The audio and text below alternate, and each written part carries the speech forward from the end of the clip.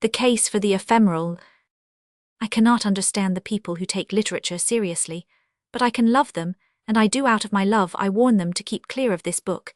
It is a collection of crude and shapeless papers upon current, or rather flying subjects, and they must be published pretty much as they stand. They were written as a rule at the last moment. They were handed in the moment before it was too late, and I do not think that our Commonwealth would have been shaken to its foundations if they had been handed in the moment after. They must go out now with all their imperfections on their head, or rather on mine, for their vices are too vital to be improved with a blue pencil, or with anything I can think of except dynamite.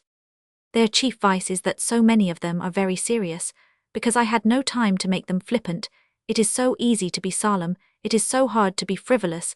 Let any honest reader shut his eyes for a few moments, and approaching the secret tribunal of his soul, ask himself whether he would really rather be asked in the next 2 hours to write the front page of the Times, which is full of long leading articles, or the front page of Tit-Bits, which is full of short jokes. If the reader is the fine conscientious fellow, I take him for he will at once reply that he would rather, on the spur of the moment, write 10 Times articles than one Tit-Bits joke. Responsibility, a heavy and cautious responsibility of speech, is the easiest thing in the world. Anybody can do it.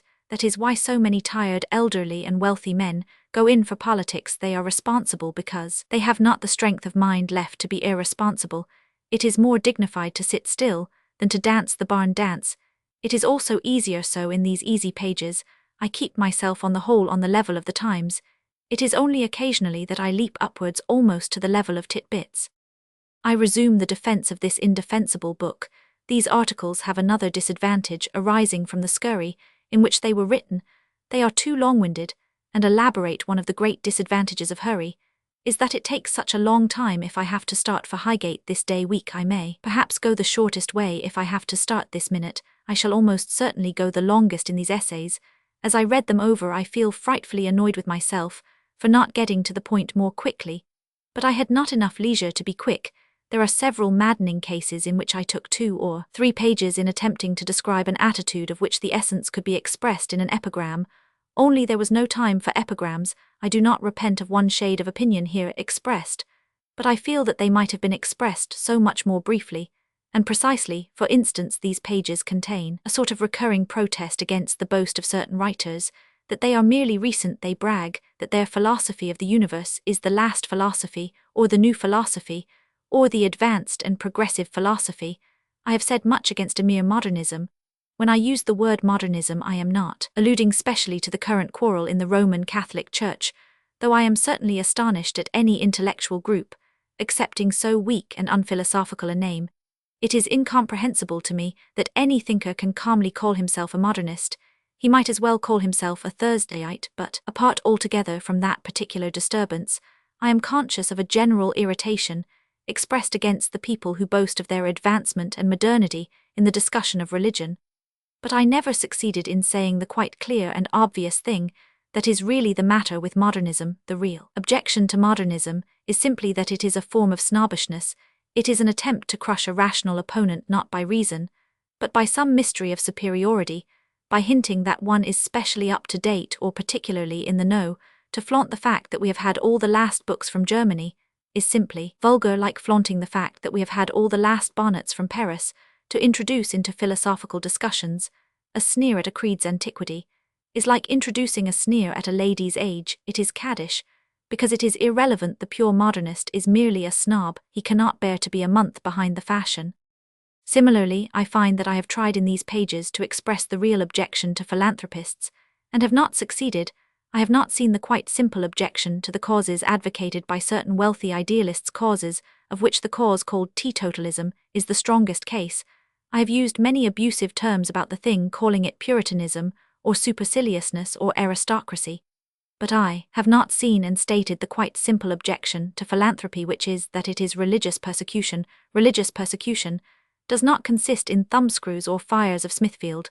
The essence of religious persecution is this, that the man who happens to have material power in the state, either by wealth or by official position, should govern his fellow citizens not according to their religion or philosophy, but according to his own.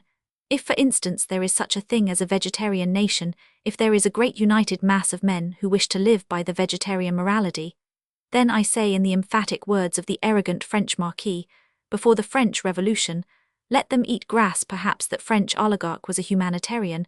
Most oligarchs are. Perhaps, when he told the peasants to eat grass, he was recommending to them the hygienic simplicity of a vegetarian restaurant. But that is an irrelevant though most fascinating speculation. The point here is that if a nation is really vegetarian, let its government force upon it the whole horrible weight of vegetarianism. Let its government give the national guests a state vegetarian banquet. Let its government, in the most literal and awful sense of the words, give them beans. That sort of tyranny is all very well, for it is the people tyrannizing over all the persons, but temperance reformers are like a small group of vegetarians who should silently and systematically act on an ethical assumption, entirely unfamiliar to the mass of the people. They would always be giving peerages to greengrocers. They would always be appointing parliamentary commissions to inquire into the private life of butchers. Whenever they found a man quite at their mercy as a pauper or a convict or a lunatic, they would force him to add the final touch to his inhuman isolation. By becoming a vegetarian, all the meals for school children will be vegetarian meals. All the state public houses will be vegetarian public houses. There is a very strong case for vegetarianism as compared with teetotalism.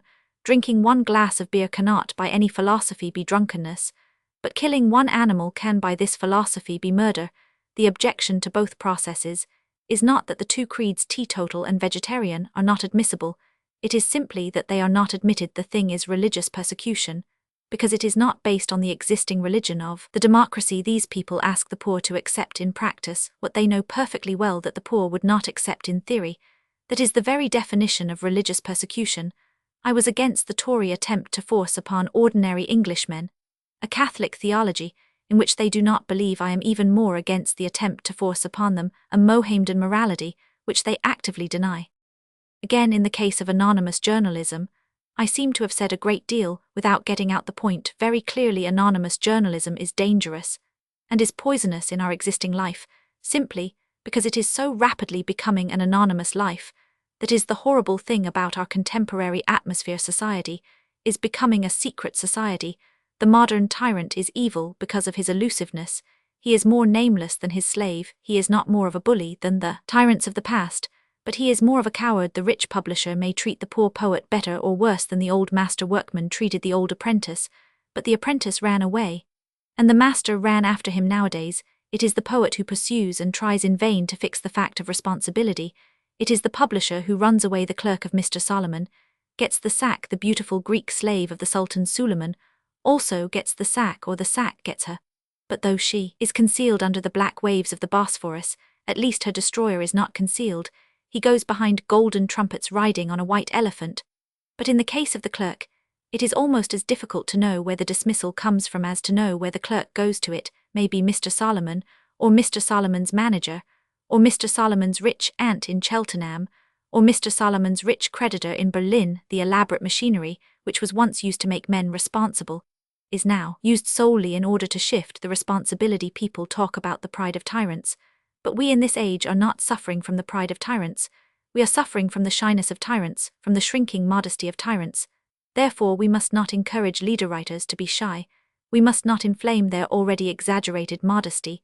Rather we must attempt to lure them to be vain and ostentatious, so that through ostentation they may at last find their way to honesty. The last indictment against this book is the worst of all. It is simply this, that if all goes well this book will be unintelligible gibberish, for it is mostly concerned with attacking attitudes, which are in their nature accidental and incapable of enduring. Brief as is the career of such a book as this, it may last just 20 minutes longer than most of the philosophies that it attacks. In the end, it will not matter to us whether we wrote well or ill, whether we fought with flails or reeds. It will matter to us greatly on what side we fought. Cockneys and their jokes. A writer in the Yorkshire Evening Post is very angry indeed with my performances in this column. His precise terms of reproach are: Mr. G.K. Chesterton is not a humorist, not even a Cockney humorist. I do not mind his saying that I am not a humorist in which to tell the truth. I think he is quite right. But I do resent his saying that I am not a Cockney. That envenomed arrow, I admit, went home. If a French writer said of me, "He is no metaphysician, not even an English metaphysician," I could swallow the insult to my metaphysics, but I should feel angry about the insult to my country. So I do not urge that I am a humorist, but I do insist that I am a Cockney. If I were a humorist, I should certainly be a Cockney humorist. If I were a saint, I should certainly be a Cockney saint. I need not recite the splendid catalogue of Cockney saints, who have written their names on our noble old city churches. I need not trouble you with the long list of the Cockney humorists who have discharged their bills, or failed to discharge them in our noble old city taverns. We can weep together over the pathos of the poor Yorkshireman, whose county has never produced some humour not intelligible to the rest of the world. And we can smile together when he says that somebody or other is not even a Cockney humorist like Samuel Johnson or Charles Lamb. It is surely sufficiently obvious that all the best humour that exists in our language is Cockney humour. Chaucer was a Cockney. He had his house close to the Abbey. Dickens was a Cockney. He said he could not think without the London streets the London taverns heard. Always the quaintest conversation, whether it was Ben Jonson's at the Mermaid or Sam Johnson's at the Cock. Even in our own time it may be noted that the most vital and genuine humour is still written about London of this type, is the mild and humane irony, which marks Mr. Petridge's studies of the small grey streets of this type, is the simple but smashing laughter of the best tales of Mr. W. W. Jacobs, telling of the smoke and sparkle of the Thames. No, I concede that I am not a Cockney humorist. No, I am not worthy to be some time after sad and strenuous afterlives, some time after fierce and apocalyptic incarnations. In some strange world, beyond the stars, I may become at last a Cockney humorist. In that potential paradise, I may walk among the Cockney humorists. If not an equal, at least a companion. I may feel for a moment on my shoulder the hearty hand of Dryden, and thread the labyrinths of the sweet insanity of Lamb. But that could only be if I were not only much cleverer, but much better than I am. Before I reach that sphere, I shall have left behind perhaps the sphere that is inhabited by angels, and even past that which is appropriated exclusively to the use of Yorkshiremen. No, London is in this matter attacked upon its strongest ground. London is the largest of the bloated modern cities. London is the smokiest. London is the dirtiest. London is, if you will, the most sombre. London is, if you will, the most miserable. But London is certainly the most amusing, and the most amused. You may prove that we have the most tragedy. The fact remains that we have the most comedy, that we have the most farce. We have at the very worst a splendid hypocrisy of humour. We conceal our sorrow behind a screaming derision. You speak of people who laugh through their tears. It is our boast that we only weep through our laughter. There remains always this great boast, perhaps the greatest boast that is possible to human nature. I mean the great boast that the most unhappy part of our population is also the most hilarious part. The poor can forget that social problem, which we the moderately rich ought never to forget. Blessed are the poor, for they alone have not the poor always with them. The honest poor can sometimes forget poverty. The honest rich can never forget it. I believe firmly in the value of all vulgar notions, especially of vulgar jokes. When once you have got hold of a vulgar joke, you may be certain that you have got hold of a subtle and spiritual idea. The men who made the joke saw something deep, which they could not express except by something silly and emphatic. They saw something delicate, which they could only express by something indelicate. I remember that Mr. Max Beerbohm, who has every merit except democracy, attempted to analyze the jokes, at which the mob laughs. He divided them into 3 sections: jokes about bodily humiliation, jokes about things alien such as foreigners, and jokes about bad cheese. Mr. Max Beerbohm thought he understood the first 2 forms, but I am not sure that he Roman 999. In order to understand vulgar humour, it is not enough to be humorous, one must also be vulgar, as I am, and in the first case it is surely obvious that it is not merely at the fact of something being hurt that we laugh, as I trust we do, when a Prime Minister sits down on his hat. If that were so, we should laugh whenever we saw a funeral. We do not laugh at the mere fact of something falling down. There is nothing humorous about leaves falling, or the sun going down. When our house falls down, we do not laugh. All the birds of the air might drop around us in a perpetual shower, like a hailstorm, without arousing a smile. If you really ask yourself why we laugh at a man sitting down suddenly in the street, you will discover that the reason is not only recondite, but ultimately religious. All the jokes about men sitting down on their hats are really theological jokes. They are concerned with the dual nature of man. They refer to the primary paradox, that man is superior to all the things around him, and yet is at their mercy. Quite equally subtle and spiritual is the idea at the back of laughing at foreigners. It concerns the almost torturing truth of a thing being like oneself, and yet not like oneself. Nobody laughs at what is entirely foreign. Nobody laughs at a palm tree, but it is funny to see the familiar image of God disguised behind the black beard of a Frenchman or the black face of a Negro. There is nothing funny in the sounds that are wholly inhuman, the howling of wild beasts or of the wind. But if a man begins to talk like oneself, but all the syllables come out different, then, if one is a man one feels inclined to laugh, though if one is a gentleman one resists the inclination. Mr. Max Beerbohm, I remember, professed to understand the first two forms of popular wit, but said that the third quite stumped him. He could not see why there should be anything funny about bad cheese. I can tell him at once he has missed the idea, because it is subtle and philosophical. And he was looking for something ignorant and foolish. Bad cheese is funny, because it is like the foreigner, or the man fallen on the pavement, the type of the transition or transgression across a great mystical boundary. Bad cheese symbolizes the change from the inorganic to the organic. Bad cheese symbolizes the startling prodigy of matter taking on vitality. It symbolizes the origin of life itself. And it is only about such solemn matters as the origin of life that the democracy condescends to joke. Thus, for instance, the democracy jokes about marriage, because marriage is a part of mankind, but the democracy would never deign to joke about free love, because free love is a piece of priggishness. As a matter of fact, it will be generally found that the popular joke is not true to the letter, but is true to the spirit. The vulgar joke is generally in the oddest way the truth, and yet not the fact. For instance, it is not in the least true that mothers-in-law are as a class oppressive and intolerable. Most of them are both devoted and useful. All the mothers-in-law I have ever had were admirable, yet the legend of the comic papers is profoundly true. It draws attention to the fact that it is much harder to be a nice mother-in-law than to be nice in any other conceivable relation of life. The caricatures have drawn the worst mother-in-law a monster, by way of expressing the fact that the best mother-in-law is a problem. The same is true of the perpetual jokes in comic papers about shrewish wives and henpecked husbands. It is all a frantic exaggeration, but it is an exaggeration of a truth, whereas all the modern mouthings about oppressed women are the exaggerations of a falsehood. If you read even the best of the intellectuals of today, you will find them saying that, in the mass of the democracy, the woman is the chattel of her lord, like his bath or his bed.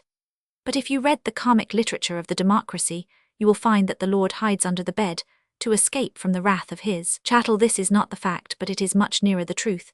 Every man who is married knows quite well not only that he does not regard his wife as a chattel, but that no man can conceivably ever have done so. The joke stands for an ultimate truth, and that is a subtle truth. It is one not very easy to state correctly. It can perhaps be most correctly stated by saying that even if the man is the head of the house, he knows he is the figurehead. But the vulgar comic papers are so subtle and true that they are even prophetic. If you really want to know what is going to happen to the future of our democracy, do not read the modern sociological prophecies, do not read even Mr. Wells' utopias for this purpose, though you should certainly read them if you are fond of good honesty and good English. If you want to know what will happen, study the pages of Snaps or Patchy Bits, as if they were the dark tablets graven with the oracles of the gods. For mean and gross as they are in all seriousness, they contain what is entirely absent from all utopias, and all the sociological conjectures of our time. They contain some hint of the actual habits and manifest desires of the English people.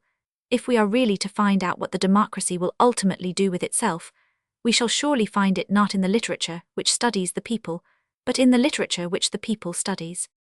I can give two chance cases in which the common or cockney joke was a much better prophecy than the careful observations of the most cultured observer. When England was agitated previous to the last general election about the existence of Chinese labour, there was a distinct difference between the tone of the politicians and the tone of the populace. The politicians who disapproved of Chinese labour were most careful to explain that they did not in any sense disapprove of Chinese. According to them, it was a pure question of legal propriety, of whether certain clauses in the contract of indenture were not inconsistent with our constitutional traditions. According to them, the case would have been the same if the people had been Kaffirs or Englishmen. It all sounded wonderfully enlightened and lucid. And in comparison, the popular joke looked, of course, very poor. For the popular joke against the Chinese labourers was simply that they were Chinese. It was an objection to an alien type. The popular papers were full of jibes about pigtails and yellow faces. It seemed that the liberal politicians were raising an intellectual objection to a doubtful document of state, while it seemed that the radical populace were merely roaring with idiotic laughter at the sight of a Chinaman's clothes. But the popular instinct was justified, for the vices revealed were Chinese vices. But there is another case more pleasant and more up to date. The popular papers always persisted in representing the new woman or the suffragette as an ugly woman, fat, in spectacles with bulging clothes, and generally falling off a bicycle. As a matter of plain external fact, There was not a word of truth in this. The leaders of the movement of female emancipation are not at all ugly. Most of them are extraordinarily good-looking, nor are they at all indifferent to art or decorative costume. Many of them are alarmingly attached to these things. Yet the popular instinct was right, for the popular instinct was that in this movement, rightly or wrongly, there was an element of indifference to female dignity, of a quite new willingness of women to be grotesque. These women did truly despise the pontifical quality of woman, and in our streets and around our parliament, we have seen the stately woman of art and culture turn into the comic woman of comic bits. And whether we think the exhibition justifiable or not, the prophecy of the comic papers is justified. The healthy and vulgar masses were conscious of a hidden enemy to their traditions, who has now come out into the daylight, that the scriptures might be fulfilled. For the two things that a healthy person hates most between heaven and hell are a woman who is not dignified and a man who is. The fallacy of success. There has appeared in our time a particular class of books and articles, which I sincerely and solemnly think may be called the silliest ever known among men. They are much more wild than the wildest romances of chivalry, and much more dull than the dullest religious tract. Moreover, the romances of chivalry were at least about chivalry, the religious tracts are about religion. But these things are about nothing. They are about what is called success. On every bookstall, in every magazine, you may find works telling people how to succeed. They are books showing men how to succeed in everything. They are written by men who cannot even succeed in writing books to begin with. Of course, there is no such thing as success, or, if you like to put it so, there is nothing that is not successful. That a thing is successful merely means that it is. A millionaire is successful in being a millionaire, and a donkey in being a donkey. Any live man has succeeded in living. Any dead man may have succeeded in committing suicide. But passing over the bad logic and bad philosophy in the phrase, we may take it as these writers do in the ordinary sense of success, in obtaining money or worldly position.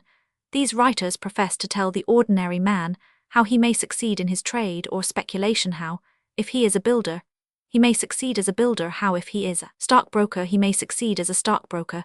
They profess to show him how if he is a grocer he may become a sporting yachtsman, how if he is a 10th-rate journalist he may become a peer, and how if he is a German Jew he may become an Anglo-Saxon. This is a definite and businesslike proposal, and I really think that the people who buy these books, if any people do buy them, have a moral, if not a legal right to ask for their money back. Nobody would dare to publish a book about electricity, which literally told one nothing about electricity. No one would dare to publish an article on botany, which showed that the writer did not know which end of a plant grew in the earth. Yet our modern world is full of books about success and successful people, which literally contain no kind of idea, and scarcely any kind of verbal sense. It is perfectly obvious that in any decent occupation such as bricklaying or writing books, there are only two ways in any special sense of succeeding. One is by doing very good work, the other is by cheating. Both are much too simple to require any literary explanation. If you are in for the high jump, either jump higher than anyone else or manage somehow to pretend that you have done so. If you want to succeed at whist, either be a good whist player or play with marked cards. You may want a book about jumping, you may want a book about whist, you may want a book about cheating at whist, but you cannot want a book about success. Especially you cannot want a book about success, such as those which you can now find scattered by the hundred about the book market. You may want to jump or to play cards, but you do not want to read wandering statements to the effect that jumping is jumping, or that games are won by winners. If these writers, for instance, said anything about success in jumping, it would be something like this: the jumper must have a clear aim before him. He must desire definitely to jump higher than the other men who are in for the same competition. He must let no feeble feelings of mercy, sneaked from the sickening Little Englanders and pro-Boers, prevent him from trying to do his best. He must remember that a competition in jumping is distinctly competitive, and that, as Darwin has gloriously demonstrated, the weakest go to the wall. That is the kind of thing the book would say, and very useful it would be, no doubt, if read out in a low and tense voice to a young man just about to take the high jump. Or suppose that in the course of his intellectual rambles the philosopher of success dropped upon our other case, that of playing cards. His bracing advice would run in playing cards. It is very necessary to avoid the mistake commonly made by maudlin humanitarians and free traders of permitting your opponent to win the game. You must have grit and snap, and go in to win. The days of idealism and superstition are over. We live in a time of science and hard common sense, and it has now been definitely proved that in any game where two are playing, if one does not win the other will. It is all very stirring, of course, but I confess that if I were playing cards, I would rather have some decent little book, which told me the rules of the game beyond the rules of the game. It is all a question either of talent or dishonesty, and I will undertake to provide either one or the other, which it is not for me to say. Turning over a popular magazine, I find a queer and amusing example. There is an article called "The Instinct That Makes People Rich." It is decorated in front with a formidable portrait of Lord Rothschild.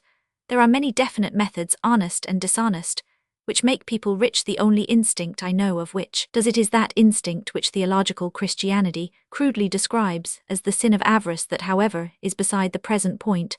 I wish to quote the following exquisite paragraphs as a piece of typical advice as to how to succeed. It is so practical, it leaves so little doubt about what should be our next step. The name of Vanderbilt is synonymous with wealth gained by modern enterprise. Cornelius, the founder of the family, was the first of the great American magnates of commerce. He started as the son of a poor farmer, he ended as a millionaire 20 times over.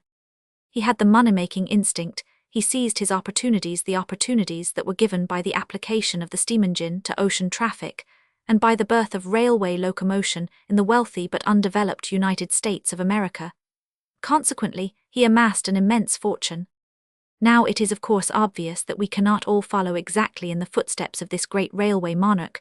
The precise opportunities that fell to him do not occur to us. Circumstances have changed. But although this is so still in our own sphere, and in our own circumstances, we can follow his general methods, we can seize those opportunities that are given us, and give ourselves a very fair chance of attaining riches. In such strange utterances, we see quite clearly what is really at the bottom of all these articles and books. It is not mere business, it is not even mere cynicism, it is mysticism, the horrible mysticism of money. The writer of that passage did not really have the remotest notion of how Vanderbilt made his money, or of how anybody else is to make his. He does, indeed, conclude his remarks by advocating some scheme, but it has nothing in the world to do with Vanderbilt. He merely wished to prostrate himself before the mystery of a millionaire. For when we really worship anything, we love not only its clearness, but its obscurity. We exult in its very invisibility. Thus, for instance, when a man is in love with a woman, he takes special pleasure in the fact that a woman is unreasonable. Thus again, the very pious poet, celebrating his Creator, takes pleasure in saying that God moves in a mysterious way. Now, the writer of the paragraph which I have quoted does not seem to have had anything to do with a God, and I should not think, judging by his extreme unpracticality, that he had ever been really in love with a woman. But the thing he does worship, Vanderbilt treats in exactly this mystical manner. He really revels in the fact his deity Vanderbilt is keeping a secret from him, and it fills his soul with a sort of transport of cunning and ecstasy of priestcraft, that he should pretend to be telling to the multitude that terrible secret which he does not know. Speaking about the instinct that makes people rich, the same writer remarks, in olden days its existence was fully understood. The Greeks enshrined it in the story of Midas of the golden touch. Here was a man who turned everything he laid his hands upon into gold. His life was a progress amidst riches out of everything that came in his way. He created the precious metal. A foolish legend, said the wiseacres of the Victorian age, a truth say we of today. We all know of such men, we are ever meeting or reading about such persons who turn everything they touch into gold. Success, dogs, their very footsteps, their life's pathway, leads unerringly upwards, they cannot fail. Unfortunately, however Midas could fail, he Roman 999, his path did not lead unerringly upward, he starved, because whenever he touched a biscuit or a ham sandwich, it turned to gold. That was the whole point of the story, though the writer has to suppress it delicately, writing so near to a portrait of Lord Rothschild. The old fables of mankind are indeed unfathomably wise, but we must not have them expurgated in the interests of Mr. Vanderbilt. We must not have King Midas represented as an example of success. He was a failure of an unusually painful kind. Also, he had the ears of an ass. Also, like most other prominent and wealthy persons, he endeavored to conceal the fact. It was his barber, if I remember right, who had to be treated on a confidential footing with regard to this peculiarity. And his barber, instead of behaving like a go-ahead person of the succedatal cost school and trying to blackmail King Midas, went away and whispered this splendid piece of society scandal to the reeds, who enjoyed it enormously. It is said that they also whispered it as the winds swayed them to and fro. I look reverently at the portrait of Lord Rothschild. I read reverently about the exploits of Mr. Vanderbilt. I know that I cannot turn everything I touch to gold. But then I also know that I have never tried having a preference for other substances such as grass and good wine. I know that these people have certainly succeeded in something, that they have certainly overcome somebody. I know that they are kings, in a sense that no men were ever kings before, that they create markets and bestride continents. Yet it always seems to me that there is some small domestic fact that they are hiding, and I have sometimes thought I heard upon the wind the laughter and whisper of the reeds. At least let us hope that we shall all live to see these absurd books about success, covered with a proper derision, and neglect they do not teach people to be successful, but they do teach people to be snobbish. They do spread a sort of evil poetry of worldliness. The Puritans are always denouncing books that inflame lust. What shall we say of books that inflame the viler passions of avarice and pride? 100 years ago, we had the ideal of the industrious apprentice. Boys were told that by thrift and work they would all become Lord Mayors. This was fallacious, but it was manly, and had a minimum of moral truth in our society. Temperance will not help a poor man to enrich himself, but it may help him to respect himself. Good work will not make him a rich man, but good work may make him a good workman. The industrious apprentice rose by virtues few and narrow indeed, but still virtues. But what shall we say of the gospel preached to the new industrious apprentice, the apprentice who rises not by his virtues, but avowedly by his vices? On running after one's hat, I feel an almost savage envy on hearing that London has been flooded in my absence, while I am in the mere country. My own Battersea has been, I understand, particularly favoured, as a meeting of the waters. Battersea was already, as I need hardly say, the most beautiful of human localities. Now that it has the additional splendour of great sheets of water, there must be something quite incomparable in the landscape or waterscape of my own romantic town. Battersea must be a vision of Venice. The boat that brought the meat from the butcher's must have shot along those lanes of rippling silver with the strange smoothness of the gondola. The greengrocer who brought cabbages to the corner of the Lachmere Road must have leant upon the oar with the unearthly grace of the gondolier. There is nothing so perfectly poetical as an island, and when a district is flooded it becomes an archipelago. Some consider such romantic views of flood or fire slightly lacking in reality, but really this romantic view of such inconveniences is quite as practical as the other. The true optimist who sees in such things an opportunity for enjoyment is quite as logical and much more sensible than the ordinary indignant ratepayer who sees in them an opportunity for grumbling real pain. As in the case of being burnt at Smithfield, or having a toothache is a positive thing, it can be supported but scarcely enjoyed. But after all, our toothaches are the exception, and as for being burnt at Smithfield, it only happens to us at the very longest intervals, and most of the inconveniences that make men swear or women cry are really sentimental or imaginative inconveniences, things altogether of the mind. For instance, we often hear grown-up people complaining of having to hang about a railway station and wait for a train.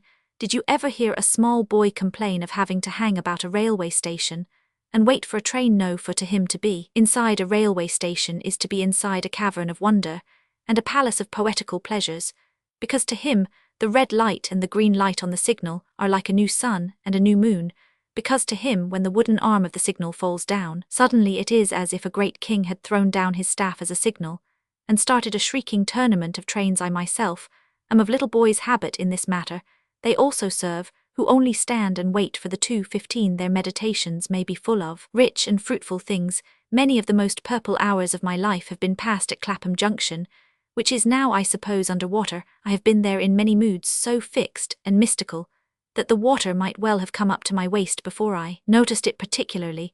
But in the case of all such annoyances, as I have said, everything depends upon the emotional point of view. You can safely apply the test to almost every one of the things that are currently talked of as the typical nuisance of daily life.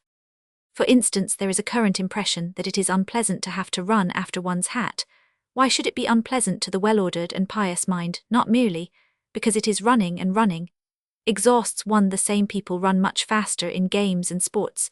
The same people run much more eagerly after an uninteresting little leather bowl than they will after a nice silk hat. There is an idea that it is humiliating to run after one's hat, and when people say it is humiliating they mean that it is comic. It certainly is comic, but man is a very comic creature, and most of the things he does are commiserating, for instance, and the most comic things of all are exactly the things that are most worth doing, such as making love. A man running after a hat is not half so ridiculous as a man running after a wife. Now a man could, if he felt rightly in the matter, run after his hat with the manliest ardour, and the most sacred joy, he might regard himself as a jolly huntsman, pursuing a wild animal for certainly.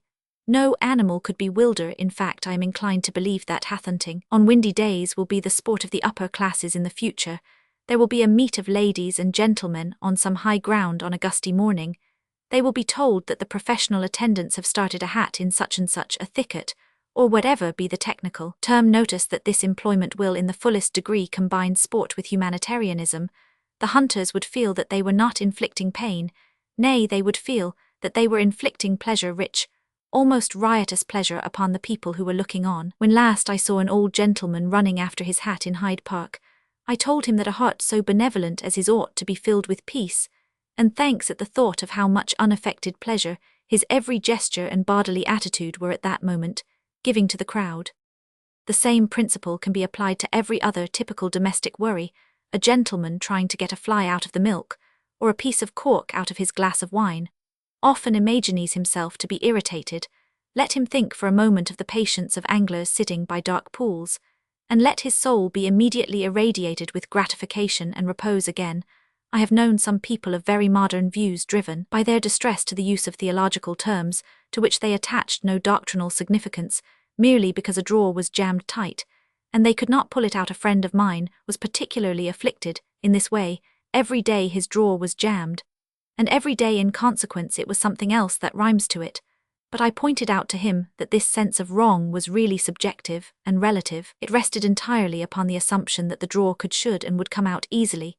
But if I said, you picture to yourself that you are pulling against some powerful and oppressive enemy, the struggle will become merely exciting and not exasperating. Imagine that you are tugging up a lifeboat out of the sea. Imagine that you are roping up a fellow creature out of an alpine crevice. Imagine even that you are a boy again and engaged in a tougaffour between French and English. Shortly after saying this, I left him, but I have no doubt at all that my words bore the best possible fruit. I have no doubt that every day of his life he hangs on to the handle of that drawer with a flushed face, and eyes bright with battle, uttering encouraging shouts to himself, and seeming to hear all round him the roar of an applauding ring. So I do not think that it is altogether fanciful or incredible to suppose that even the floods in London may be accepted and enjoyed poetically. Nothing beyond inconvenience seems really to have been caused by them, and inconvenience, as I have said, is only one aspect, and that the most unimaginative and accidental aspect of a really romantic situation and adventure is only an inconvenience. Rightly considered, an inconvenience is only an adventure. Wrongly considered, the water that girdled the houses and shops of London must, if anything, have only increased their previous witchery and wonder, for, as the Roman Catholic priest in the story said, wine is good with everything except water, and on a similar principle water is good with everything except wine. The vote and the house. Most of us will be canvassed soon, I suppose. Some of us may even canvass, upon which side of course nothing will induce me to state beyond saying that by a remarkable coincidence it will in every case be the only side in which a high-minded, public-spirited and patriotic citizen can take even a momentary interest. But the general question of canvassing itself, being a non-party question, is one which we may be permitted to approach. The rules for canvassers are fairly familiar to anyone who has ever canvassed. They are printed on the little card which you carry about with you, and lose. There is a statement, I think, that you must not offer a voter food or drink, however hospitable you may feel towards him in his own house. You must not carry his lunch about with you. You must not produce a veal cutlet from your tailcoat pocket. You must not conceal poached eggs about your person. You must not, like a kind of conjurer, produce baked potatoes from your hat. In short, the canvasser must not feed the voter in any way. Whether the voter is allowed to feed the canvasser, whether the voter may give the canvasser veal cutlets and baked potatoes, is a point of law on which I have never been able to inform myself. When I found myself canvassing a gentleman, I have sometimes felt tempted to ask him if there was any rule against his giving me food and drink, but the matter seemed a delicate one to approach. His attitude to me also sometimes suggested a doubt as to whether he would, even if he could. But there are voters who might find it worthwhile to discover if there is any law against bribing a canvasser. They might bribe him to go away. The second veto for canvassers, which was printed on the little card, said that you must not persuade anyone to personate a voter. I have no idea what it means to dress up as an average voter. Seems a little vague. There is no well-recognized uniform, as far as I know, with civic waistcoat and patriotic whiskers. the enterprise resolves itself into one somewhat similar to the enterprise of a rich friend of mine who went to a fancy dress ball, dressed up as a gentleman perhaps.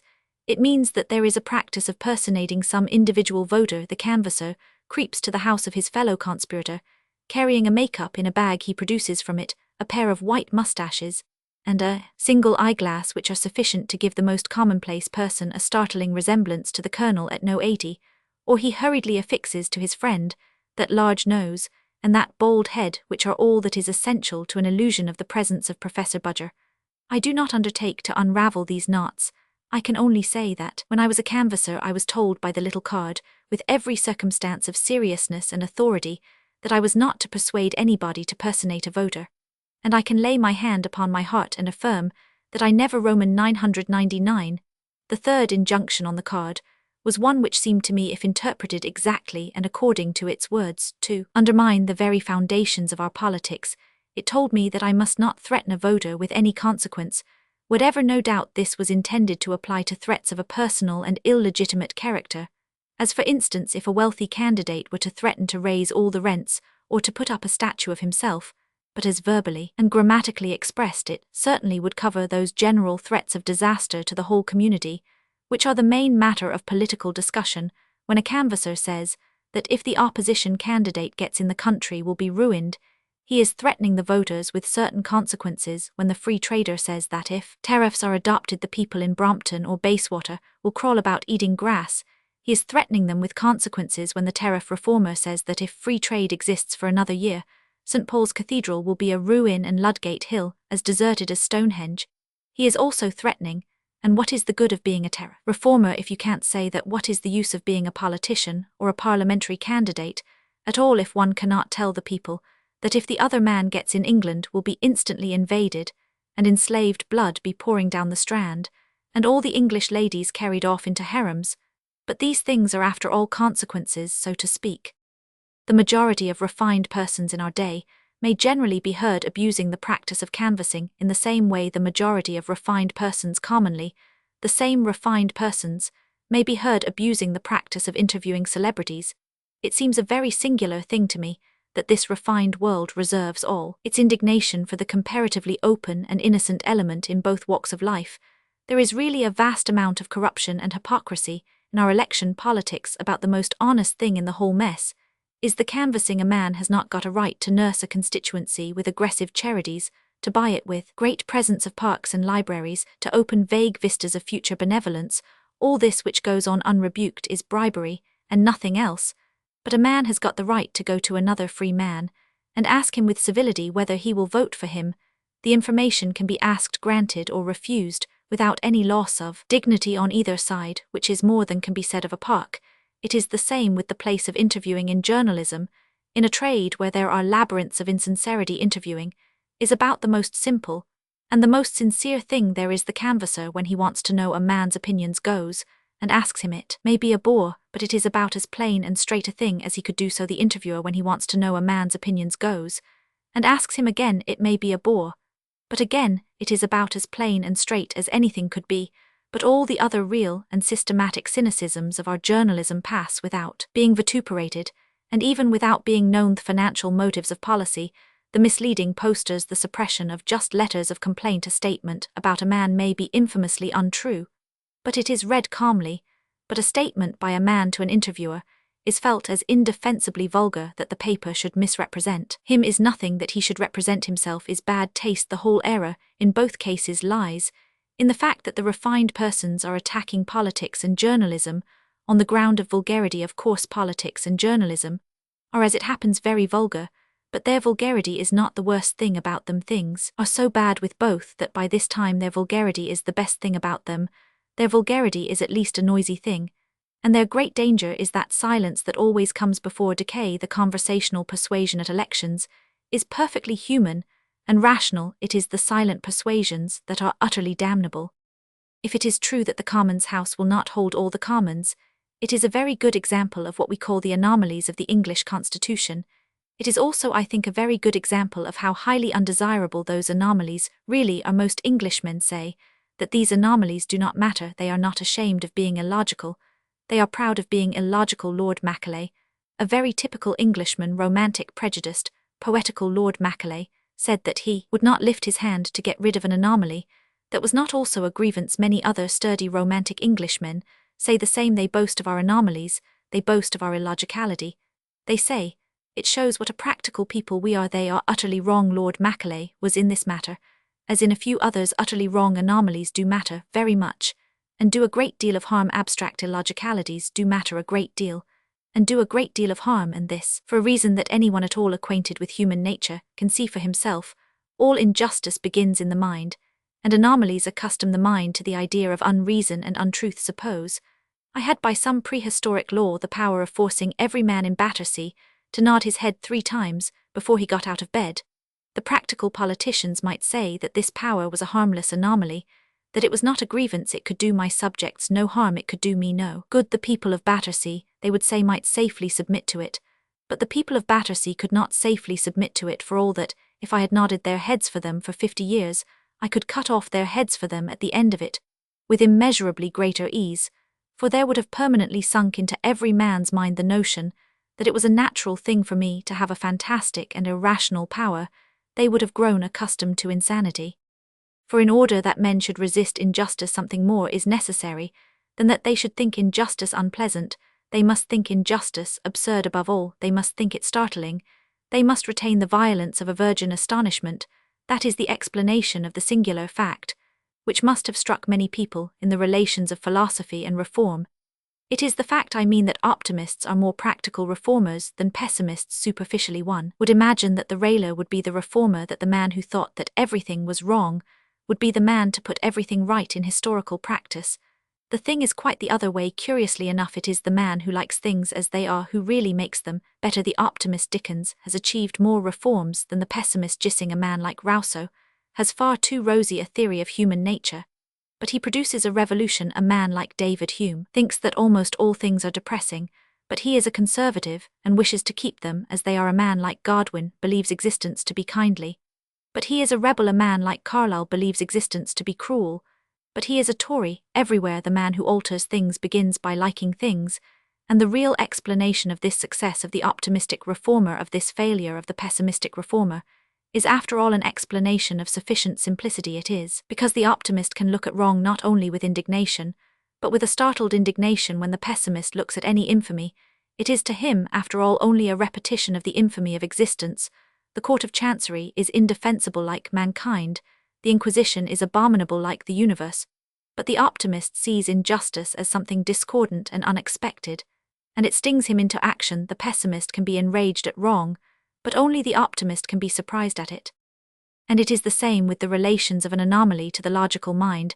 The pessimist resents evil like Lord Macaulay, solely because it is a grievance. The optimist resents it also because it is an anomaly, a contradiction to his conception of the course of things. And it is not at all unimportant, but on the contrary most important, that this course of things in politics and elsewhere should be lucid, explicable and defensible. When people have got used to unreason, they can no longer be startled at injustice.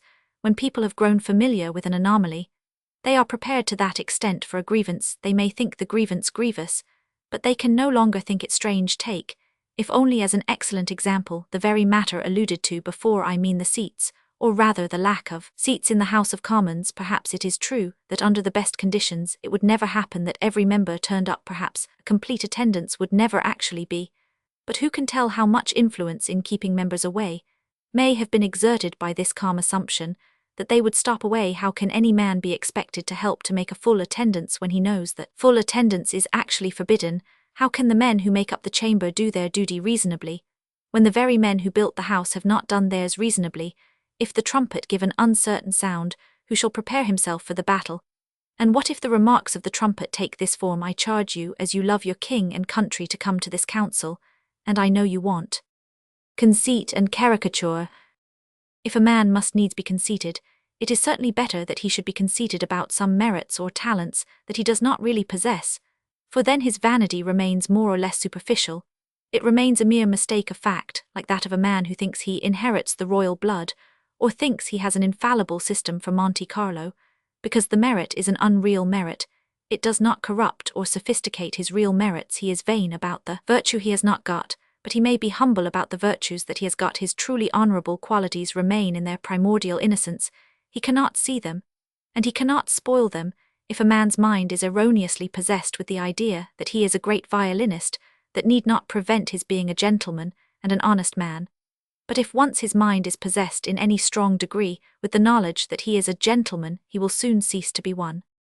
But there is a third kind of satisfaction, of which I have noticed one or two examples lately, an author, kind of satisfaction, which is neither a pleasure in the virtues that we do possess, nor a pleasure in the virtues we do not possess. It is the pleasure which a man takes in the presence or absence of certain things in himself, without ever adequately asking himself whether in his case they constitute virtues at all. A man will plume himself because he is not bad in some particular way, when the truth is that he is not good enough to be bad in that particular way. Some priggish little clerk will say, I have reason to congratulate myself that I am a civilized person, and not so bloodthirsty as the mad mullah. Somebody ought to say to him, a really good man would be less bloodthirsty than the mullah, but you are less bloodthirsty not because you are more of a good man, but because you are a great deal less of a man. You are not bloodthirsty, not because you would spare your enemy, but because you would run away from him. Or again, some Puritan with a sullen type of piety would say, I have reason to congratulate myself that I do not worship graven images like the old heathen Greeks. And again, somebody ought to say to him, the best religion may not worship graven images, because it may see beyond them. But if you do not worship graven images, it is only because you are mentally and morally quite incapable of graving them. True religion perhaps is above idolatry, but you are below idolatry. You are not holy enough yet to worship a lump of stone. Mr. F. Roman 100 Good, the brilliant and felicitous caricaturist, recently delivered a most interesting speech upon the nature and atmosphere of our modern English caricature. I think there is really very little to congratulate oneself about in the condition of English caricature. There are few causes for pride. Probably the greatest cause for pride is Mr. F. Roman 100 Good, but Mr. F. Roman 100 Good, forbidden by modesty to adduce this excellent ground for optimism, fell back upon saying a thing which is said by numbers of other people, but has not perhaps been said lately with the full authority of an eminent cartoonist. He said that he thought that they might congratulate themselves that the style of caricature which found acceptation nowadays was very different from the lampoon of the old days. Continuing, he said, according to the newspaper report, on looking back to the political lampoons of Rowlandson's and Gilray's time, they would find them coarse and brutal in some countries abroad still, even in America. The method of political caricature was of the bludgeon kind. The fact was we had passed the bludgeon stage. If they were brutal in attacking a man even for political reasons, they roused sympathy for the man who was attacked. What they had to do was to rub in the point they wanted to emphasize as gently as they could: laughter and applause. Anybody reading these words, and anybody who heard them, will certainly feel that there is in them a great deal of truth, as well as a great deal of geniality. But along with that truth, and with that geniality, there is a streak of that erroneous type of optimism, which is founded on the fallacy of which I have spoken above. Before we congratulate ourselves upon the absence of certain faults from our nation or society, we ought to ask ourselves why it is that these faults are absent. Are we without the fault because we have the opposite virtue, or are we without the fault because we have the opposite fault? It is a good thing, assuredly, to be innocent of any excess, but let us be sure that we are not innocent of excess merely by being guilty of defect. Is it really true that our English political satire is so moderate, because it is so magnanimous, so forgiving, so saintly? Is it penetrated through and through with a mystical charity, with a psychological tenderness? Do we spare the feelings of the cabinet minister, because we pierce through all his apparent crimes and follies down to the dark virtues of which his own soul is unaware? Do we temper the wind to the leader of the opposition, because in our alembracing heart we pity and cherish the struggling spirit of the leader of the opposition? Briefly, have we left off being brutal, because we are too grand and generous to be brutal? Is it really true that we are better than brutality? Is it really true that we have passed the bludgeon stage? I fear that there is, to say the least of it, another side to the matter. Is it not only too probable that the mildness of our political satire, when compared with the political satire of our fathers, arises simply from the profound unreality of our current politics? Rowlandson and Gilray did not fight merely because they were naturally pot-house pugilists. They fought because they had something to fight about. It is easy enough to be refined about things that do not matter, but men kicked and plunged a little in that portentous wrestle in which swung to and fro alike dizzy with danger the independence of England, the independence of Ireland, the independence of France. If we wish for a proof of this fact, that the lack of refinement did not come from brutality. The proof is easy. The proof is that in that struggle no personalities were more brutal than the really refined personalities. None were more violent and intolerant than those who were by nature polished and sensitive. Nelson, for instance, had the nerves and good manners of a woman. Nobody in his senses, I suppose, would call Nelson brutal, but when he was touched upon the national matter there sprang out of him a spout of oaths, and he could only tell men to kill the D.D. Frenchman. It would be as easy to take examples on the other side. Camille Desmoulins was a man of much the same type, not only elegant and sweet in temper, but almost tremulously tender and humanitarian. But he was ready, he said, to embrace liberty upon a pile of corpses. In Ireland there were even more instances. Robert Emmet was only one famous example of a whole family of men, at once sensitive and savage. I think that Mr. F. Roman 100 Good is altogether wrong in talking of this political ferocity, as if it were some sort of survival from ruder conditions, like a flint axe or a hairy man. Cruelty is perhaps the worst kind of sin. Intellectual cruelty is certainly the worst kind of cruelty, but there is nothing in the least barbaric or ignorant about intellectual cruelty. The great Renaissance artists, who mixed colors exquisitely, mixed poisons equally exquisitely. The great Renaissance princes, who designed instruments of music, also designed instruments of torture, barbarity, malignity. The desire to hurt men are the evil things generated in atmospheres of intense reality. When great nations or great causes are at war, we may perhaps be glad that we have not got them. But it is somewhat dangerous to be proud that we have not got them. Perhaps we are hardly great enough to have them. Perhaps some great virtues have to be generated, as in men like Nelson or Emmet, before we can have these vices at all. Even as temptations, I for one believe that if our caricaturists do not hate their enemies, it is not because they are too big to hate them, but because their enemies are not big enough to hate. I do not think we have passed the bludgeon stage. I believe we have not come to the bludgeon stage. We must be better, braver and purer men than we are before we come to the bludgeon stage. Let us then by all means be proud of the virtues that we have not got, but let us not be too arrogant about the virtues that we cannot help having. It may be that a man living on a desert island has a right to congratulate himself upon the fact that he can meditate at his ease, but he must not congratulate himself on the fact that he is on a desert island, and at the same time congratulate himself on the self-restraint he shows in not going to a ball every night. Similarly, our England may have a right to congratulate itself upon the fact that her politics are very quiet, amicable and humdrum, but she must not congratulate herself upon that fact, and also congratulate herself upon the self-restraint she shows in not tearing herself and her citizens into rags between two English privy councillors. Polite language is a mark of civilization, but really not a mark of magnanimity. Allied to this question is the kindred question, on which we so often hear an innocent British boast, the fact that our statesmen are privately on very friendly relations, although in Parliament they sit on opposite sides of the House. Here again, it is as well to have no illusions. Our statesmen are not monsters of mystical generosity or insane logic, who are really able to hate a man from 3 to 12, and to love him from 12 to 3, if our social relations are more peaceful than those of France or America, or the England of 100 years ago. It is simply because our politics are more peaceful, not improbably, because our politics are more fictitious.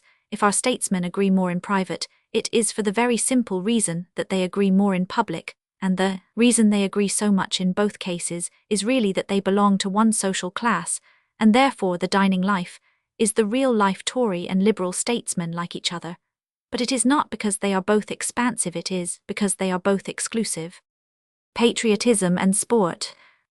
I notice that some papers, especially papers that call themselves patriotic, have fallen into quite a panic over the fact that we have been twice beaten in the world of sport, that a Frenchman has beaten us at golf, and that Belgians have beaten us at rowing. I suppose that the incidents are important to any people who ever believed in the self-satisfied English legend on this subject. I suppose that there are men who vaguely believe that we could never be beaten by a Frenchman, despite the fact that we have oft been beaten by Frenchmen, and once by a Frenchwoman. In the old pictures in Punch, you will find a recurring piece of satire. The English caricaturists always assumed that a Frenchman could not ride to hounds, or enjoy English hunting. It did not seem to occur to them that all the people who founded English hunting were Frenchmen. All the kings and nobles who originally rode to hounds spoke French. Large numbers of those Englishmen who still ride to hounds have French names. I suppose that the thing is important to anyone who is ignorant of such evident matters as these. I suppose that if a man has ever believed that we English have some sacred and separate right to be athletic such reverses do appear quite enormous and shocking. They feel as if while the proper sun was rising in the east some other, an unexpected sun had begun to rise in the north-northwest by north, for the benefit, the moral and intellectual benefit of such people. It may be worth while to point out that the Anglo-Saxon has in these cases been defeated precisely by those competitors whom he has always regarded as being out of the running by Latins, and by Latins of the most easy and unstrenuous type, not only by Frenchmen, but by Belgians. All this, I say, is worth telling to any intelligent person who believes in the haughty theory of Anglo-Saxon superiority, but then no intelligent person does believe in the haughty theory of Anglo-Saxon superiority. No quite genuine Englishman ever did believe in it, and the genuine Englishman these defeats will in no respect dismay. The genuine English patriot will know that the strength of England has never depended upon any of these things, that the glory of England has never had anything to do with them, except in the opinion of a large section of the rich, and a loose section of the poor which copies the idleness of the rich. These people will of course think too much of our failure, just as they thought too much of our success. The typical jingoes who have admired their countrymen too much for being conquerors will doubtless despise their countrymen too much for being conquered, but the Englishman with any feeling for England will know that athletic failures do not prove that England is weak, any more than athletic successes proved that England was strong. The truth is that athletics, like all other things especially modern, are insanely individualistic. The Englishmen who win sporting prizes are exceptional among Englishmen for the simple reason that they are exceptional even among men. English athletes represent England just about as much as Mr. Barnum's freaks represent America. There are so few of such people in the whole world that it is almost a toss-up whether they are found in this or that country. If anyone wants a simple proof of this, it is easy to find when the great English athletes are not exceptional Englishmen. They are generally not Englishmen at all, nay, they are often representatives of races of which the average tone is specially incompatible with athletics. For instance, the English are supposed to rule the natives of India in virtue of their superior hardiness, superior activity, superior health of body and mind. The Hindus are supposed to be our subjects because they are less fond of action, less fond of openness and the open air, in a word, less fond of cricket. And substantially, this is probably true that the Indians are less fond of cricket. All the same, if you ask among Englishmen for the very best cricket player, you will find that he is an Indian. Or, to take another case, it is broadly speaking true that the Jews are as a race pacific, intellectual, indifferent to war like the Indians, or perhaps contemptuous of war like the Chinese. Nevertheless, of the very good prize-fighters, one or two have been Jews. This is one of the strongest instances of the particular kind of evil that arises from our English form of the worship of athletics. It concentrates too much upon the success of individuals. It began quite naturally and rightly with wanting England to win the second stage, was that it wanted some Englishmen to win the third stage, was in the ecstasy and agony of some special competition that it wanted one particular Englishman to win, and the fourth stage was that, when he had won, it discovered that he was not even an Englishman. This is one of the points, I think, on which something might really be said for Lord Roberts, and his rather vague ideas which vary between rifle clubs and conscription. Whatever may be the advantages or disadvantages otherwise of the idea, it is at least an idea of procuring equality, and a sort of average in the athletic capacity of the people. It might conceivably act as a corrective to our mere tendency to see ourselves in certain exceptional athletes. As it is, there are millions of Englishmen who really think that they are a muscular race, because Roman 100B Fry is an Englishman, and there are many of them who think vaguely that athletics must belong to England, because Ranjit Singh Ji is an Indian. But the real historic strength of England, physical and moral, has never had anything to do with this athletic specialism. It has been rather hindered by it. Somebody said that the Battle of Waterloo was won on Eton playing fields. It was a particularly unfortunate remark, for the English contribution to the victory of Waterloo depended very much more than is common in victories upon the steadiness of the rank and file. In an almost desperate situation, the Battle of Waterloo was won by the stubbornness of the common soldier. That is to say, it was won by the man who had never been to Eton. It was absurd to say that Waterloo was won on Eton cricket fields, but it might have been fairly said that Waterloo was won on the village green, where clumsy boys played a very clumsy cricket. In a word, it was the average of the nation that was strong, and athletic glories do not indicate much about the average of a nation. Waterloo was not won by good cricket players, but Waterloo was won by bad cricket players. by a mass of men who had some minimum of athletic instincts and habits. It is a good sign in a nation when such things are done badly. It shows that all the people are doing them, and it is a bad sign in a nation when such things are done very well, for it shows that only a few experts and eccentrics are doing them, and that the nation is merely looking on. Suppose that whenever we heard of walking in England, it always meant walking 4 to 5 miles a day without fatigue, we should be perfectly certain that only a few men were walking at all, and that all the other British subjects were being wheeled about in bath chairs. But if when we hear of walking it means slow walking, painful walking, and frequent fatigue, then we know that the mass of the nation still is walking, we know that England is still literally on its feet. The difficulty is therefore that the actual raising of the standard of athletics has probably been bad for national athleticism.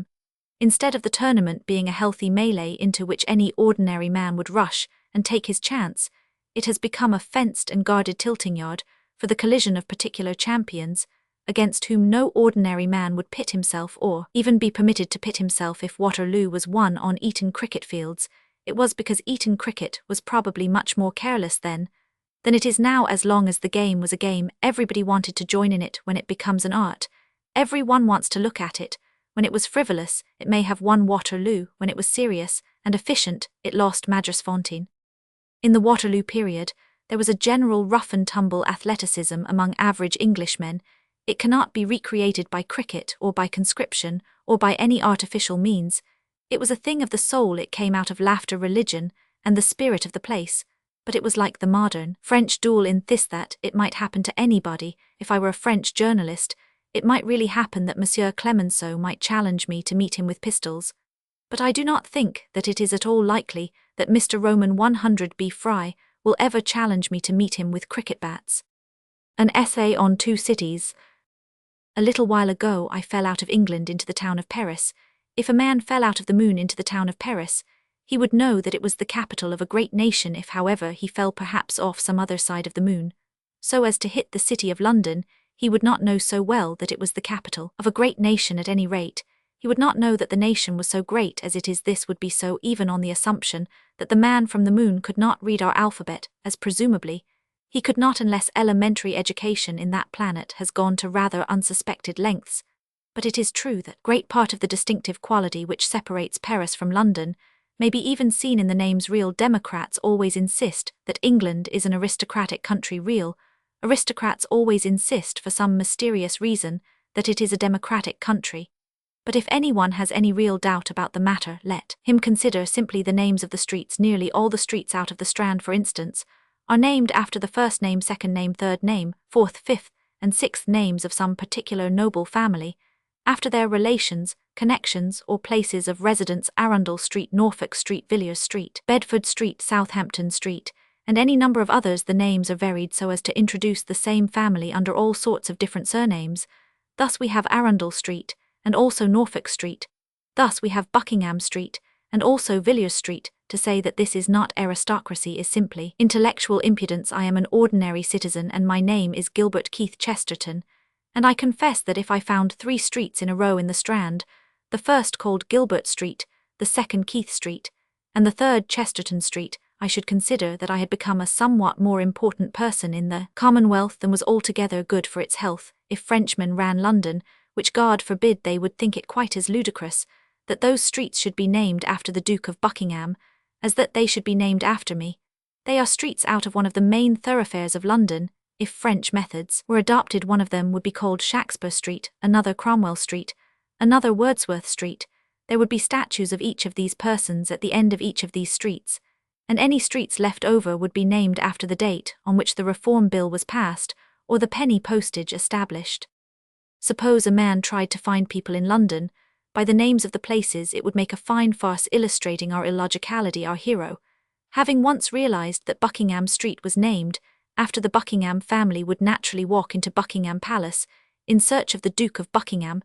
To his astonishment, he would meet somebody quite different. His simple lunar logic would lead him to suppose that if he wanted the Duke of Marlborough, which seems unlikely, he would find him at Marlborough House.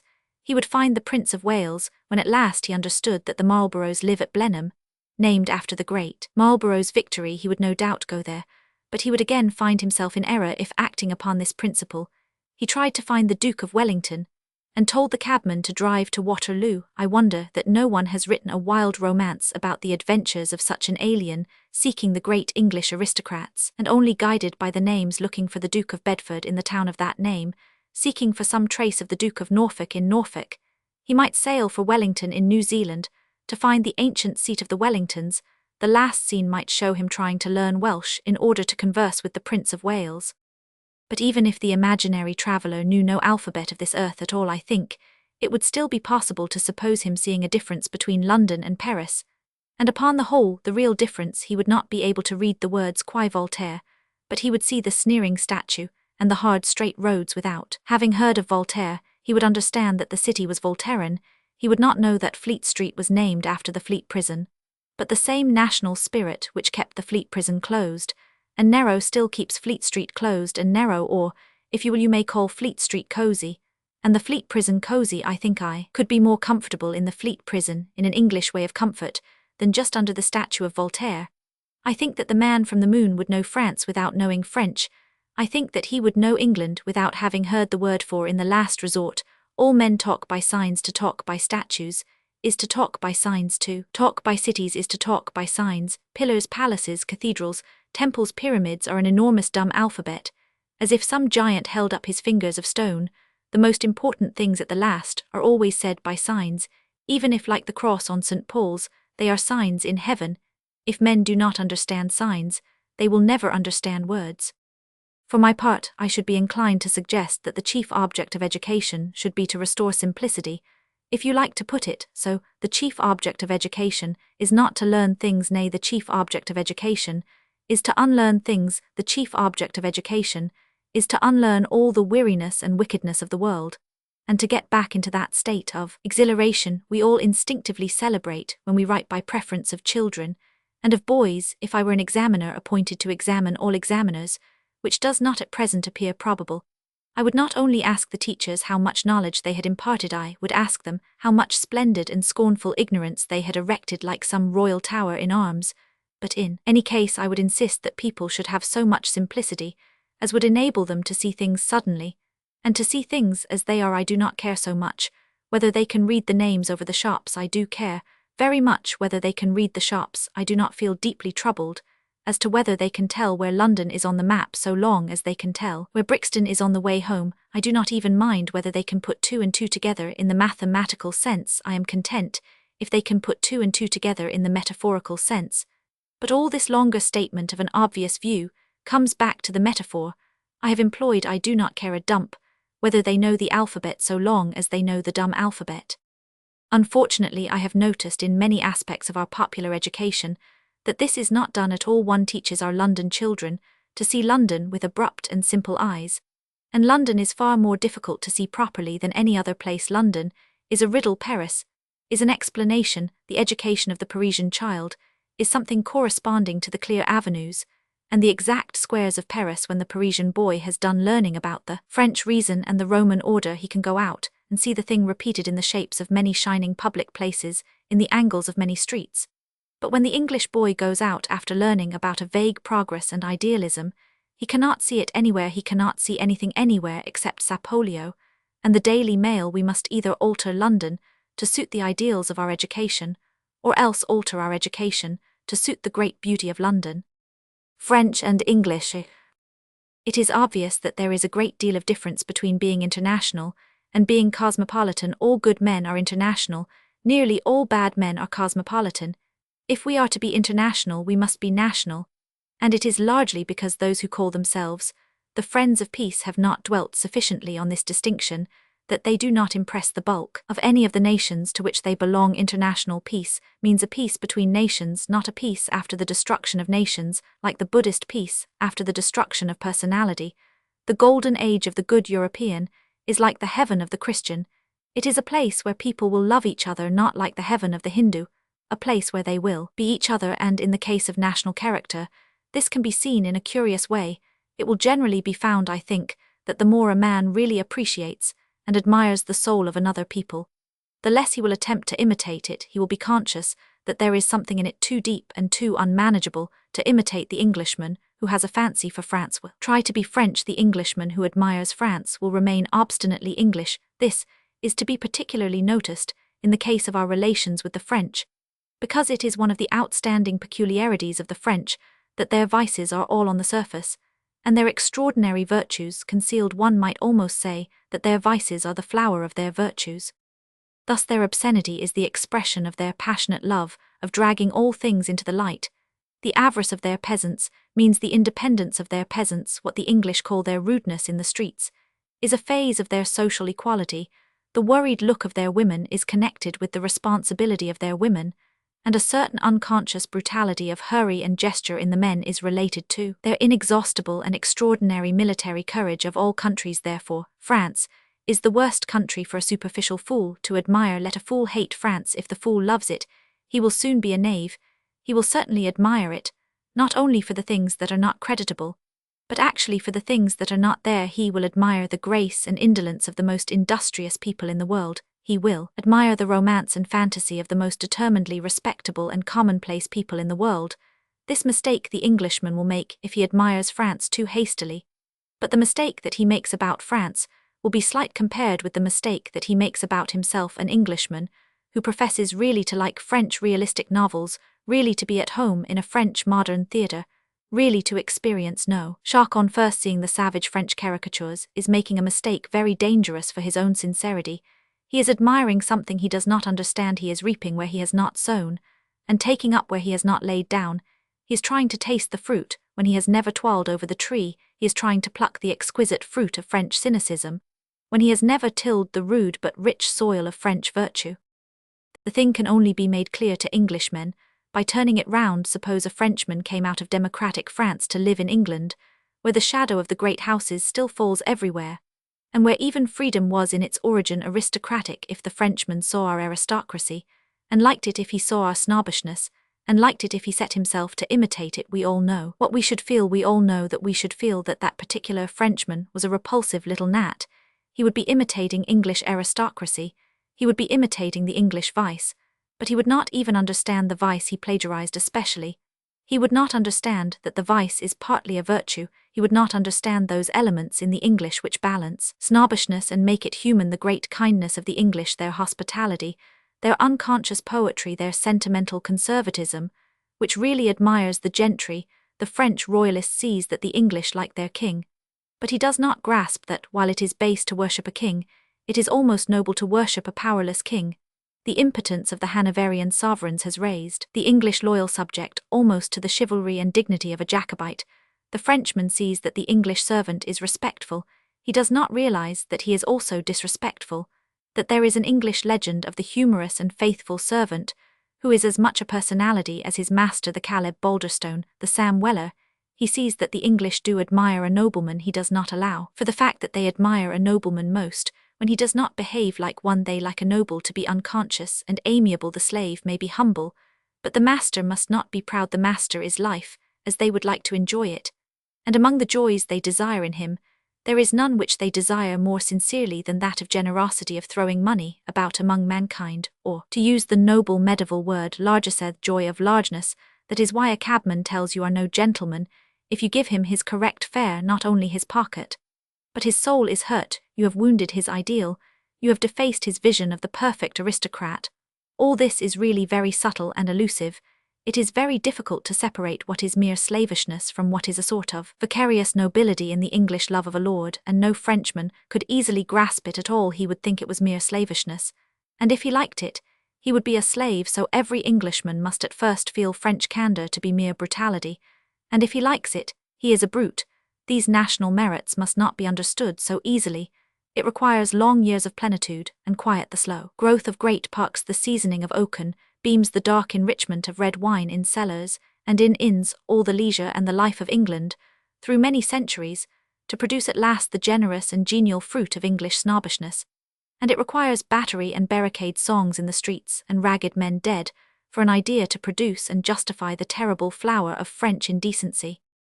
When I was in Paris a short time ago, I went with an English friend of mine to an extremely brilliant and rapid succession of French plays, each occupying about 20 minutes.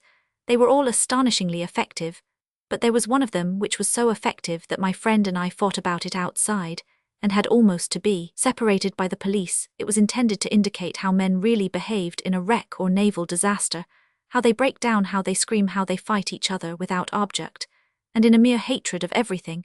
And then there was added with all that horrible irony, which Voltaire began a scene in which a great statesman made a speech over their bodies, saying that they were all heroes, and had died in a fraternal embrace. My friend and I came out of this theatre, and as he had lived long in Paris, he said like a Frenchman, "What admirable artistic arrangement, is it not exquisite?" No, I replied, assuming as far as possible the traditional attitude of John Bull in the pictures in Punch. No, it is not exquisite. Perhaps it is unmeaning. If it is unmeaning, I do not mind.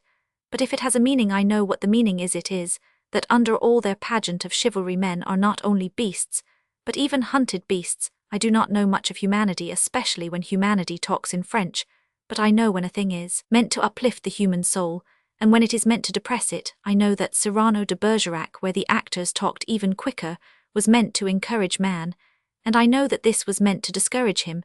These sentimental and moral views of art, began my friend, but I broke into his words as a light broke into my mind. Let me say to you, I said, what Joras said to Liebknecht at the Socialist Conference: you have not died on the barricades, you are an Englishman as I am, and you ought to be as amiable as I am. These people have some right to be terrible in art, for they have been terrible in politics. They may endure mock tortures on the stage, they have seen real tortures in the streets. They have been hurt for the idea of democracy, they have been hurt for the idea of Catholicism. It is not so utterly unnatural to them that they should be hurt for the idea of literature.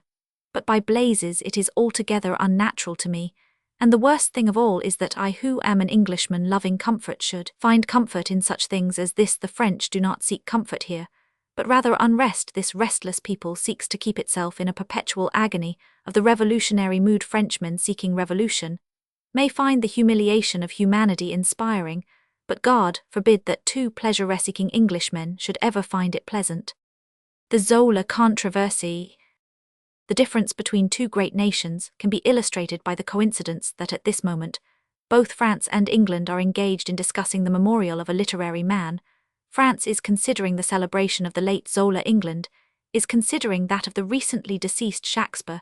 There is some national significance, it may be, in the time that has elapsed. Some will find impatience and indelicacy in this early attack on Zola or deification of him, but the nation which has sat still for 300 years after Shakespeare's funeral may be considered perhaps to have carried delicacy too far, but much deeper things are involved than the mere matter of time.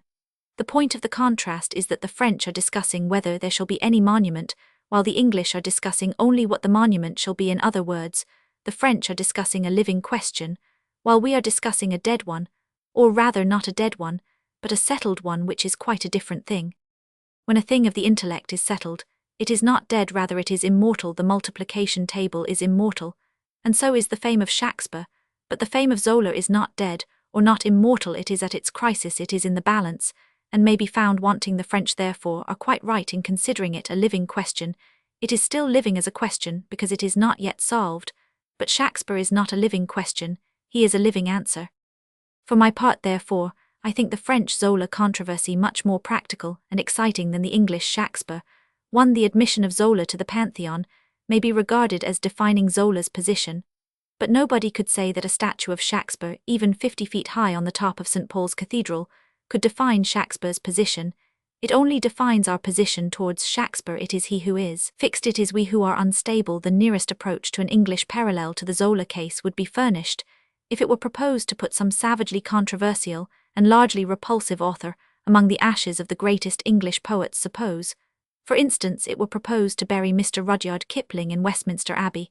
I should be against burying him in Westminster Abbey, first because he is still alive, and here I think even he himself might admit the justice of my protest, and second, because I should like to reserve that rapidly narrowing space for the great permanent examples, not for the interesting foreign interruptions of English literature.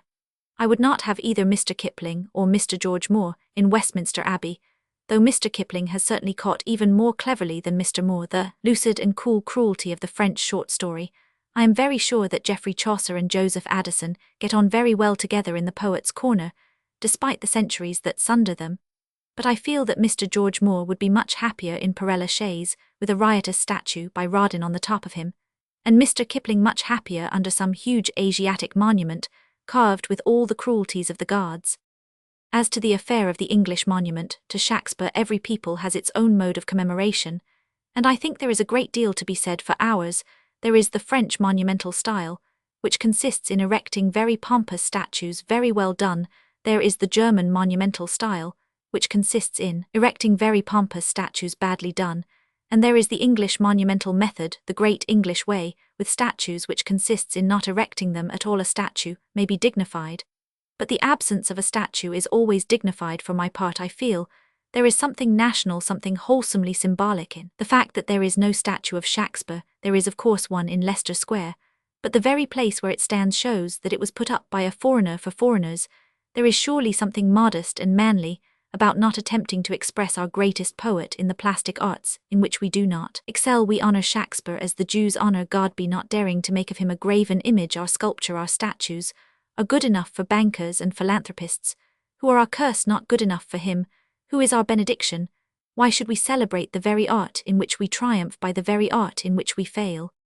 England is most easily understood as the country of amateurs.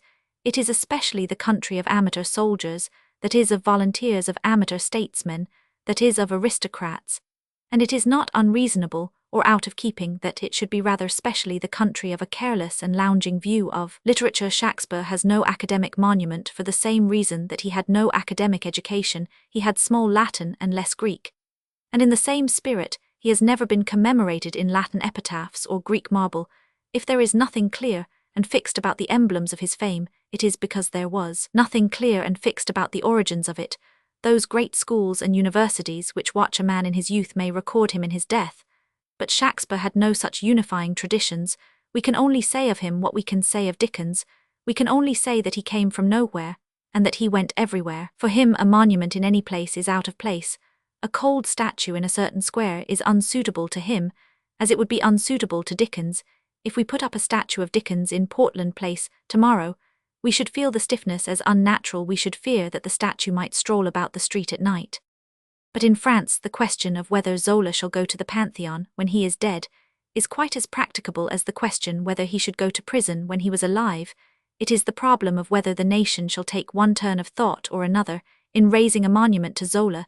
They do not raise merely a trophy, but a finger-post. The question is one which will have to be settled in most European countries, but like all such questions, it has come first to a head in France, because France is the battlefield of Christendom. That question is of course roughly this: whether, in that ill-defined area of verbal license on certain dangerous topics, it is an extenuation of indelicacy, or an aggravation of it, that the indelicacy was deliberate, and solemn. Is indecency more indecent if it is grave, or more indecent if it is gay? For my part, I belong to an old school in this matter. Book or a play strikes me as a crime. I am not disarmed by being told that it is a serious crime. If a man has written something vile, I am not comforted by the explanation that he quite meant to do it. I know all the evils of flippancy. I do not like the man who laughs at the sight of virtue, but I prefer him to the man who weeps at the sight of virtue, and complains bitterly of there being any such thing. I am not reassured when ethics are as wild as cannibalism, by the fact that they are also as grave and sincere as suicide. And I think there is an obvious fallacy in the bitter contrasts drawn by some moderns between the aversion to Ibsen's ghosts and the popularity of some such joke as Dear Old Charlie. Surely, there is nothing mysterious or unphilosophic in the popular preference. The joke of Dear Old Charlie is passed because it is a joke. Ghosts are exorcised because they are ghosts. This is of course the whole question of Zola. I am grown up, and I do not worry myself much about Zola's immorality. The thing I cannot stand is his morality. If ever a man on this earth lived to embody the tremendous text, but if the light in your body be darkness, how great is the darkness? It was certainly he. Great men like Ariosto, Rabelais and Shakespeare fall in foul places, flounder in violent but venial sins, sprawl for pages exposing their gigantic weakness, are dirty, are indefensible, and then they struggle up again, and can still speak with a convincing kindness and an unbroken honor of the best things in the world. Rabelais, of the instruction of ardent and austere youth. Ariosto, of holy chivalry. Shakespeare, of the splendid stillness of mercy. But in Zola even the ideals are undesirable. Zola's mercy is colder than justice, nay, Zola's mercy is more bitter in the mouth than injustice. When Zola shows us an ideal training, he does not take us like Rabelais into the happy fields of humanist learning. He takes us into the schools of inhumanist learning, where there are neither books nor flowers nor wine nor wisdom, but only deformities in glass bottles, and where the rule is taught from the exception Zola's truth, answers the exact description of the skeleton in the cupboard, that is, it is something of which a domestic custom forbids the discovery, but which is quite dead even when it is discovered. Macaulay said that the Puritans hated bear-baiting not because it gave pain to the bear, but because it gave pleasure to the spectators of such substance. Also was this Puritan who had lost his guard. A Puritan of this type is worse than the Puritan who hates pleasure, because there is evil in it. This man actually hates evil, because there is pleasure in it. Zola was worse than a pornographer, he was a pessimist, he did worse than encourage sin, he encouraged discouragement, he made lust loathsome because to him lust meant life. Oxford from without. Some time ago, I ventured to defend that race of hunted and persecuted outlaws, the bishops, but until this week, I had no idea of how much persecuted they were. For instance, the Bishop of Birmingham made some extremely sensible remarks in the House of Lords, to the effect that Oxford and Cambridge, whereas everybody knows, they are far too much merely plutocratic playgrounds. One would have thought that an Anglican bishop might be allowed to know something about the English university system, and even to have, if anything, some bias in its favour.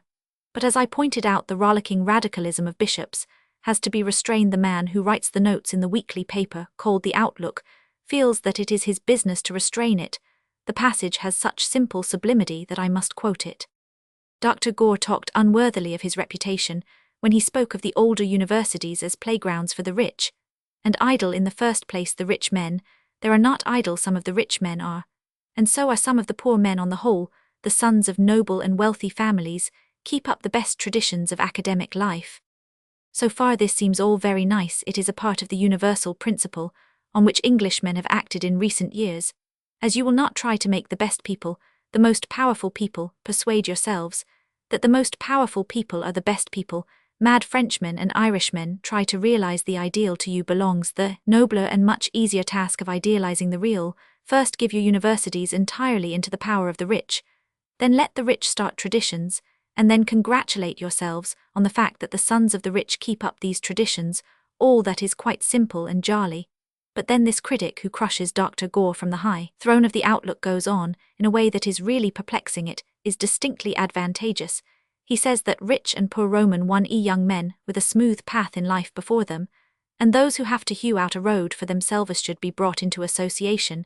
Each class learns a great deal from the other. On the one side, social conceit and exclusiveness give way to the free spirit of competition amongst all classes. On the other side, angularities and prejudices are rubbed away. Even this I might have swallowed. But the paragraph concludes with this extraordinary sentence: we get the net result in such careers as those of Lord Milner, Lord Curzon, and Mr. Asquith. Those three names lay my intellect prostrate. The rest of the argument, I understand quite well. The social exclusiveness of aristocrats at Oxford and Cambridge gives way before the free spirit of competition amongst all classes. That is to say, there is at Oxford so hot and keen a struggle, consisting of coal heavers, London clerks, gypsies, navvies, drapers, assistants, grocers, assistants, in short, all the classes that make up the bulk of England. There is such a fierce competition at Oxford among all these people, that in its presence aristocratic exclusiveness gives way. That is all quite clear. I am not quite sure about the facts, but I quite understand the argument. But then, having been called upon to contemplate this bracing picture of a boisterous turmoil of all the classes of England, I am suddenly asked to accept as example of it Lord Milner, Lord Curzon, and the present Chancellor of the Exchequer. What part do these gentlemen play in the mental process? Is Lord Curzon one of the rugged and ragged poor men whose angularities have been rubbed away, or is he one of those whom Oxford immediately deprived of all kind of social exclusiveness? His Oxford reputation does not seem to bear out either account of him. To regard Lord Milner as a typical product of Oxford would surely be unfair. It would be to deprive the educational tradition of Germany of one of its most typical products. English aristocrats have their faults, but they are not at all like Lord Milner. What Mr. Asquith was meant to prove, whether he was a rich man who lost his exclusiveness or a poor man who lost his angles, I am utterly unable to conceive. There is, however, one mild but very evident truth that might perhaps be mentioned, and it is this, that none of those three excellent persons is or ever has been a poor man, in the sense that that word is understood by the overwhelming majority of the English nation. There are no poor men at Oxford, in the sense that the majority of men in the street are poor. The very fact that the writer in the Outlook can talk about such people as poor shows that he does not understand what the modern problem is. His kind of poor man rather reminds me of the Earl in the ballad, by that great English satirist Sir W.S. Gilbert, whose angles, very acute angles, had I fear never been rubbed down by an old English university.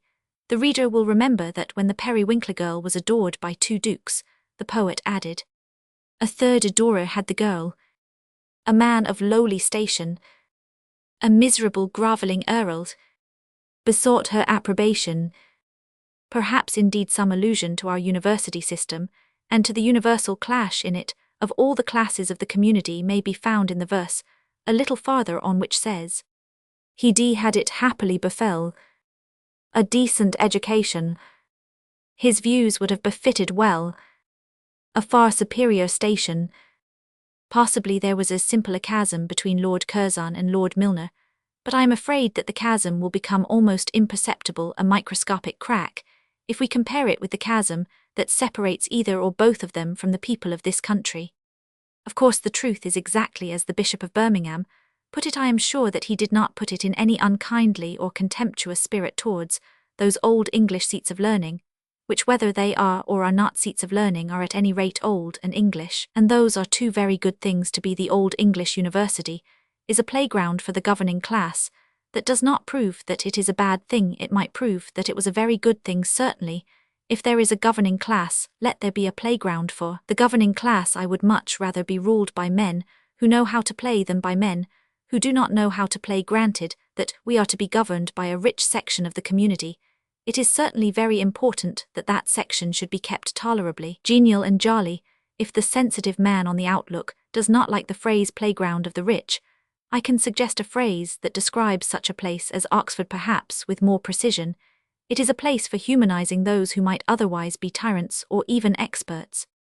To pretend that the aristocrat meets all classes at Oxford is too ludicrous to be worth discussion, but it may be true that he meets more different kinds of men than he would meet under a strictly aristocratic regime of private tutors and small schools. It all comes back to the fact that the English, if they were resolved to have an aristocracy, were at least resolved to have a good-natured aristocracy. And it is due to them to say that almost alone among the peoples of the world, they have succeeded in getting one could almost tolerate the thing. If it were not for the praise of it, one might endure Oxford, but not the Outlook. When the poor man at Oxford loses his angles, which means I suppose his independence, he may perhaps, even if his poverty is of that highly relative type possible at Oxford, gain a certain amount of worldly advantage from the surrender of those angles. I must confess, however, that I can imagine nothing nastier than to lose one's angles.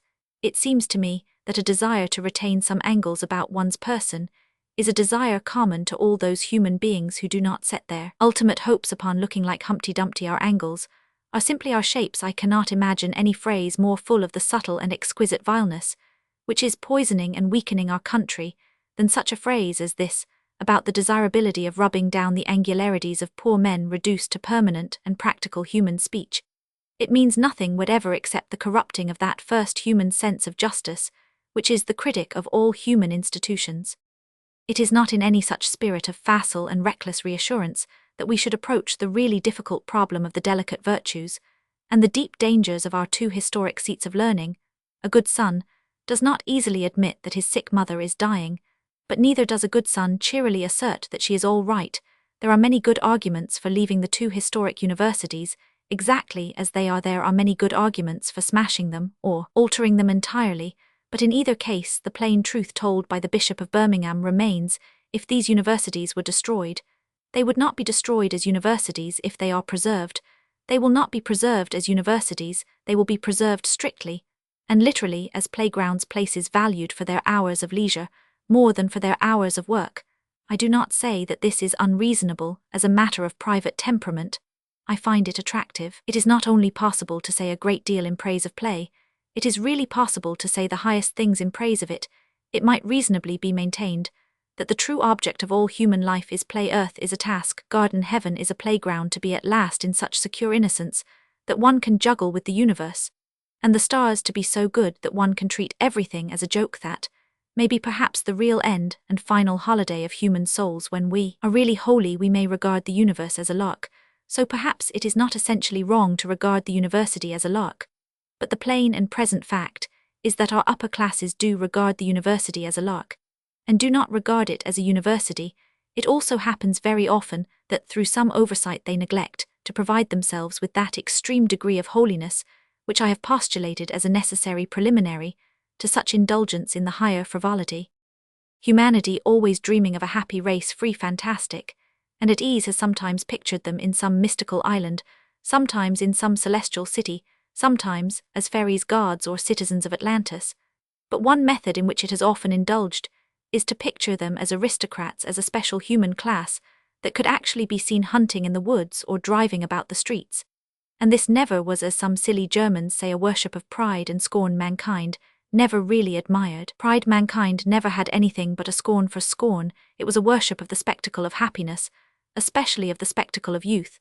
This is what the old universities in their noblest aspect really are, and this is why there is always something to be said for keeping them, as they are. Aristocracy is not a tyranny. It is not even merely a spell, it is a vision. It is a deliberate indulgence in a certain picture of pleasure, painted for the purpose. Every duchess is in an innocent sense painted. Like Gainsborough's Duchess of Devonshire, she is only beautiful because at the back of all the English people wanted her to be beautiful, in the same way the lads at Oxford and Cambridge are only larking because England, in the depths of its solemn soul, really wishes them to lark. All this is very human and pardonable, and would be even harmless if there were no such things in the world as danger and honor and intellectual responsibility. But if aristocracy is a vision, it is perhaps the most unpractical of all visions. It is not a working way of doing things to put all your happiest people on a lighted platform and stare only at them. It is not a working way of managing education to be entirely content with the mere fact that you have to a degree unexampled in the world.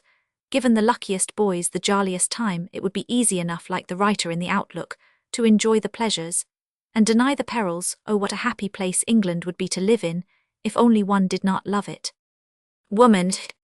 A correspondent has written me an able and interesting letter in the matter of some allusions of mine to the subject of communal kitchens. He defends communal kitchens very lucidly from the standpoint of the calculating collectivist, but like many of his school, he cannot apparently grasp that there is another test of the whole matter with which such calculation has nothing at all to do. He knows it would be cheaper if a number of us ate at the same time so as to use the same table. So it would also be cheaper if a number of us slept at different times, so as to use the same pair of trousers. But the question is not how cheap are we buying a thing, but what are we buying. It is cheap to own a slave, and it is cheaper still to be a slave. My correspondent also says that the habit of dining out in restaurants etc. is growing, so I believe is the habit of committing suicide. I do not desire to connect the two facts together. It seems fairly clear that a man could not dine at a restaurant because he had just committed suicide, and it would be extreme perhaps to suggest that he commits suicide because he has just dined at a restaurant, but the two cases, when put side by side, are enough to indicate the falsity and poltroonery of this eternal modern argument.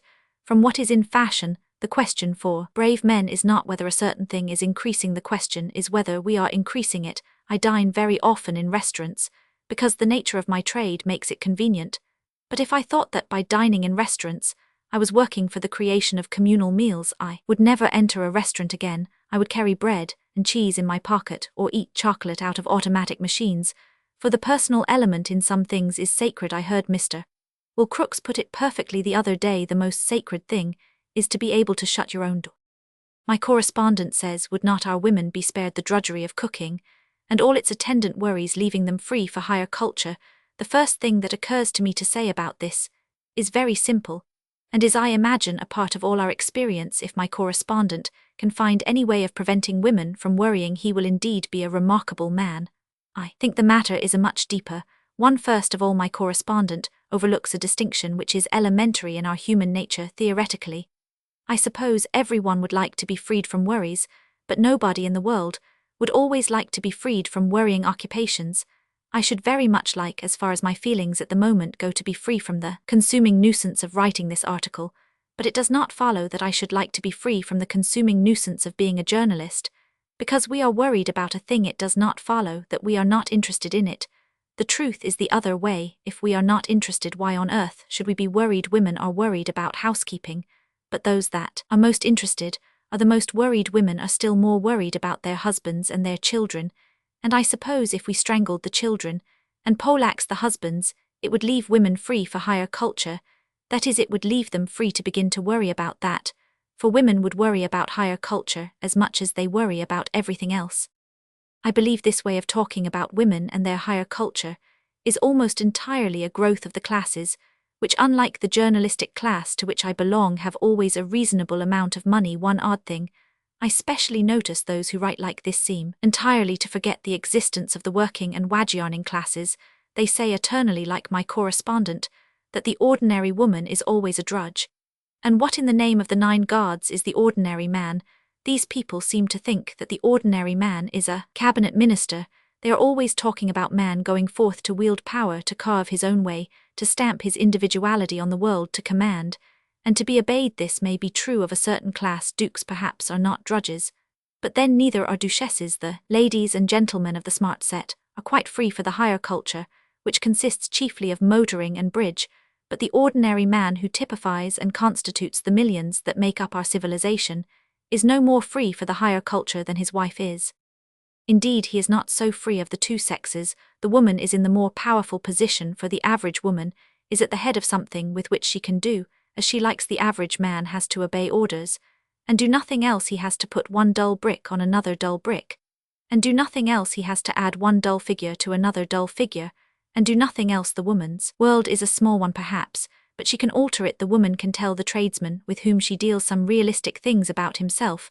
The clerk who does this to the manager generally gets the sack, or shall we say, to avoid the vulgarism, finds himself free for higher culture. Above all, as I said in my previous article, the woman does work which is in some small degree creative and individual. She can put the flowers or the furniture in fancy arrangements of her own. I fear the bricklayer cannot put the bricks in fancy arrangements of his own without disaster to himself and others. If the woman is only putting a patch into a carpet, she can choose the thing. With regard to colour, I fear it would not do for the office boy dispatching a parcel to choose his stamps with a view to colour, to prefer the tender mauve of the sixpenny to the crude scarlet of the penny stamp. A woman cooking may not always cook artistically. Still, she can cook artistically. She can introduce a personal and imperceptible alteration into the composition of a soup. The clerk is not encouraged to introduce a personal and imperceptible alteration into the figures in a ledger.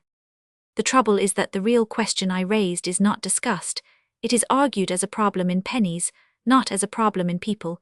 It is not the proposals of these reformers that I feel to be false so much as their temper, and their arguments. I am not nearly so certain that communal kitchens are wrong as I am that the defenders of communal kitchens are wrong. Of course, for one thing, there is a vast difference between the communal kitchens of which I spoke and the communal meal monstrum horrendum, in form, which the darker and wilder mind of my correspondent diabolically calls up.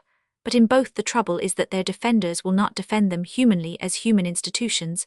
They will not interest themselves in the staring psychological fact that there are some things that a man or a woman, as the case maybe, wishes to do for himself or herself. He or she must do it inventively, creatively, artistically, individually. In a word, badly. Choosing your wife, say, is one of these things. Is choosing your husband's dinner one of these things? That is the whole question. It is never asked. And then, the higher culture. I know that culture. I would not set any man free for it, if I could help it. The effect of it on the rich men who are free for it is so horrible that it is worse than any of the other amusements of the millionaire, worse than gambling, worse even than philanthropy. It means thinking the smallest poet in Belgium greater than the greatest poet of England. It means losing every democratic sympathy. It means being unable to talk to a navvy about sport, or about beer, or about the Bible, or about the Derby, or about patriotism, or about anything whatever that he, the navvy, wants to talk about. It means taking literature seriously, a very amateurish thing to do. It means pardoning indecency, only when it is gloomy indecency. Its disciples will call a spade, but only when it is a gravedigger's spade. The higher culture is sad, cheap, impudent, unkind, without honesty, and without ease. In short, it is high. That abominable word, also applied to game, admirably describes it. No, if you were setting women free for something else, I might be more melted. If you can assure me privately and gravely that you are setting women free to dance on the mountains like Nads, or to worship some monstrous goddess, I will make a note of your request. If you are quite sure that the ladies in Brixton, the moment they up cooking, will beat great gongs and blow horns to mumbo-jumbo, then I will agree that the occupation is at least human, and is more or less entertaining. Women have been set free to be bacchantes. They have been set free to be virgin martyrs. They have been set free to be witches. Do not ask them now to sink so low as the higher culture. I have my own little notions of the possible emancipation of women, but I suppose I should not be taken very seriously if I propounded them. I should favor anything that would increase the present enormous authority of women, and their creative action in their own homes. The average woman, as I have said, is a despot, the average man is a serf. I am for any scheme that anyone can suggest that will make the average woman more of a despot. So far from wishing her to get her cooked meals from outside, I should like her to cook more wildly, and at her own will, than she does. So far from getting always the same meals from the same place, let her invent, if she likes, a new dish every day of her life. Let woman be more of a maker, not less. We are right to talk about woman. Only blackguards talk about women, yet all men talk about men. And that is the whole difference. Men represent the deliberative and democratic element in life. Woman represents the despotic. The modern martyr. The incident of the suffragettes who chained themselves with iron chains to the railings of Downing Street is a good ironical allegory of most modern martyrdom.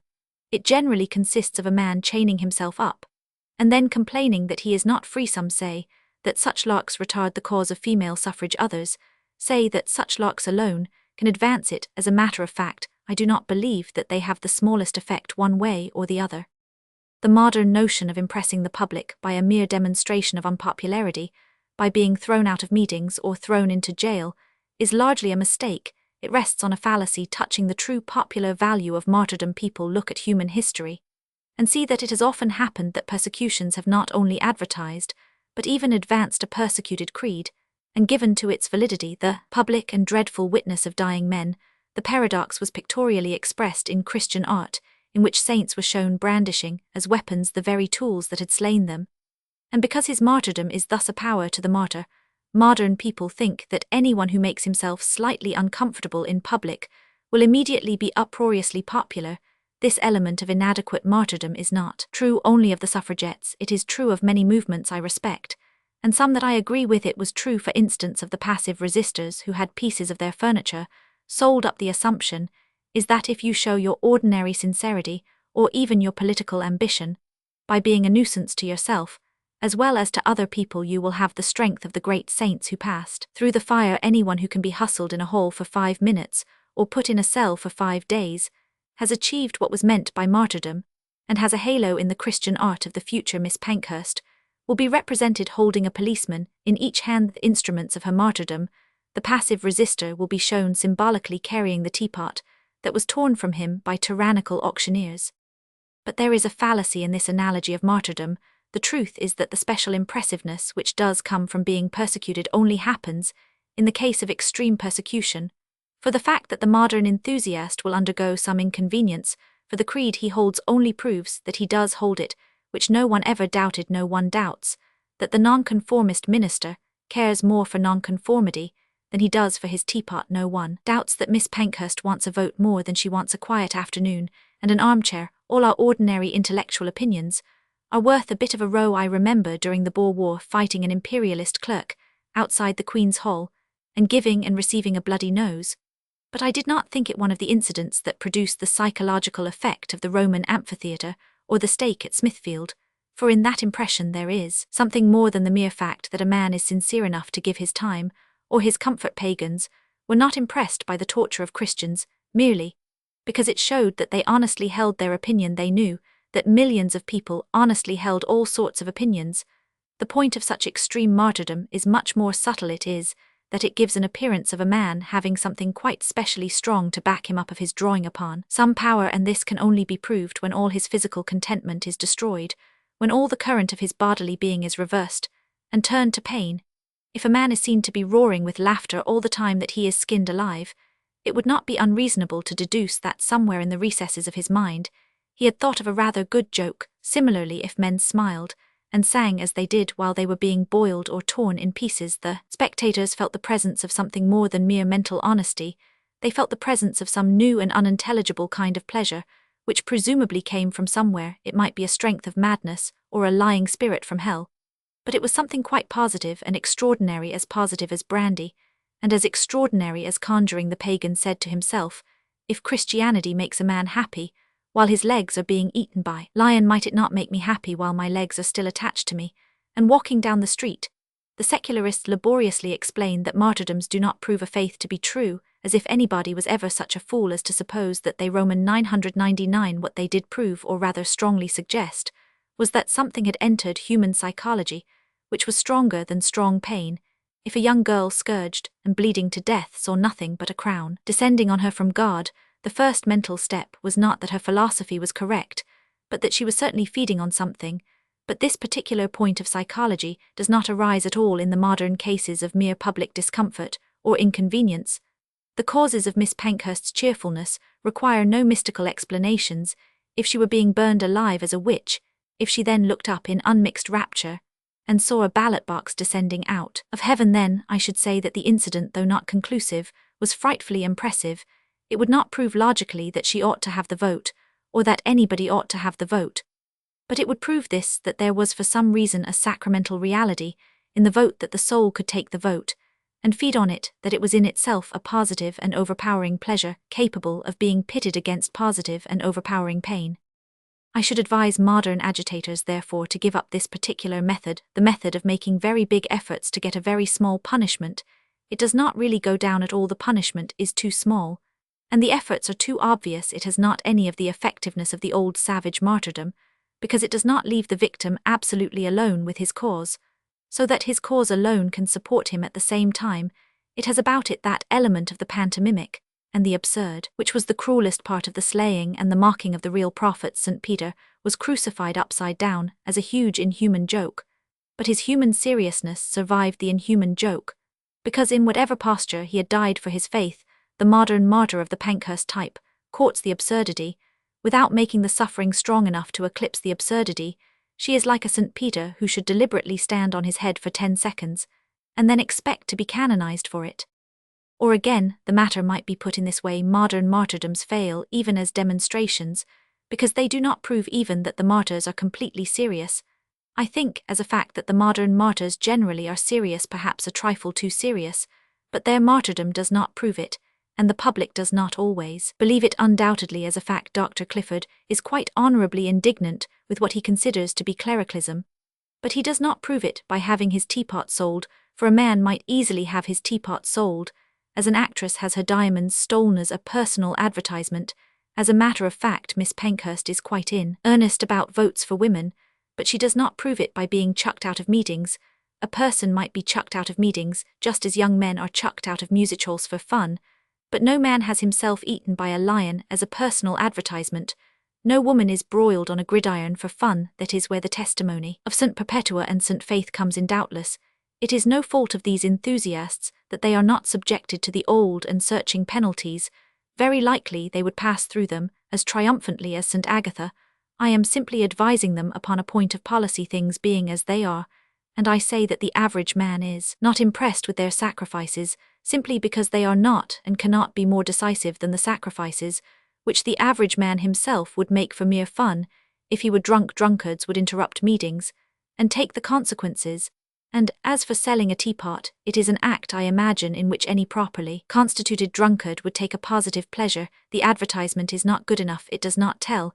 If I were really martyred for an opinion, which is more improbable than words can say, it would certainly only be for one or two of my most central and sacred opinions. I might perhaps be shot for England, but certainly not for the British Empire. I might conceivably die for political freedom, but I certainly wouldn't die for free trade. But as for kicking up the particular kind of shindy that the suffragettes are kicking up, I would as soon do it for my shallowest opinion.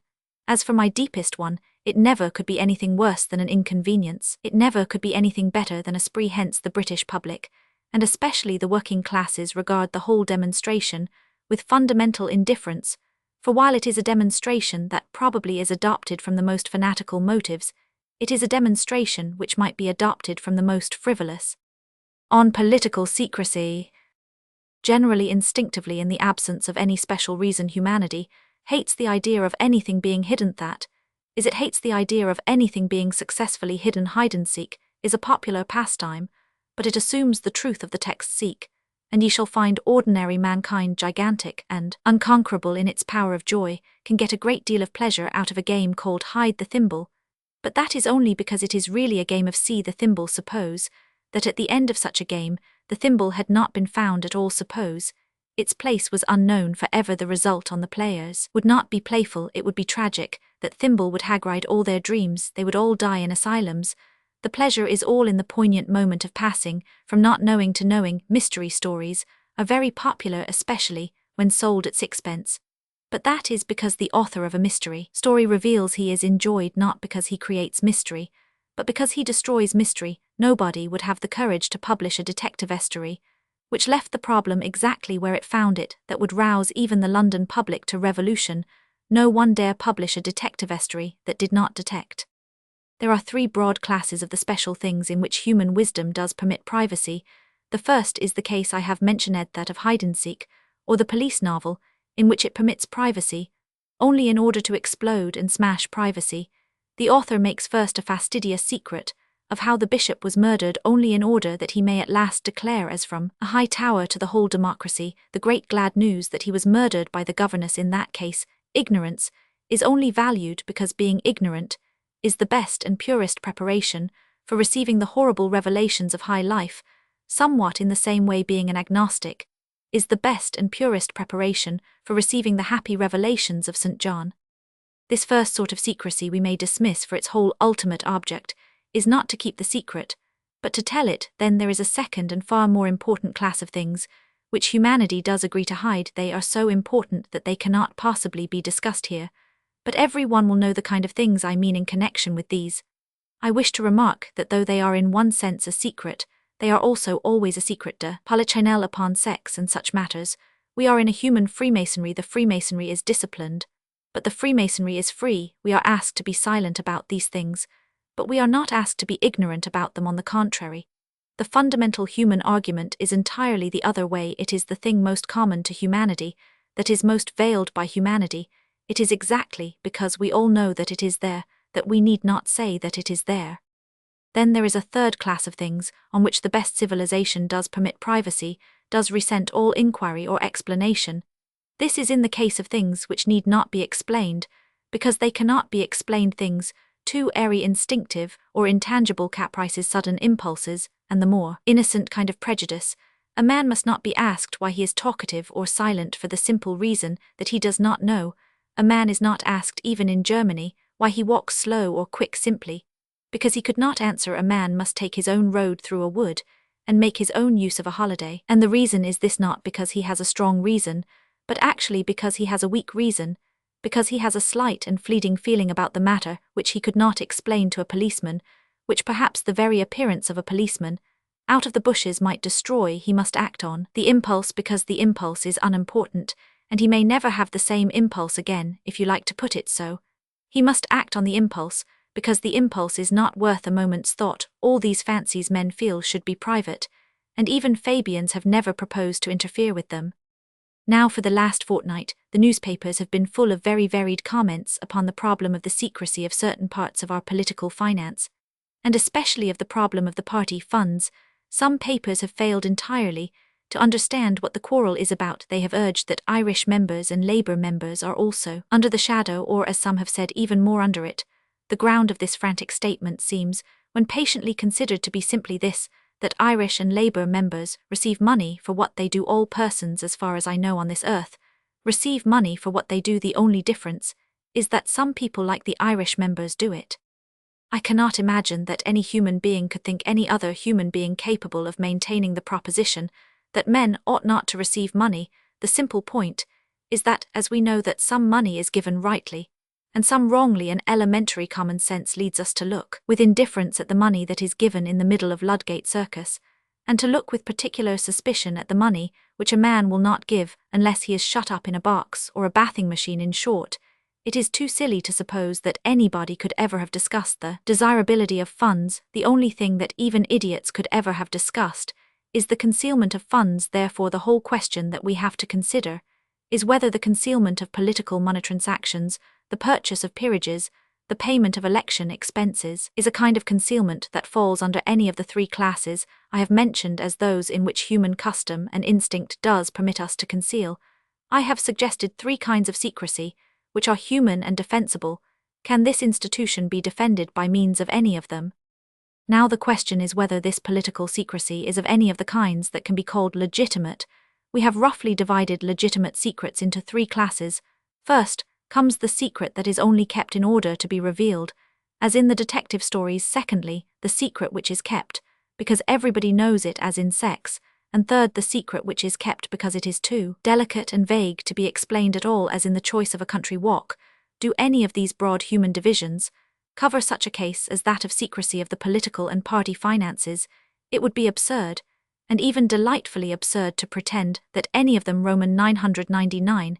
It would be a wild and charming fancy to suggest that our politicians keep political secrets only that they may make political revelations. A modern peer only pretends that he has earned his peerage in order that he may more dramatically declare, with a scream of scorn and joy, that he really bought it. The baronet pretends that he deserved his title only in order to make more exquisite and startling the grand historical fact that he did not deserve it. Surely this sounds improbable. Surely all statesmen cannot be saving themselves up for the excitement of a deathbed repentance.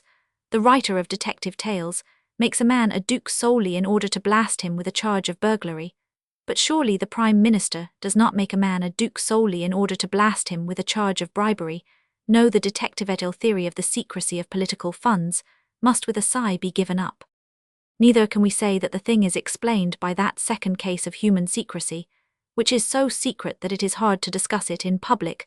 A decency is preserved about certain primary human matters precisely because every one knows all about them, but the decency touching contributions, purchases, and peerages is not kept up because most ordinary men know what is happening. It is kept up precisely because most ordinary men do not know what is happening. The ordinary curtain of decorum covers normal proceedings, but no one will say that being bribed is a normal proceeding.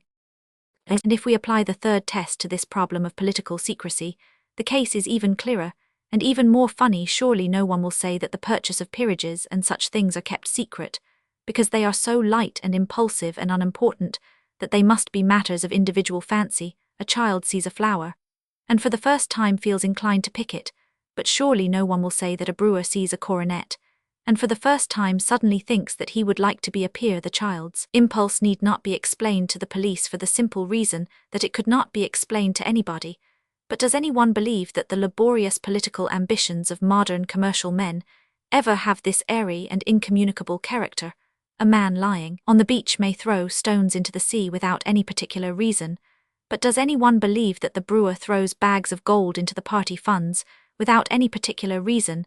This theory of the secrecy of political money must also be regretfully abandoned, and with it the two other possible excuses as well. This secrecy is one which cannot be justified as a sensational joke, nor as a common human freemasonry, nor as an indescribable personal whim. Strangely enough indeed, it violates all three conditions and classes at once. It is not hidden in order to be revealed.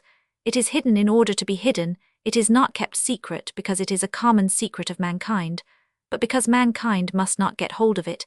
And it is not kept secret because it is too unimportant to be told, but because it is much too important to bear telling. In short, the thing we have is the real, and perhaps rare political phenomenon of an occult government.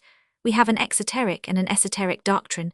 England is really ruled by priestcraft, but not by priests. We have in this country all that has ever been alleged against the evil side of religion, the peculiar class, with privileges, the sacred words, that are unpronounceable, the important things known only to the few. In fact, we lack nothing except the religion. Edward Roman 7 and Scotland.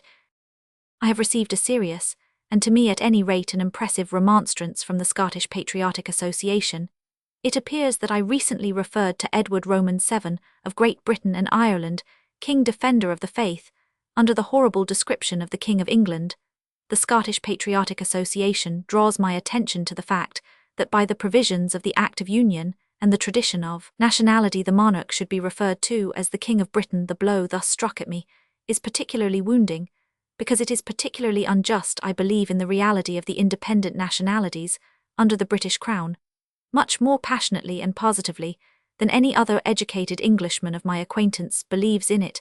I am quite certain that Scotland is a nation. I am quite certain that nationality is the key of Scotland. I am quite certain that all our success with Scotland has been due to the fact that we have in spirit treated it as a nation. I am quite certain that Ireland is a nation. I am quite certain that nationality is the key to Ireland. I am quite certain that all our failure in Ireland arose from the fact that we would not in spirit treat it as a nation, it would be difficult to find even among the innumerable examples that exist a stronger example of the immensely superior importance of sentiment to what is called practicality than this case of the two sister nations. It is not that we have encouraged a Scotchman to be rich, it is not that we have encouraged a Scotchman to be active, it is not that we have encouraged a Scotchman to be free, it is that we have quite definitely encouraged a Scotchman to be Scotch. A vague but vivid impression was received from all our writers of history, philosophy, and rhetoric that the Scottish element was something really valuable in itself, was something which even Englishmen were forced to recognize and respect. If we ever admitted the beauty of Ireland, it was as something which might be loved by an Englishman, but which could hardly be respected even by an Irishman. A Scotchman might be proud of Scotland, it was enough for an Irishman that he could be fond of Ireland. Our success with the two nations has been exactly proportioned to our encouragement of their independent national emotion. The one that we would not treat nationally has alone produced nationalists. The one nation that we would not recognize as a nation in theory is the one that we have been forced to recognize as a nation in arms. The Scottish Patriotic Association has no need to draw my attention to the importance of the separate national sentiment or the need of keeping the border as a sacred line. The case is quite sufficiently proved by the positive history of Scotland. The place of Scottish loyalty to England has been taken by English admiration of Scotland. They do not need to envy us our titular leadership, when we seem to envy them their separation. I wish to make very clear my entire sympathy with the national sentiment of the Scottish Patriotic Association, but I wish also to make clear this very enlightening comparison between the fate of Scotch and of Irish patriotism in life. It is always the little facts that express the large emotions, and if the English once respected Ireland as they respect Scotland, it would come out in 100 small ways. For instance, there are crack regiments in the British Army which wear the kilt which, as Macaulay says with perfect truth, was regarded by 9 Scotchmen out of 10 as the dress of a thief. The Highland officers carry a silver-hilted version of the old barbarous Gaelic broadsword with a basket hilt which split the skulls of so many English soldiers at Killiecrankie and Prestonpans. When you have a regiment of men in the British Army carrying ornamental silver shillelaghs, you will have done the same thing for Ireland, and not before you when you mention Brian Boru with the same intonation as Bruce. Let me be considered therefore to have made quite clear that I believe with a quite special intensity in the independent consideration of Scotland and Ireland, as apart from England. I believe that in the proper sense of the word Scotland is an independent nation, even if Edward Roman VII is the King of Scotland. I believe that in the proper sense of words Ireland is an independent nation, even if Edward Roman VII is King of Ireland. But the fact is that I have an even bolder and wilder belief than either of these. I believe that England is an independent nation. I believe that England also has its independent colour and history and meaning. I believe that England could produce costumes quite as queer as the kilt. I believe that England has heroes fully as untranslatable as Brian Boru. And consequently I believe that Edward Roman VII is among his innumerable other functions really King of England. If my Scotch friends insist, let us call it one of his quite obscure, unpopular and minor titles. One of his relaxations a little while ago he was Duke of Cornwall, but for a family accident he might still have been King of Hanover, nor do I think that we should blame the simple Cornishmen if they spoke of him in a rhetorical moment by his Cornish title, nor the well-meaning Hanoverians if they classed him with Hanoverian princes.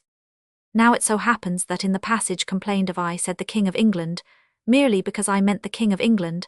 I was speaking strictly, and especially of English kings of kings. In the tradition of the old kings of England, I wrote as an English nationalist, keenly conscious of the sacred boundary of the Tweed that keeps or used to keep our ancient enemies at bay. I wrote as an English nationalist resolved for one wild moment to throw off the tyranny of the Scotch and Irish, who govern and oppress my country. I felt that England was at least spiritually guarded against these surrounding nationalities. I dreamed that the Tweed was guarded by the ghosts of Scropes and Percys. I dreamed that St. George's Channel was guarded by St. George. And in this insular security I spoke deliberately and specifically of the King of England, of the representative of the Tudors and Plantagenets. It is true that the 2 kings of England of whom I especially spoke, Charles Roman II and George Roman III, had both an alien origin not very recent and not very remote. Charles Roman II came of a family originally Scotch, George Roman III came of a family originally German, but the same so far as that goes could be said of the English royal houses when England stood quite alone. The Plantagenets were originally a French family, The Tudors were originally a Welsh family. But I was not talking of the amount of English sentiment in the English kings. I was talking of the amount of English sentiment in the English treatment and popularity of the English kings. With that Ireland and Scotland have nothing whatever to do. Charles Roman II may, for all I know, have not only been King of Scotland, he may, by virtue of his temper and ancestry, have been a Scotch King of Scotland. There was something Scotch about his combination of clear-headedness with sensuality. There was something Scotch about his combination of doing what he liked with knowing what he was doing. But I was not talking of the personality of Charles, which may have been Scotch. I was talking of the popularity of Charles, which was certainly English. One thing is quite certain, whether or no he ever ceased to be a Scotch man, he ceased as soon as he conveniently could to be a Scotch king. He had actually tried the experiment of being a national ruler north of the Tweed, and his people liked him as little as he liked them of Presbyterianism of the Scottish religion. He left on record the exquisitely English judgment that it was no religion for a gentleman. His popularity then was purely English, his royalty was purely English. And I was using the words with the utmost narrowness and deliberation when I spoke of this particular popularity and royalty as the popularity and royalty of a King of England. I said of the English people specially that they like to pick up the king's crown when he has dropped it. I do not feel at all sure that this does apply to the Scotch or the Irish. I think that the Irish would knock his crown off for him. I think that the Scotch would keep it for him after they had picked it up. For my part, I should be inclined to adopt quite the opposite method of asserting nationality. Why should good Scotch nationalists call Edward Roman VII the King of Britain? They ought to call him King Edward Roman I of Scotland. What is Britain? Where is Britain? There is no such place. There never was a nation of Britain. There never was a King of Britain. Unless perhaps Vortigern or other Pendragon had a taste for the title. If we are to develop our monarchy, I should be altogether in favour of developing it along the line of local patriotism and of local proprietorship in the king. I think that the Londoners ought to call him the King of London, and the Liverpudlians ought to call him the King of Liverpool. I do not go so far as to say that the people of Birmingham ought to call Edward Roman VII the King of Birmingham, for that would be high treason to a holier and more established power. But I think we might read in the papers the King of Brighton left Brighton at 2:30 this afternoon, and then immediately afterwards the King of Worthing entered Worthing at 3:10, or the people of Margate bade a reluctant farewell to the popular King of Margate this morning, and then His Majesty the King of Ramsgate returned to his country and capital this afternoon after his long sojourn in strange lands. It might be pointed out that by a curious coincidence the departure of the King of Oxford occurred a very short time before the triumphal arrival of the King of Reading. I cannot imagine any method which would more increase the kindly and normal relations between the sovereign and his people, nor do I think that such a method would be in any sense a depreciation of the royal dignity, for as a matter of fact it would put the king upon the same platform with the gods.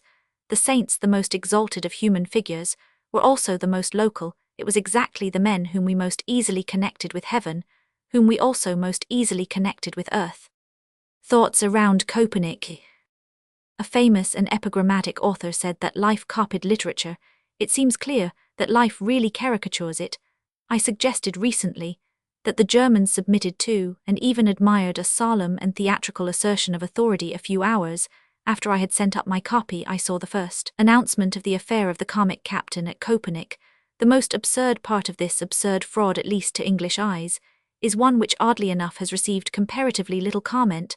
I mean the point at which the mayor asked for a warrant, and the captain pointed to the bayonets of his soldiery and said, "These are my authority." One would have thought anyone would have known that no soldier would talk like that. The dupes were blamed for not knowing that the man wore the wrong cap or the wrong sash, or had his sword buckled on the wrong way.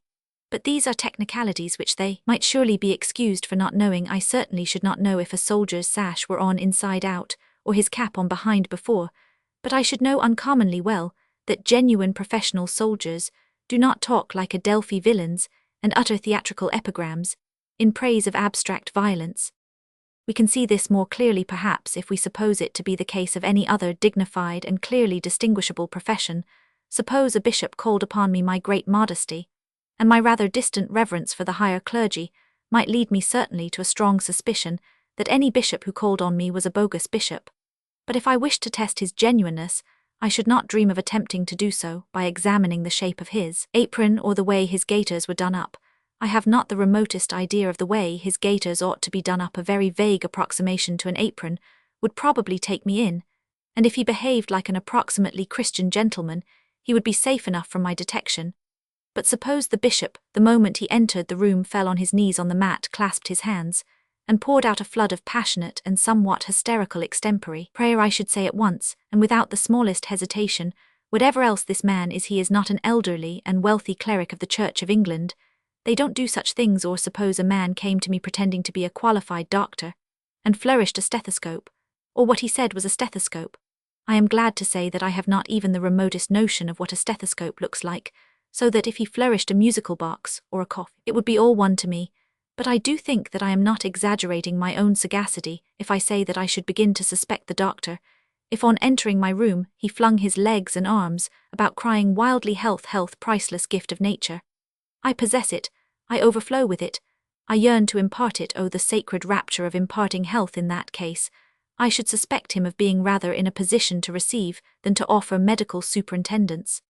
Now, it is no exaggeration at all to say that anyone who has ever known any soldiers, I can only answer for English and Irish and Scotch soldiers, would find it just as easy to believe that a real bishop would grovel on the carpet in a religious ecstasy, or that a real doctor would dance about the drawing-room to show the invigorating effects of his own medicine, as to believe that a soldier, when asked for his authority, would point to a lot of shining weapons and declare symbolically that might was right. Of course, a real soldier would go rather red in the face and huskily repeat the proper formula, whatever it was, as that he came in the king's name.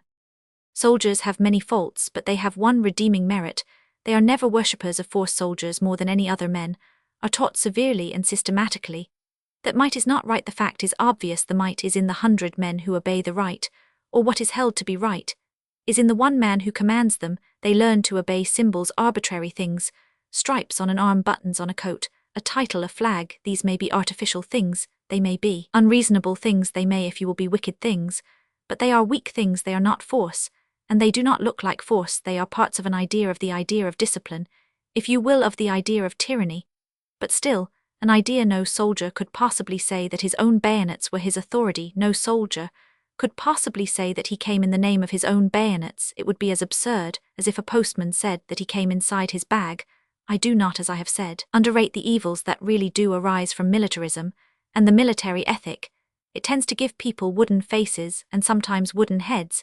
It tends, moreover, both through its specialization and through its constant obedience, to a certain loss of real independence and strength of character.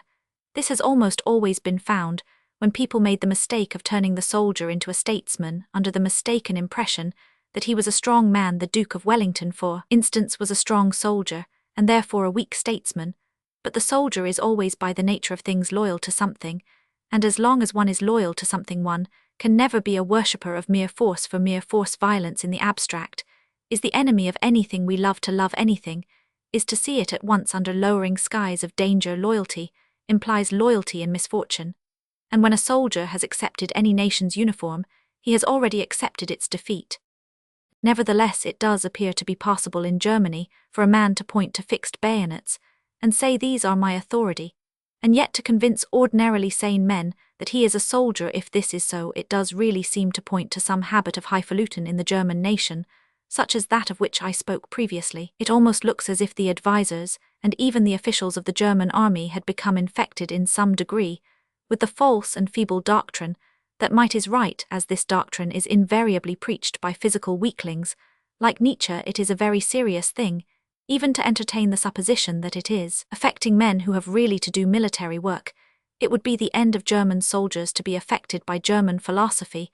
Energetic people use energy as a means, but only very tired people ever use energy as a reason. Athletes go in for games because athletes desire glory. Invalids go in for calisthenics for invalids alone of all human beings desire strength. So long as the German army points to its heraldic eagle and says, "I come in the name of this fierce but fabulous animal," the German army will be all right. If ever it says, "I come in the name of bayonets," the bayonets will break like glass, for only the weak exhibit strength without an aim. At the same time, as I said before, do not let us forget our own faults. Do not let us forget them any the more easily, because they are the opposite to the German faults. Modern England is too prone to present the spectacle of a person who is enormously delighted because he has not got the contrary disadvantages to his own. The Englishman is always saying, "My house is not damp at the moment," when his house is on fire, The Englishman is always saying, I have thrown off all traces of anemia in the middle of a fit of apoplexy. Let us always remember that if an Englishman wants to swindle English people, he does not dress up in the uniform of a soldier. If an Englishman wants to swindle English people, he would as soon think of dressing up in the uniform of a messenger boy. Everything in England is done unofficially, casually, by conversations, and cliques. The one parliament that really does rule England is a secret parliament, the debates of which must not be published. Cabinet. The debates of the Commons are sometimes important, but only the debates in the lobby, never the debates in the House. Journalists do control public opinion, but it is not controlled by the arguments they publish. It is controlled by the arguments between the editor and sub-editor, which they do not publish. This casualness is our English vice. It is at once casual and secret. Our public life is conducted privately. Hence, it follows that if an English swindler wished to impress us, the last thing he would think of doing would be to put on a uniform. He would put on a polite slouching air and a careless expensive suit of clothes.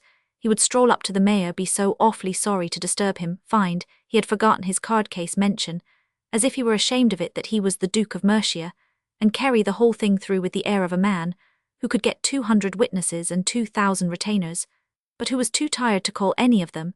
And if he did it very well, I strongly suspect that he would be as successful as the indefensible captain at Copernic. Our tendency for many centuries past has been not so much towards creating an aristocracy, which may or may not be a good thing in itself, as towards substituting an aristocracy for everything else. In England, we have an aristocracy instead of a religion. The nobility are to the English poor what the saints and the fairies are to the Irish poor, what the large devil with a black face was to the Scotch poor. The poetry of life. In the same way, in England, we have an aristocracy instead of a government. We rely on a certain good humour and education in the upper class to interpret to us our contradictory constitution. No educated man born of woman will be quite so absurd as the system that he has to administer. In short, we do not get good laws to restrain bad people, we get good people to restrain bad laws.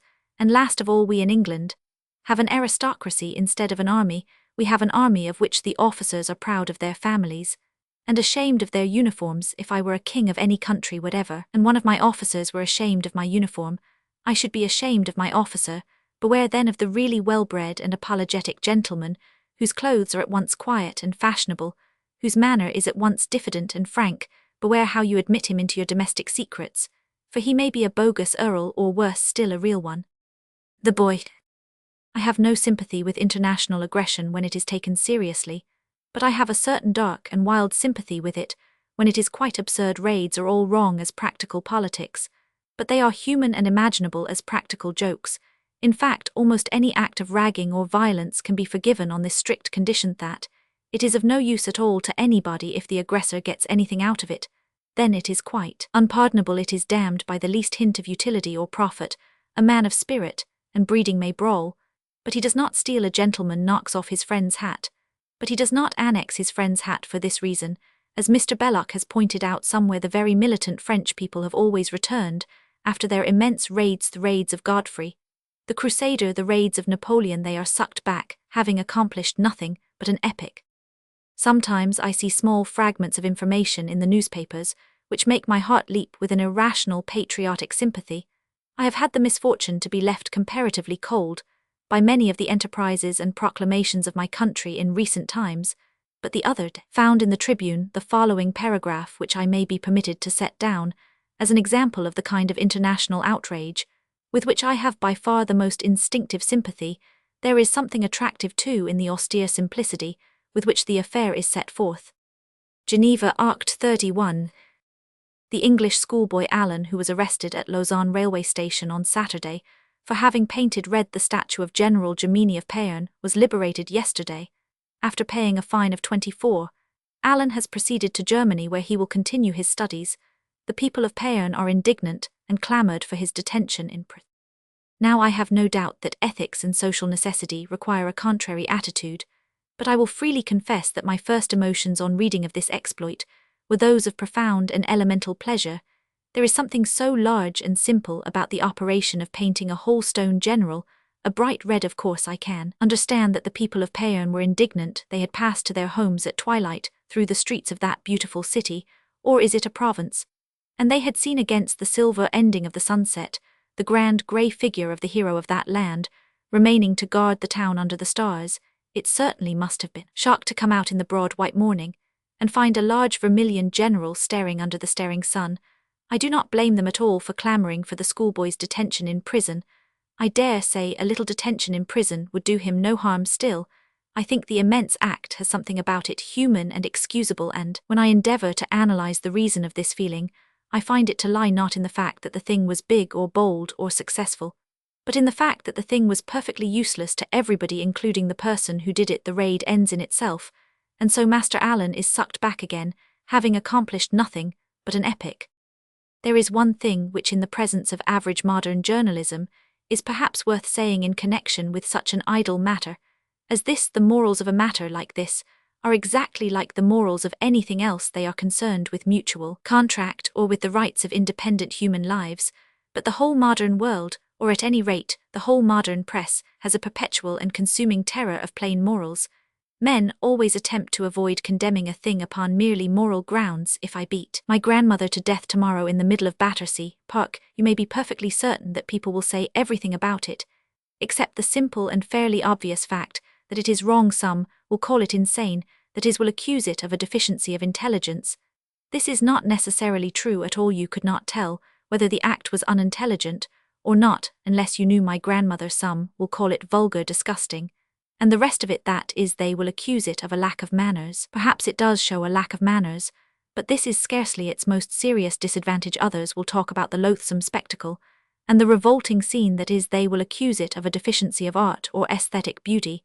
This again depends on the circumstances.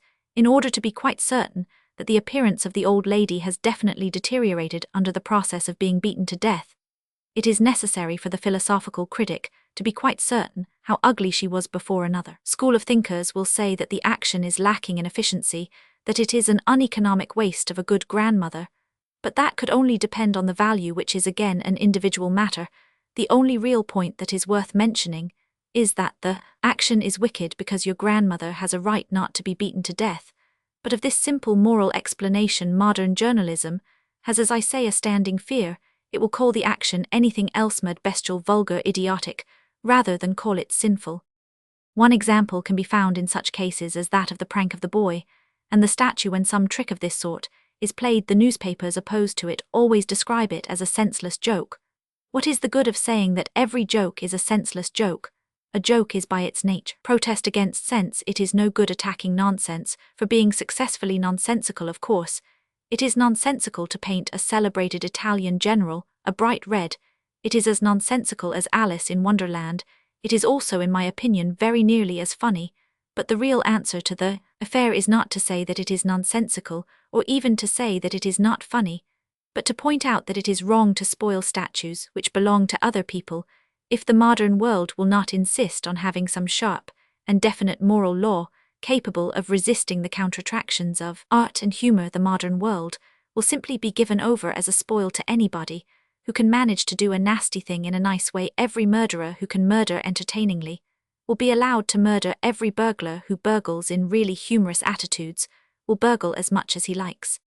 There is another case of the thing that I mean. Why on earth do the newspapers, in describing a dynamite outrage or any other political assassination, call it a dastardly outrage or a cowardly outrage?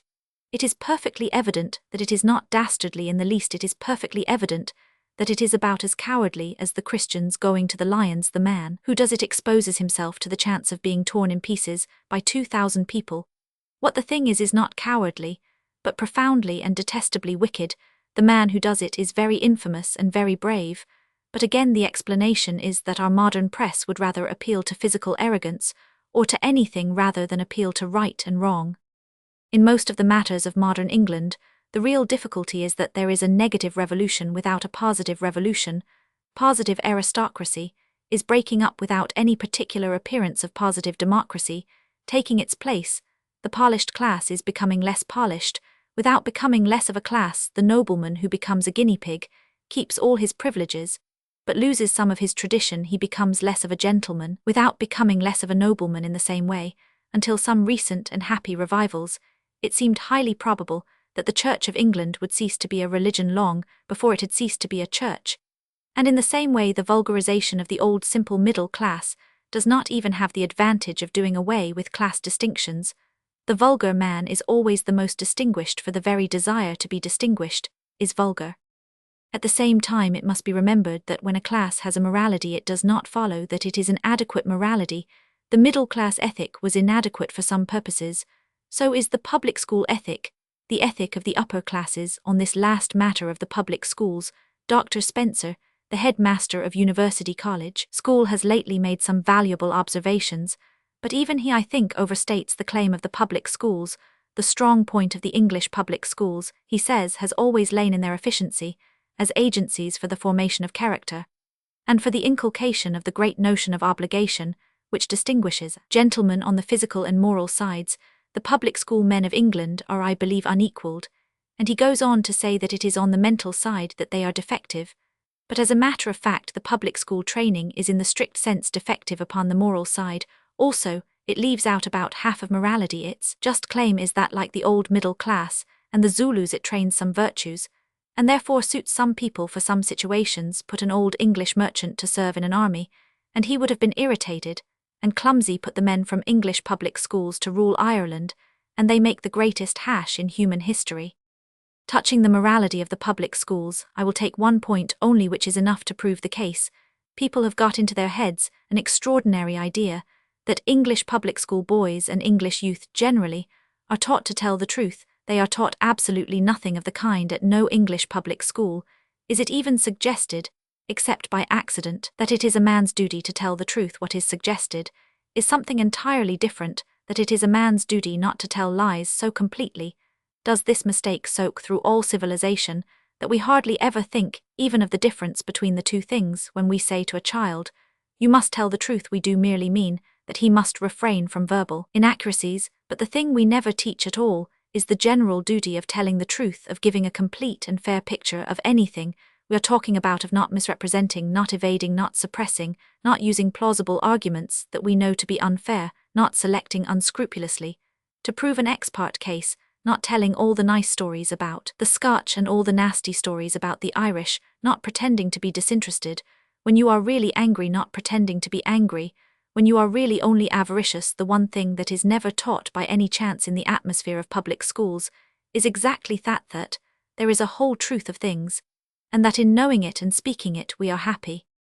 If anyone has the smallest doubt of this neglect of truth in public schools, he can kill his doubt with one plain question: can anyone on earth believe that if the seeing and telling of the whole truth were really one of the ideals of the English governing class, there could conceivably exist such a thing as the English party system?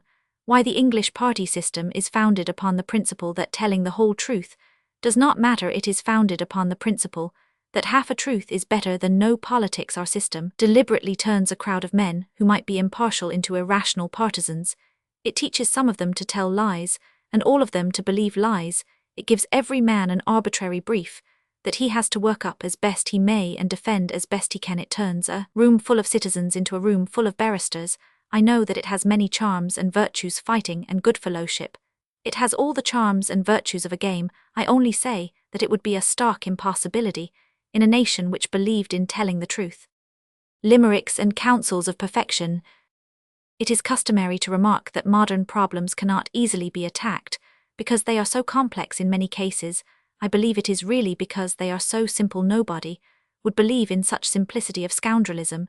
Even if it were pointed out, people would say that the truth was a charge of mere melodramatic villainy, forgetting that nearly all villains really are melodramatic. Thus, for instance, we say that some good measures are frustrated or some bad officials kept in power by the press and confusion of public business, whereas very often the reason is simple, healthy human bribery.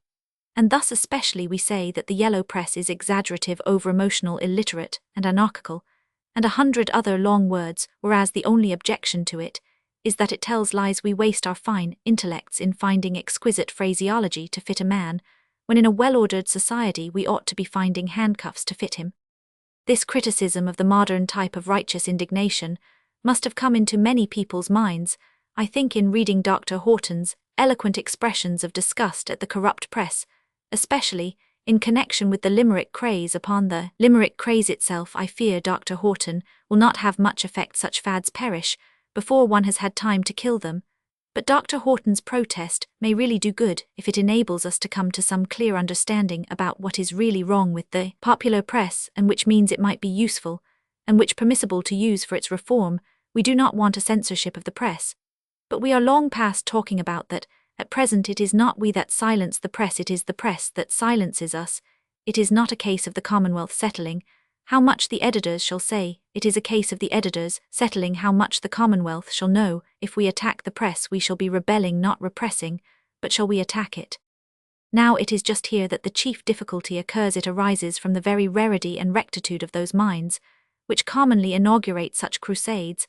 I have the warmest respect for Dr. Horton's thirst after righteousness, but it has always seemed to me that his righteousness would be more effective without his refinement. The curse of the nonconformists is their universal refinement. They dimly connect being good with being delicate, and even dapper with not being grotesque or loud or violent, with not sitting down on one's hat. Now, it is always a pleasure to be loud and violent, and sometimes it is a duty. Certainly, it has nothing to do with sin. A man can be loudly and violently virtuous. He can be loudly and violently saintly, though that is not the type of saintliness that we recognize in Dr. Horton. And as for sitting on one's hat, if it is done for any sublime object, as for instance to amuse the children, it is obviously an act of very beautiful self-sacrifice, the destruction and surrender of the symbol of personal dignity upon the shrine of public festivity. Now it will not do to attack the modern editor merely for being unrefined like the great mass of mankind. We must be able to say that he is immoral, not that he is undignified or ridiculous. I do not mind the yellow press editor sitting on his hat. My only objection to him begins to dawn when he attempts to sit on my hat, or indeed, as is at present the case, when he proceeds to sit on my head. But in reading between the lines of Dr. Horton's invective, one continually feels that he is not only angry with the popular press for being unscrupulous, he is partly angry with the popular press for being popular. He is not only irritated with limericks for causing a mean money-scramble, he is also partly irritated with limericks for being limericks. The enormous size of the levity gets on his nerves like the glare and blare of bank holiday. Now this is a motive which, however human and natural, must be strictly kept out of the way. It takes all sorts to make a world, and it is not in the least necessary that everybody should have that love of subtle and unobtrusive perfections in the matter of manners or literature, which does often go with the type of the ethical idealist. It is not in the least desirable that everybody should be earnest. It is highly desirable that everybody should be honest, but that is a thing that can go quite easily with a coarse and cheerful character. But the ineffectualness of most protests against the abuse of the press has been very largely due to the instinct of democracy, and the instinct of democracy is like the instinct of one woman wild, but quite right that the people who were trying to purify the press were also trying to refine it, and to this the democracy very naturally and very justly objected. We are justified in enforcing good morals, for they belong to all mankind, but we are not justified in enforcing good manners, for good manners always mean our own manners. We have no right to purge the popular press of all that we think vulgar or trivial. Dr. Horton may possibly loathe and detest limericks, just as I loathe and detest riddles, but I have no right to call them flippant and unprofitable. There are wild people in the world who like riddles. I am so afraid of this movement passing off into mere formless rhetoric and platform passion that I will even come close to the earth and lay down specifically some of the things that in my opinion could be and ought to be done to reform the press. First, I would make a law, if there is none such at present, by which an editor proved to have published false news without reasonable verification should simply go to prison. This is not a question of influences or atmospheres. The thing could be carried out as easily and as practically as the punishment of thieves and murderers. Of course, there would be the usual statement that the guilt was that of a subordinate. Let the accused editor have the right of proving this if he can. If he does, let the subordinate be tried and go to prison. 2 or 3 good rich editors and proprietors properly locked up would take the sting out of the yellow press better than centuries of Dr. Horton. Second, it's impossible to pass over altogether the most unpleasant, but the most important part of this problem. I will deal with it as distantly as possible. I do not believe there is any harm whatever in reading about murders. Rather, if anything, good, for the thought of death operates very powerfully with the poor in the creation of brotherhood and a sense of human dignity. I do not believe there is a pennyworth of harm in the police news as such. Even divorce news, though contemptible enough, can really in most cases be left to the discretion of grown people, and how far children get hold of such things is a problem for the home and not for the nation. But there is a certain class of evils which a healthy man or woman can actually go through life without knowing anything about at all. These, I say, should be stamped and blackened out of every newspaper with the thickest black of the Russian censor. Such cases should either be always tried, camera, or reporting them should be a punishable offense. The common weakness of nature, and the sins that flesh is heir to, we can leave people to find in newspapers. Men can safely see in the papers what they have already seen in the streets. They may safely find in their journals what they have already found in themselves. But we do not want the imaginations of rational and decent people clouded with the horrors of some obscene insanity, which has no more to do with human life than the man in Bedlam who thinks he is a chicken. And if this vile matter is admitted, let it be simply with a mention of the Latin or legal name of the crime, and with no details whatever, as it is exactly the reverse is true. Papers are permitted to terrify and darken the fancy of the young with innumerable details, but not permitted to state in clean legal language what the thing is about. They are allowed to give any fact about the thing, except the fact that it is a sin. Third, I would do my best to introduce everywhere the practice of signed articles. Those who urge the advantages of anonymity are either people who do not realize the special peril of our time, or they are people who are profiting by it. It is true, but futile, for instance, to say that there is something noble being nameless when a whole corporate body is bent on a consistent aim, as in an army or men building a cathedral. The point of modern newspapers is that there is no such corporate body and common aim, but each man can use the authority of the paper to further his own private fads and his own private finances. Anonymity and further counsels. The end of the article which I write is always cut off, and unfortunately I belong to that lower class of animals in whom the tale is important. It is not anybody's fault, but my own. It arises from the fact that I take such a long time to get to the point. Somebody the other day very reasonably complained of my being employed to write prefaces. He was perfectly right, for I always write a preface to the preface, and then I am stopped also quite justifiably. In my last article, I said that I favored three things: first, the legal punishment of deliberately false information; secondly, a distinction in the matter of reported immorality between those sins which any healthy man can see in himself, and those which he had better not see anywhere; and thirdly, an absolute insistence in the great majority of cases upon the signing of articles.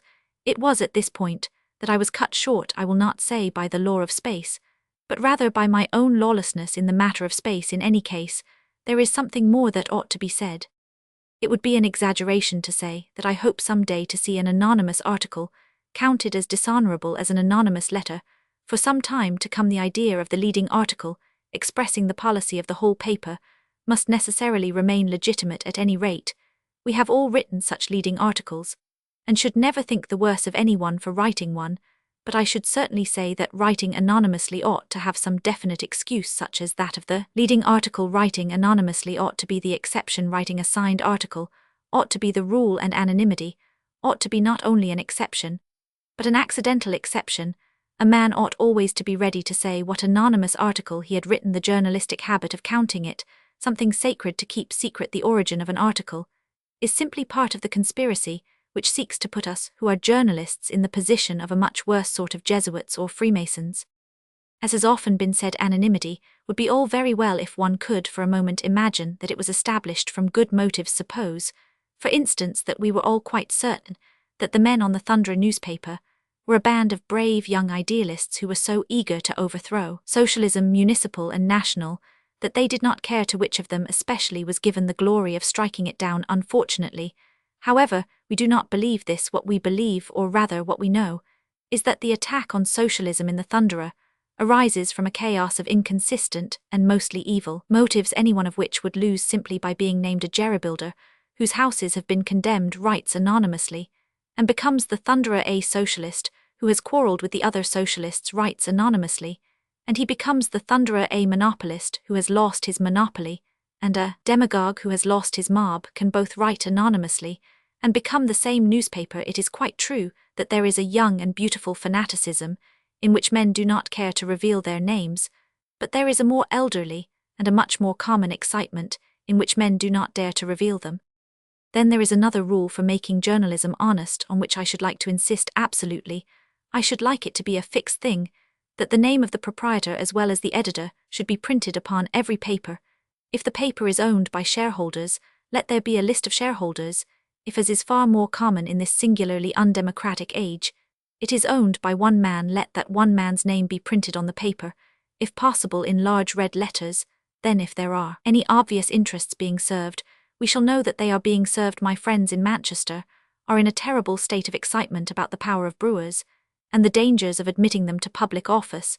But at least if a man has controlled politics through beer, people generally know it. The subject of beer is too fascinating for anyone to miss such personal peculiarities, but a man may control politics through journalism, and no ordinary English citizen know that he is controlling them at all. Again and again, in the lists of birthday honours, you and I have seen some Mr. Robinsons suddenly elevated to the peerage, without any apparent reason. Even the society papers which we read with avidity could tell us nothing about him, except that he was a sportsman or a kind landlord, or interested in the breeding of badgers. Now, I should like the name of that Mr. Robinson to be already familiar to the British public. I should like them to know already the public services for which they have to thank him.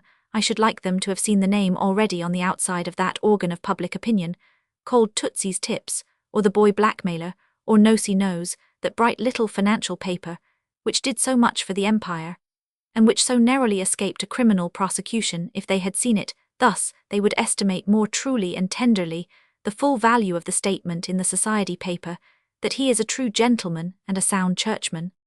Finally, it should be practically imposed by custom. It so happens that it could not possibly be imposed by law, that letters of definite and practical complaint should be necessarily inserted by any editor in any paper. Editors have grown very much too lax in this respect.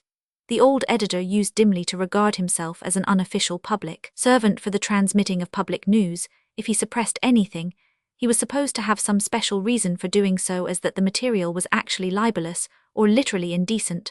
But the modern editor regards himself far too much as a kind of original artist, who can select and suppress facts with the arbitrary ease of a poet, or a caricaturist. He makes up the paper as man makes up a fairy tale.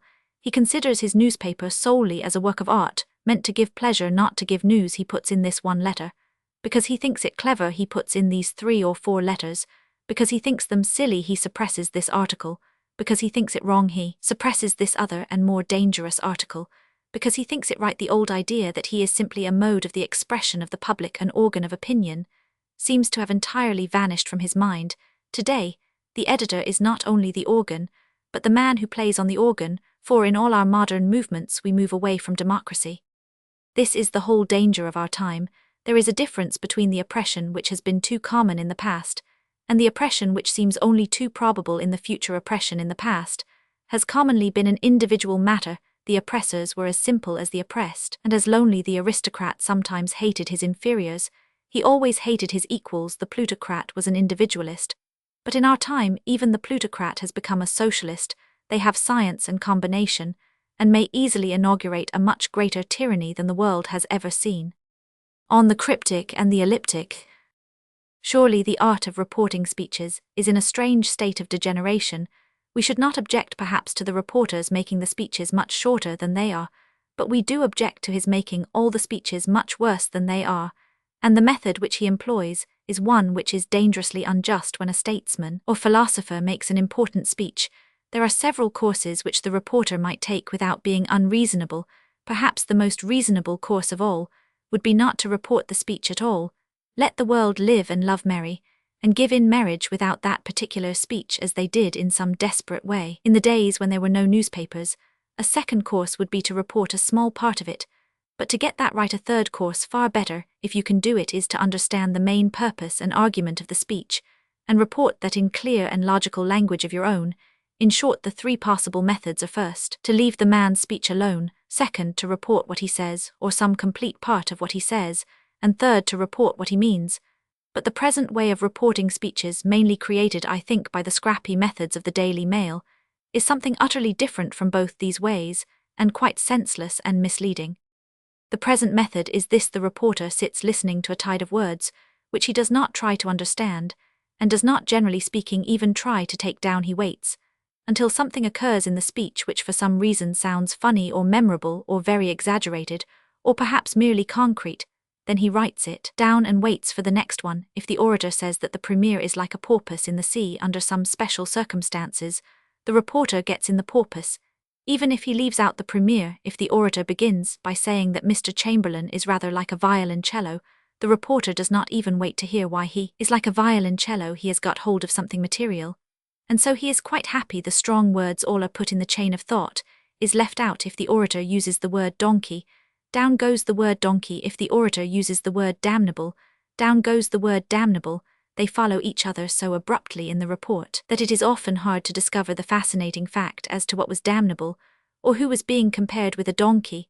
And the whole line of argument in which these things occurred is entirely lost. I have before me a newspaper report of a speech by Mr. Bernard Shaw, of which one complete and separate paragraph runs like this. Capital meant spare money over and above one's needs. Their country was not really their country at all, except in patriotic songs. I am well enough acquainted with the whole map of Mr. Bernard Shaw's philosophy to know that those two statements might have been related to each other in 100 ways. But I think that if they were read by an ordinary intelligent man who happened not to know Mr. Shaw's views, he would form no impression at all, except that Mr. Shaw was a lunatic of more than usually abrupt conversation and disconnected mind. The other two methods would certainly have done Mr. Shaw more justice. The reporter should either have taken down verbatim what the speaker really said about capital, or have given an outline of the way in which this idea was connected with the idea about patriotic songs. But we have not the advantage of knowing what Mr. Shaw really did say, so we had better illustrate the different methods from something that we do know. Most of us, I suppose, know Mark Antony's funeral speech in Julius Caesar. Now Mark Antony would have no reason to complain if he were not reported at all, if the Daily Pilum, or the Morning Fasces, or whatever it was, confined itself to saying Mr. Mark Antony also spoke, or Mr. Mark Antony, having addressed the audience. The meeting broke up in some confusion. The next honest method worthy of a noble Roman reporter would be that, since he could not report the whole of the speech, he should report some of the speech. He might say Mr. Mark Antony, in the course of his speech, said, "When that the poor have cried Caesar hath wept, ambition should be made of sterner stuff."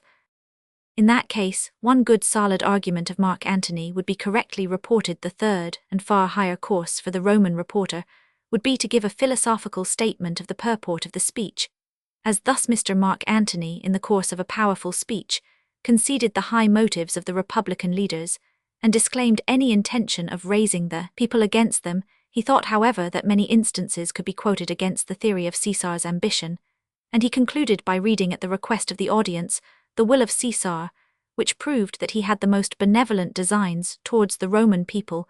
That is, I admit, not quite so fine as Shakespeare, but it is a statement of the man's political position. But if a Daily Mail reporter were sent to take down Antony's oration, he would simply wait for any expressions that struck him as odd, and put them down one after another, without any logical connection at all.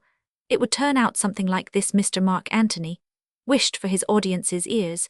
He had thrice offered Caesar a crown. Caesar was like a deer if he were Brutus. He would put a wound in every tongue. The stones of Rome would mutiny. See what a rent the envious Casca paid. Brutus was Caesar's angel. The right honourable gentleman concluded by saying that he and the audience had all fallen down. That is the report of a political speech in a modern, progressive, or American manner. And I wonder whether the Romans would have put up with it. The reports of the debates in the Houses of Parliament are constantly growing smaller and smaller in our newspapers. Perhaps this is partly because the speeches are growing duller and duller. I think in some degree, the two things act and react on each other. For fear of the newspapers, politicians are dull. And at last they are too dull even for the newspapers. The speeches in our time are more careful and elaborate, because they are meant to be read and not to be heard, and exactly because they are more careful and elaborate, they are not so likely to be worthy of a careful and elaborate report. They are not interesting enough, so the moral cowardice of modern politicians has after all some punishment attached to it by the silent anger of heaven. Precisely because our political speeches are meant to be reported, they are not worth reporting. Precisely because they are carefully designed to be read, nobody reads them. Thus we may concede that politicians have done something towards degrading journalism. It was not entirely done by us, the journalists, but most of it was. It was mostly the fruit of our first and most natural synth habit of regarding ourselves as conjurers rather than priests. For the definition is that a conjurer is apart from his audience, while a priest is a part of his. The conjurer despises his congregation. If the priest despises anyone, it must be himself. The curse of all journalism, but especially of that yellow journalism, which is the shame of our profession, is that we think ourselves cleverer than the people for whom we write, whereas, in fact, we are generally even stupider. But this insolence has its nemesis, and that nemesis is well illustrated in this matter of reporting. For the journalist, having grown accustomed to talking down to the public, commonly talks too low at last, and becomes merely barbaric and unintelligible by his very efforts to be obvious. He becomes obscure. This just punishment may specially be noticed in the case of those staggering and staring headlines which American journalism introduced, and which some English journalism imitates. I once saw a headline in a London paper which ran simply thus: Dobbin's Little Mary. This was intended to be familiar and popular, and therefore presumably lucid. But it was some time before I realized, after reading about half the printed matter underneath, that it had something to do with the proper feeding of horses. At first sight I took it as the historical leader of the future, will certainly take it as containing some allusion to the little daughter who so monopolized the affections of the major at the end of Vanity Fair. The Americans carry to an even wilder extreme this darkness. By excess of light you may find a column in an American paper headed Poet Brown off Orangeflowers, or Senator Robinson shoehorns hats now, and it may be quite a long time before the full meaning breaks upon you. It has not broken upon me yet. And something of this intellectual vengeance pursues also those who adopt the modern method of reporting speeches. They also become mystical simply by trying to be vulgar. They also are condemned to be always trying to write like George R. Sims, and succeeding in spite of themselves in writing like Maeterlinck. That combination of words which I have quoted from an alleged speech of Mr. Bernard Shaw's was written down by the reporter with the idea that he was being particularly plain and democratic. But as a matter of fact, if there is any connection between the two sentences, it must be something as dark as the deepest roots of Browning, or something as invisible as the most airy filaments of Meredith. To be simple and to be democratic are two very honourable and austere achievements, and it is not given to all the snobs and self-seekers to achieve them. High above even Maeterlinck or Meredith stand those like Homer and Milton, whom no one can misunderstand, and Homer and Milton are not only better poets than Browning, great as he was, but they would also have been very much better journalists than the young men on the Daily Mail. As it is, however, this misrepresentation of speeches is only a part of a vast journalistic misrepresentation of all life, as it is journalism is popular. But it is popular mainly as fiction. Life is one world and life seen in the newspapers another. The public enjoys both, but it is more or less conscious of the difference. People do not believe, for instance, that the debates in the House of Commons are as dramatic as they appear in the daily papers. If they did, they would go not to the daily paper, but to the House of Commons. The galleries would be crowded every night, as they were in the French Revolution, for instead of seeing a printed story for a penny, they would be seeing an acted drama for nothing. But the people know in their hearts that journalism is a conventional art, like any other, that it selects, heightens, and falsifies only. Its nemesis is the same as that of other arts. If it loses all care for truth, it loses all form. Likewise, the modern who paints too cleverly produces a picture of a cow, which might be the earthquake at San Francisco, and the journalist who reports a speech too cleverly makes it mean nothing at all. The worship of the wealthy. There has crept, I notice, into our literature and journalism a new way of flattering the wealthy and the great. In more straightforward times, flattery itself was more straightforward. Falsehood itself was more true. A poor man wishing to please a rich man simply said that he was the wisest, bravest, tallest, strongest, most benevolent, and most beautiful of mankind. And as even the rich man probably knew that he wasn't, that the thing did the less harm. When courtiers sang the praises of a king, they attributed to him things that were entirely improbable, as that he resembled the sun at noonday, that they had to shade their eyes when he entered the room, that his people could not breathe without him, or that he had with his single sword conquered Europe, Asia, Africa, and America. The safety of this method was its artificiality. Between the king and his public image there was really no relation, but the moderns have invented a much subtler and more poisonous kind of eulogy. The modern method is to take the prince or rich man to give a credible picture of his type of personality, as that he is businesslike or a sportsman or fond of art or convivial or reserved, and then enormously exaggerate the value and importance of these natural qualities. Those who praise Mr. Carnegie do not say that he is as wise as Solomon, and as brave as Mars. I wish they Roman 999 it would be the next most honest thing to giving their real reason for praising him, which is simply that he has money. The journalists who write about Mr. Pierpont Morgan do not say that he is as beautiful as Apollo. I wish they Roman 999 what What they do is to take the rich man's superficial life and manner, clothes, hobbies, love of cats, dislike of doctors, or what not, and then, with the assistance of this realism, make the man out to be a prophet and a savior of his kind, whereas he is merely a private and stupid man who happens to like cats or to dislike doctors. The old flatterer took for granted that the king was an ordinary man, and set to work to make him out extraordinary. The newer and cleverer flatterer takes for granted that he is extraordinary, and that therefore even ordinary things about him will be of interest. I have noticed one very amusing way in which this is done. I noticed the method applied to about 6 of the wealthiest men in England. In a book of interviews published by an able and well-known journalist, the flatterer contrives to combine strict truth of fact with a vast atmosphere of awe and mystery, by the simple operation of dealing almost entirely in negatives. Suppose you are writing sympathetic study of Mr. Pierpont Morgan. Perhaps there is not much to say about what he does think or like or admire, but you can suggest whole vistas of his taste and philosophy by talking a great deal about what he does not think or like or admire.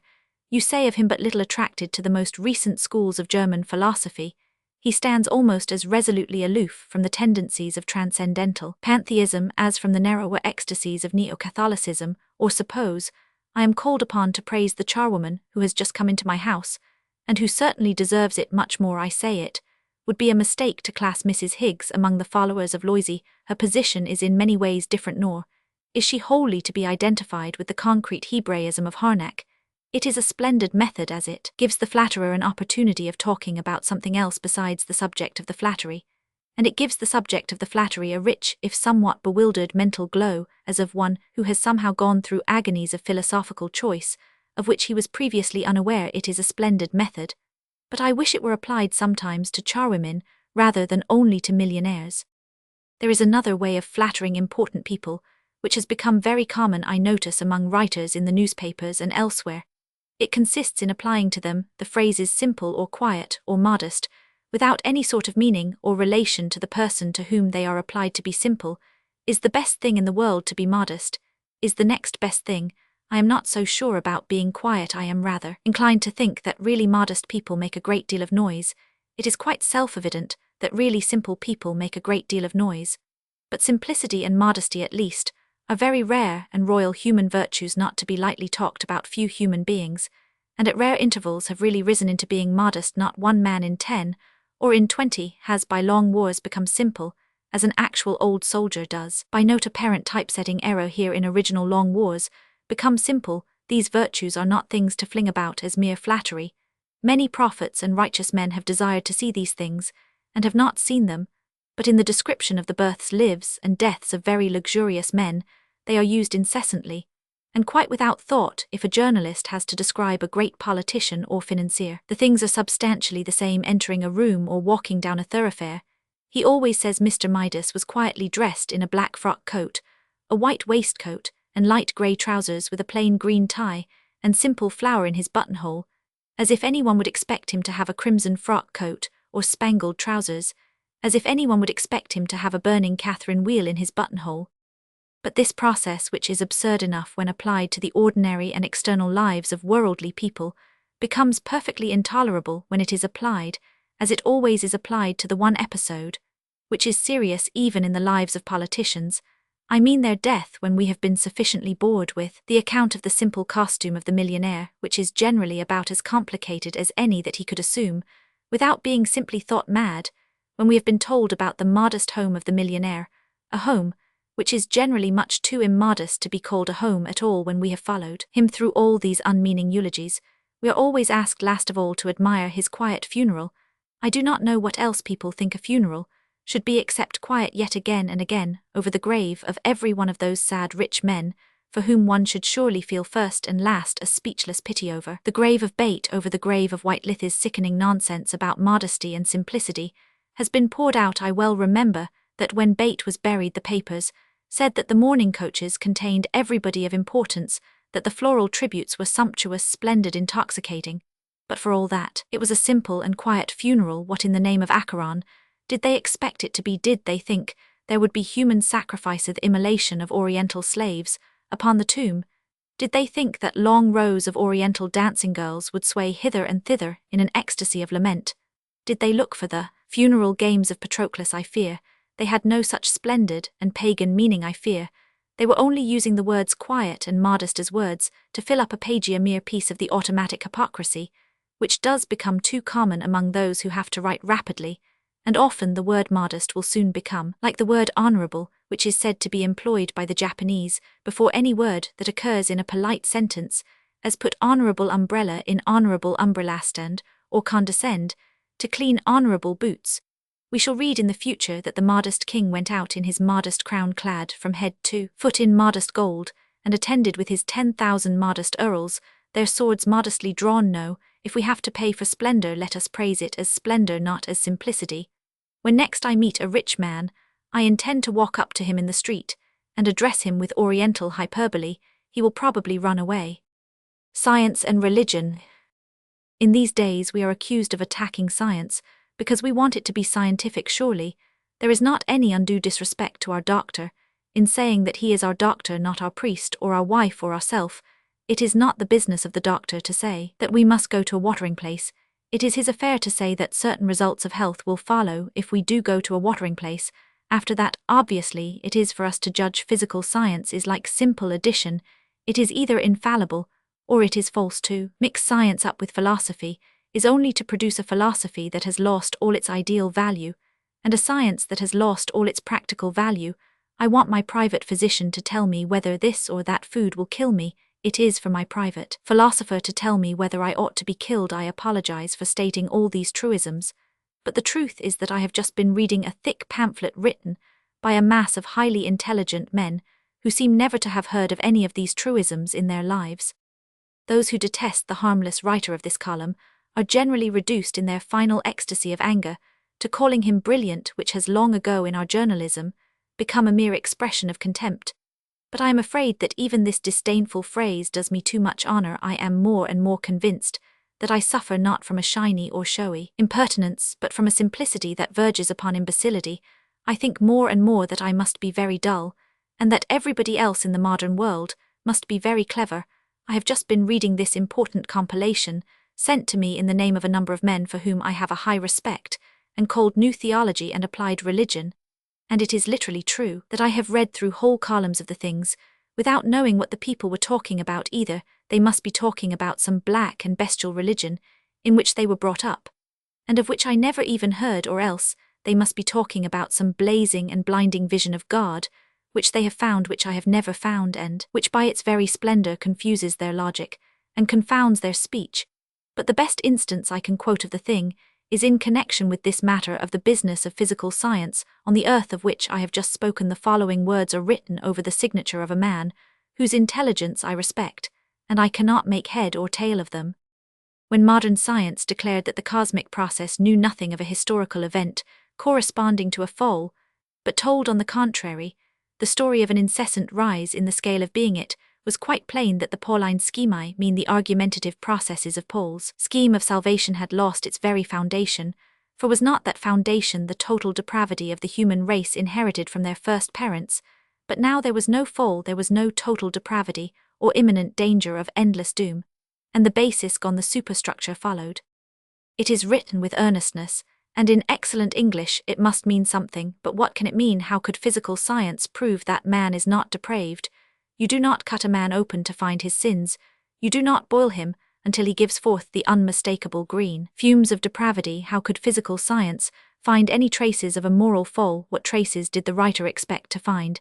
Did he expect to find a fossil Eve with a fossil apple inside her? Did he suppose that the ages would have spared for him a complete skeleton of Adam attached to a slightly faded fig leaf? The whole paragraph which I have quoted is simply a series of inconsequent sentences, all quite untrue in themselves, and all quite irrelevant to each other. Science never said that there could have been no fall. There might have been 10 falls, one on top of the other, and the thing would have been quite consistent with everything that we know from physical science. Humanity might have grown morally worse for millions of centuries, and the thing would in no way have contradicted the principle of evolution. Men of science, not being raving lunatics, never said that there had been an incessant rise in the scale of being, for an incessant rise would mean a rise without any relapse or failure, and physical evolution is full of relapse and failure. There were certainly some physical falls, there may have been any number of moral falls, so that, as I have said, I am honestly bewildered as to the meaning of such passages as this, in which the advanced person writes that because geologists know nothing about the fall, therefore any doctrine of depravity is untrue, because science has not found something which obviously it could not find, therefore something entirely different, psychological sense of Everly's, untrue. You might sum up this writer's argument abruptly, but accurately in some way like this: we have not dug up the bones of the archangel Gabriel, who presumably had none, therefore little boys left to themselves, will not be selfish to me. It is all wild and whirling, as if a man said the plumber can find nothing wrong with our piano, so I suppose that my wife does love me. I am not going to enter here into the real doctrine of original sin, or into that probably false version of it, which the New Theology writer calls the doctrine of depravity, but whatever else the worst doctrine of depravity may have been, it was a product of spiritual conviction. It had nothing to do with remote physical origins. Men thought mankind wicked, because they felt wicked themselves. If a man feels wicked, I cannot see why he should suddenly feel good, because somebody tells him that his ancestors once had tails. Man's primary purity and innocence may have dropped off with his tail for all anybody knows. The only thing we all know about that primary purity and innocence is that we have not got it. Nothing can be, in the strictest sense of the word, more comic than to set so shadowy a thing as the conjectures made by the vaguer anthropologists about primitive man against so solid a thing as the human sense of sin.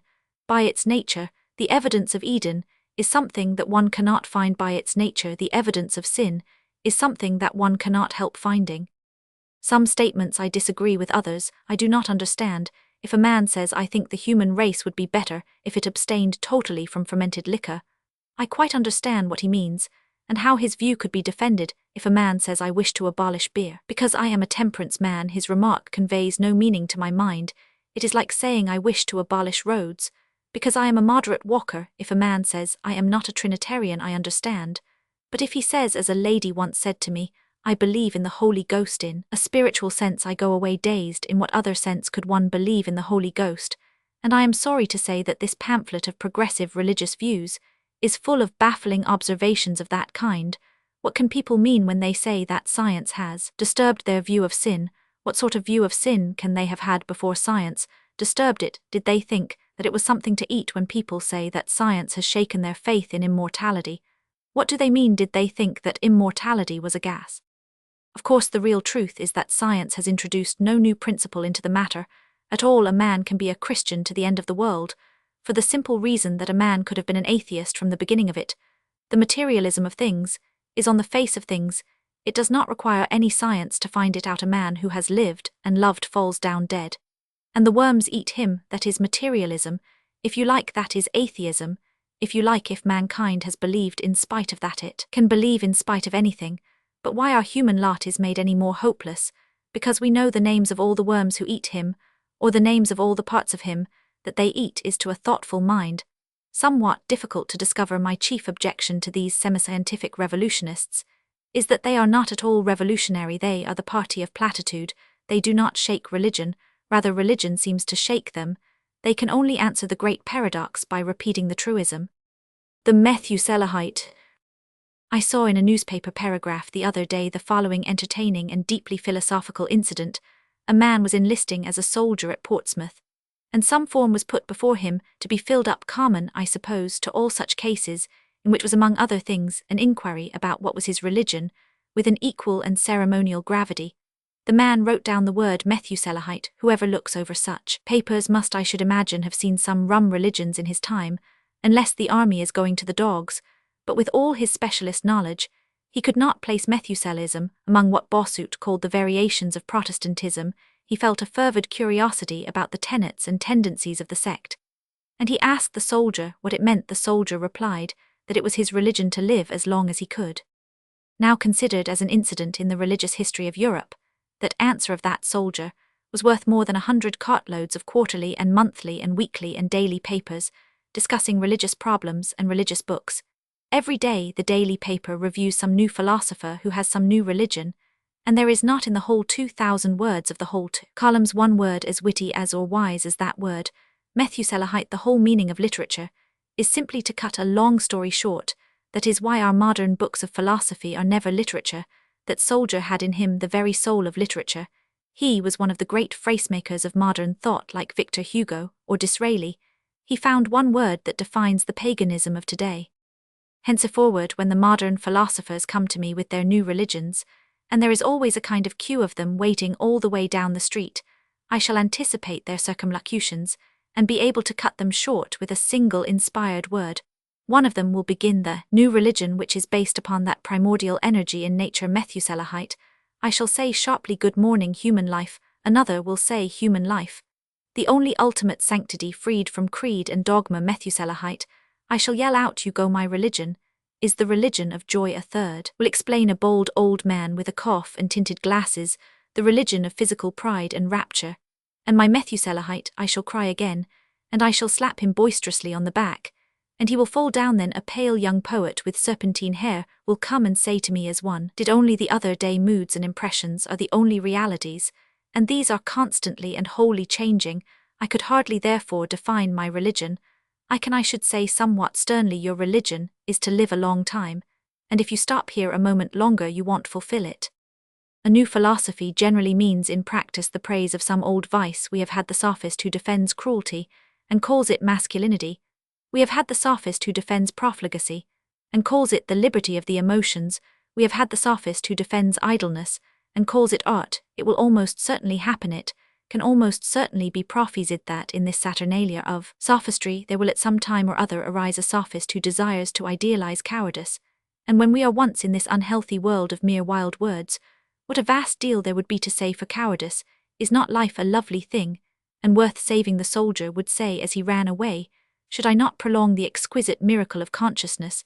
The householder would say as he hid under the table, as long as there are roses and lilies on the earth, shall I not remain here? Would come the voice of the citizen from under the bed.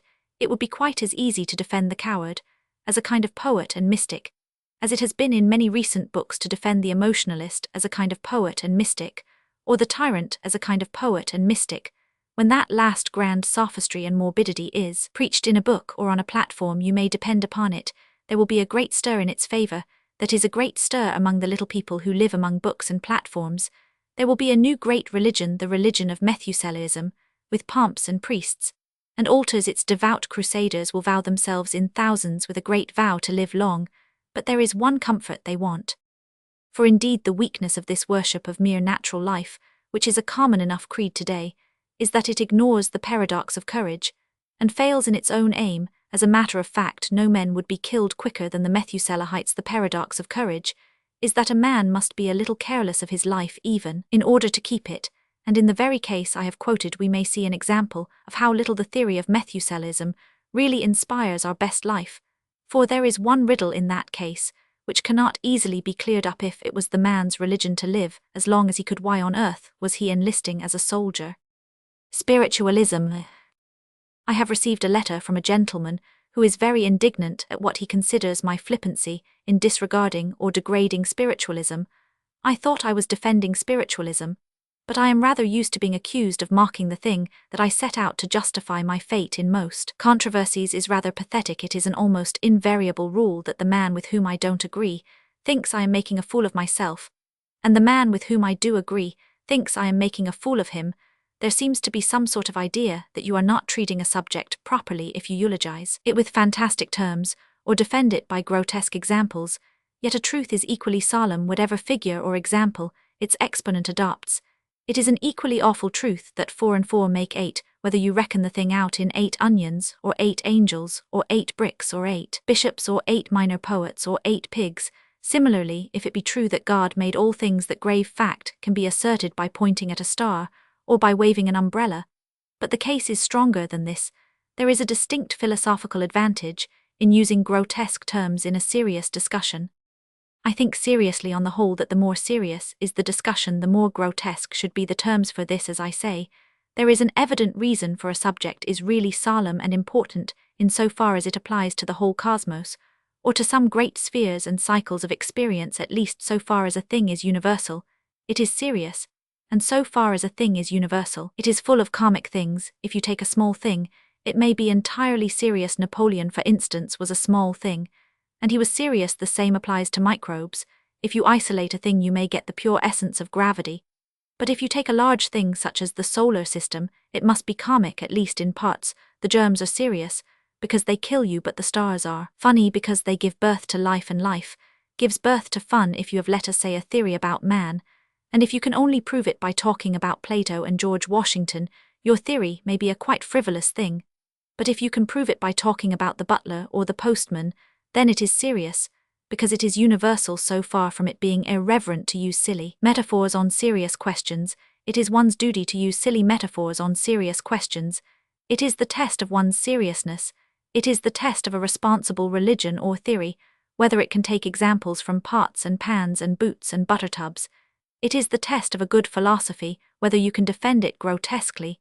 It is the test of a good religion, whether you can joke about it. When I was a very young journalist, I used to be irritated at a peculiar habit of printers, a habit which most persons of a tendency similar to mine have probably noticed also. It goes along with the fixed belief of printers that to be a rationalist is the same thing as to be a nationalist. I mean the printer's tendency to turn the word cosmic into the word comic. It annoyed me at the time. But since then, I have come to the conclusion that the printers were right. The democracy is always right. Whatever is cosmic is comic. Moreover, there is another reason that makes it almost inevitable that we should defend grotesquely what we believe seriously. It is that all grotesqueness is itself intimately related to seriousness. Unless a thing is dignified, it cannot be undignified. Why is it funny that a man should sit down suddenly in the street? There is only one possible or intelligent reason: that man is the image of God. It is not funny that anything else should fall down, only that a man should fall down. No one sees anything funny in a tree falling down. No one sees a delicate absurdity in a stone falling down. No man stops in the road and roars with laughter at the sight of the snow coming down. The fall of thunderbolts is treated with some gravity. The fall of roofs and high buildings is taken seriously. It is only when a man tumbles down that we laugh. Why do we laugh? Because it is a grave religious matter. It is the fall of man. Only man can be absurd, for only man can be dignified. The above, which occupies the great part of my article, is a parenthesis. It is time that I returned to my choleric correspondent, who rebuked me for being too frivolous about the problem of spiritualism. My correspondent, who is evidently an intelligent man, is very angry with me indeed. He uses the strongest language. He says I remind him of a brother of his, which seems to open an abyss or vista of infamy. The main substance of his attack resolves itself into two propositions. First, he asks me what right I have to talk about spiritualism at all. As I admit, I have never been to a séance. This is all very well, but there are a good many things to which I have never been. But I have not the smallest intention of leaving off talking about them. I refuse, for instance, to leave off talking about the siege of Troy. I decline to be mute in the matter of the French Revolution. I will not be silenced on the late indefensible assassination of Julius Caesar. If nobody has any right to judge of spiritualism, except a man who has been to a séance, the results, logically speaking, are rather serious. It would almost seem as if nobody had any right to judge of Christianity who had not been to the first meeting at Pentecost, which would be dreadful. I conceive myself capable of forming my opinion of spiritualism without seeing spirits, just as I form my opinion of the Japanese war without seeing the Japanese, or my opinion of American millionaires without, thank God, seeing an American millionaire. Blessed are they who have not seen, and yet have believed a passage which some have considered as a prophecy of modern journalism. But my correspondent's second objection is more important. He charges me with actually ignoring the value of communication if it exists between this world and the next. I do not ignore it, but I do say this, that a different principle attaches to investigation in this spiritual field from investigation in any other. If a man baits a line for fish, the fish will come even. If he declares there are no such things as fishes, if a man limes a twig for birds, the birds will be caught, even if he thinks it superstitious to believe in birds at all. But a man cannot bait a line for souls, a man cannot lime a twig to catch gods. All wise schools have agreed that this latter capture depends to some extent on the faith of the capturer. So it comes to this: if you have no faith in the spirits, your appeal is in vain, and if you have, is it needed? If you do not believe, you cannot; if you do, you will not. That is the real distinction between investigation in this department and investigation in any other. The priest calls to the goddess for the same reason that a man calls to his wife, because he knows she is there. If a man kept on shouting out very loud the single word Maria, merely with the object of discovering whether, if he did it long enough, some woman of that name would come and marry him, he would be more or less in the position of the modern spiritualist. The old religionist cried out for his God. The new religionist cries out for some God, to be his. The whole point of religion as it has hitherto existed in the world was that you knew all about your gods even before you saw them, if indeed you ever roam. 999 Spiritualism seems to me absolutely right on all its mystical side. The supernatural part of it seems to me quite natural, the incredible part of it seems to me obviously true. But I think it so far dangerous or unsatisfactory that it is in some degree scientific. It inquires whether its gods are worth inquiring into. A man of a certain age may look into the eyes of his ladylove to see that they are beautiful, but no normal lady will allow that young man to look into her eyes to see whether they are beautiful. The same vanity and idiosyncrasy has been generally observed in gods. Praise them or leave them alone.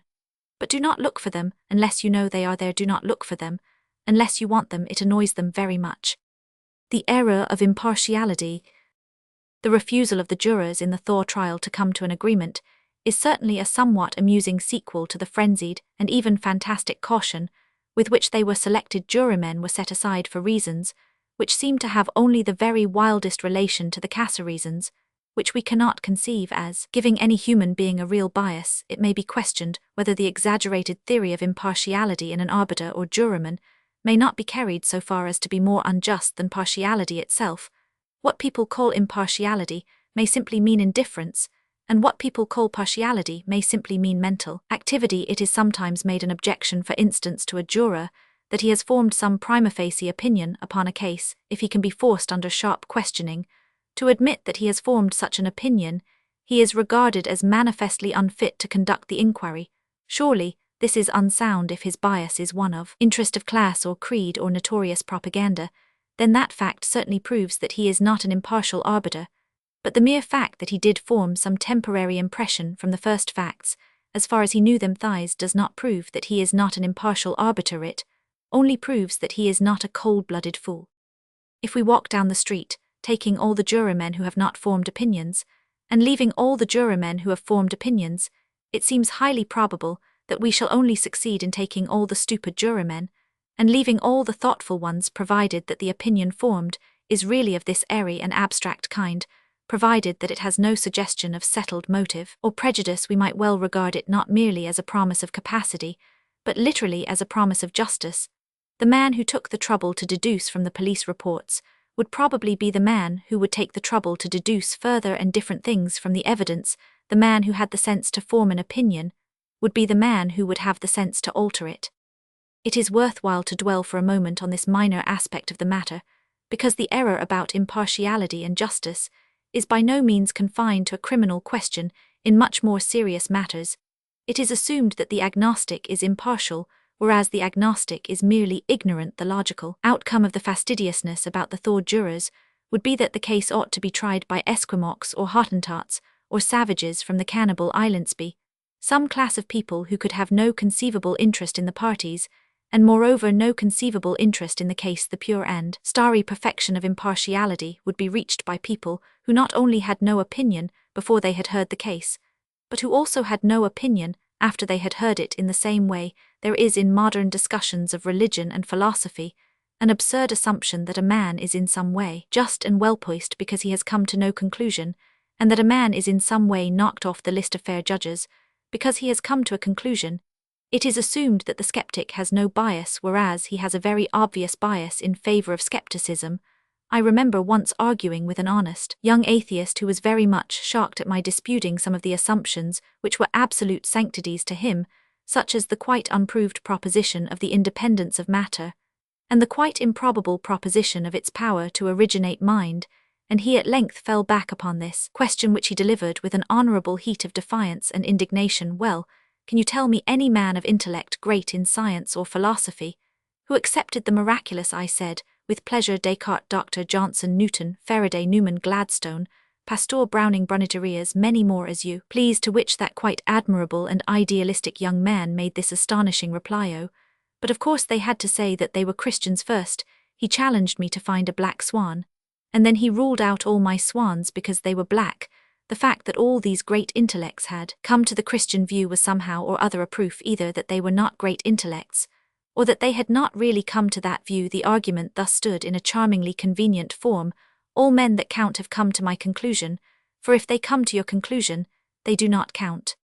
It did not seem to occur to such controversialists that if Cardinal Newman was really a man of intellect, The fact that he adhered to dogmatic religion proved exactly as much as the fact that Professor Huxley, another man of intellect, found that he could not adhere to dogmatic religion. That is to say, as I cheerfully admit, it proved precious little either way if there is one class of men whom history has proved especially and supremely capable of going quite wrong in all directions. It is the class of highly intellectual men. I would always prefer to go by the bulk of humanity.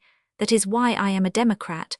But whatever be the truth about exceptional intelligence, and the masses, it is manifestly most unreasonable that intelligent men should be divided upon the absurd modern principle of regarding every clever man who cannot make up his mind as an impartial judge, and regarding every clever man who can make up his mind as a servile fanatic.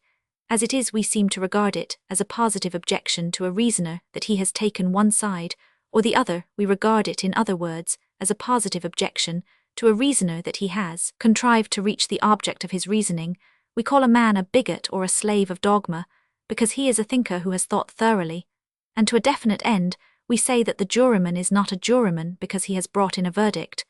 We say that the judge is not a judge because he gives judgment. We say that the sincere believer has no right to vote simply because he has voted. Phonetic spelling. A correspondent asks me to make more lucid my remarks about phonetic spelling. I have no detailed objection to items of spelling reform. My objection is to a general principle. And it is this, it seems to me, that what is really wrong with all modern and highly civilized language is that it does so largely consist of dead words.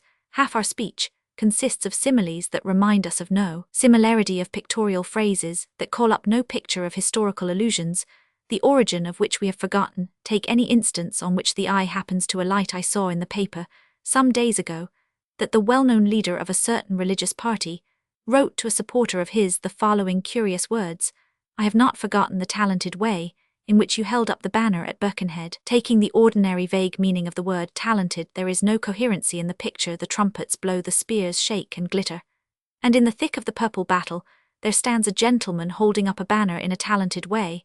And when we come to the original force of the word talent, the matter is worse. A talent is a Greek coin used in the New Testament as a symbol of the mental capital committed to an individual at birth. If the religious leader in question had really meant anything by his phrases, he would have been puzzled to know how a man could use a Greek coin to hold up a banner. But really he meant nothing by his phrases. Holding up the banner was to him a colourless term for doing the proper thing, and talented was a colourless term for doing it successfully. Now my own fear touching anything in the way of phonetic spelling is that it would simply increase this tendency to use words as counters, and not as coins, the original life in a word, as in the word talent burns low as it is sensible spelling, might extinguish it altogether. Suppose any sentence you like. Suppose a man says republics generally encourage holidays. It looks like the top line of a copybook. Now it is perfectly true that if you wrote that sentence exactly as it is pronounced, even by highly educated people, the sentence would run republics generally encourage holidays. It looks ugly, but I have not the smallest objection to ugliness. My objection is that these four words have each a history and hidden treasures in them, that this history and hidden treasure, which we tend to forget too much as it is phonetic spelling, tends to make us forget altogether. Republic does not mean merely a mode of political choice. Republic, as we see when we look at the structure of the word, means the public thing, the abstraction which is us all. A Republican is not a man who wants a constitution with a president. A Republican is a man who prefers to think of government as impersonal. He is opposed to the royalist who prefers to think of government as personal. Take the second word, generally. This is always used as meaning in the majority of cases, but again, if we look at the shape and spelling of the word, we shall see that generally means something more like generically, and is akin to such words as generation or regenerate. Pigs are generally dirty does not mean that pigs are in the majority of cases dirty, but that pigs as a race or genus are dirty, that pigs as pigs are dirty. An important philosophical distinction. Take the third word, encourage. The word encourage is used in such modern sentences in the merely automatic sense of promote, to encourage. Poetry means merely to advance or assist poetry, but to encourage poetry means properly to put courage into poetry, a fine idea. Take the fourth word, holidays. As long as that word remains, it will always answer the ignorant slander which asserts that religion was opposed to human cheerfulness. That word will always assert that when a day is holy, It should also be happy properly spelt. These words all tell. Sublime story like Westminster Abbey, phonetically spelt they might lose the last traces of any such story generally, is an exalted metaphysical term generally, is not if you encourage a man you pour into him the chivalry of 100 princes. This does not happen if you merely encourage him republics, if spelt phonetically might actually forget to be public holidays, if spelt phonetically might actually forget to be holy. Here is a case that has just occurred. A certain magistrate told somebody, whom he was examining in court, that he or she should always be polite to the police. I do not know whether the magistrate noticed the circumstance, but the word polite and the word police have the same origin and meaning. Politeness means the atmosphere and ritual of the city, the symbol of human civilization. The policeman means the representative and guardian of the city, the symbol of human civilization.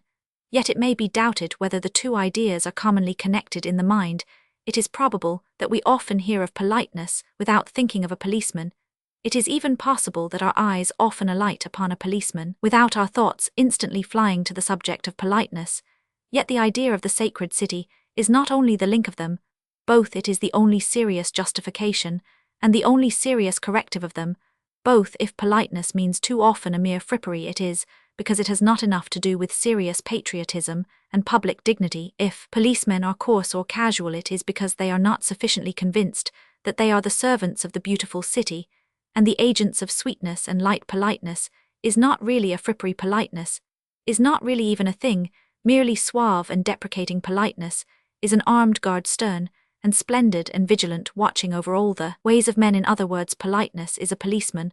A policeman is not merely a heavy man with a truncheon. A policeman is a machine for the smoothing and sweetening of the accidents of everyday existence. In other words, a policeman is politeness, a veiled image of politeness, sometimes impenetrably veiled. But my point is here that by losing the original idea of the city, which is the force and youth of both the words, both the things actually degenerate. Our politeness loses all manliness, because we forget that politeness is only the Greek for patriotism.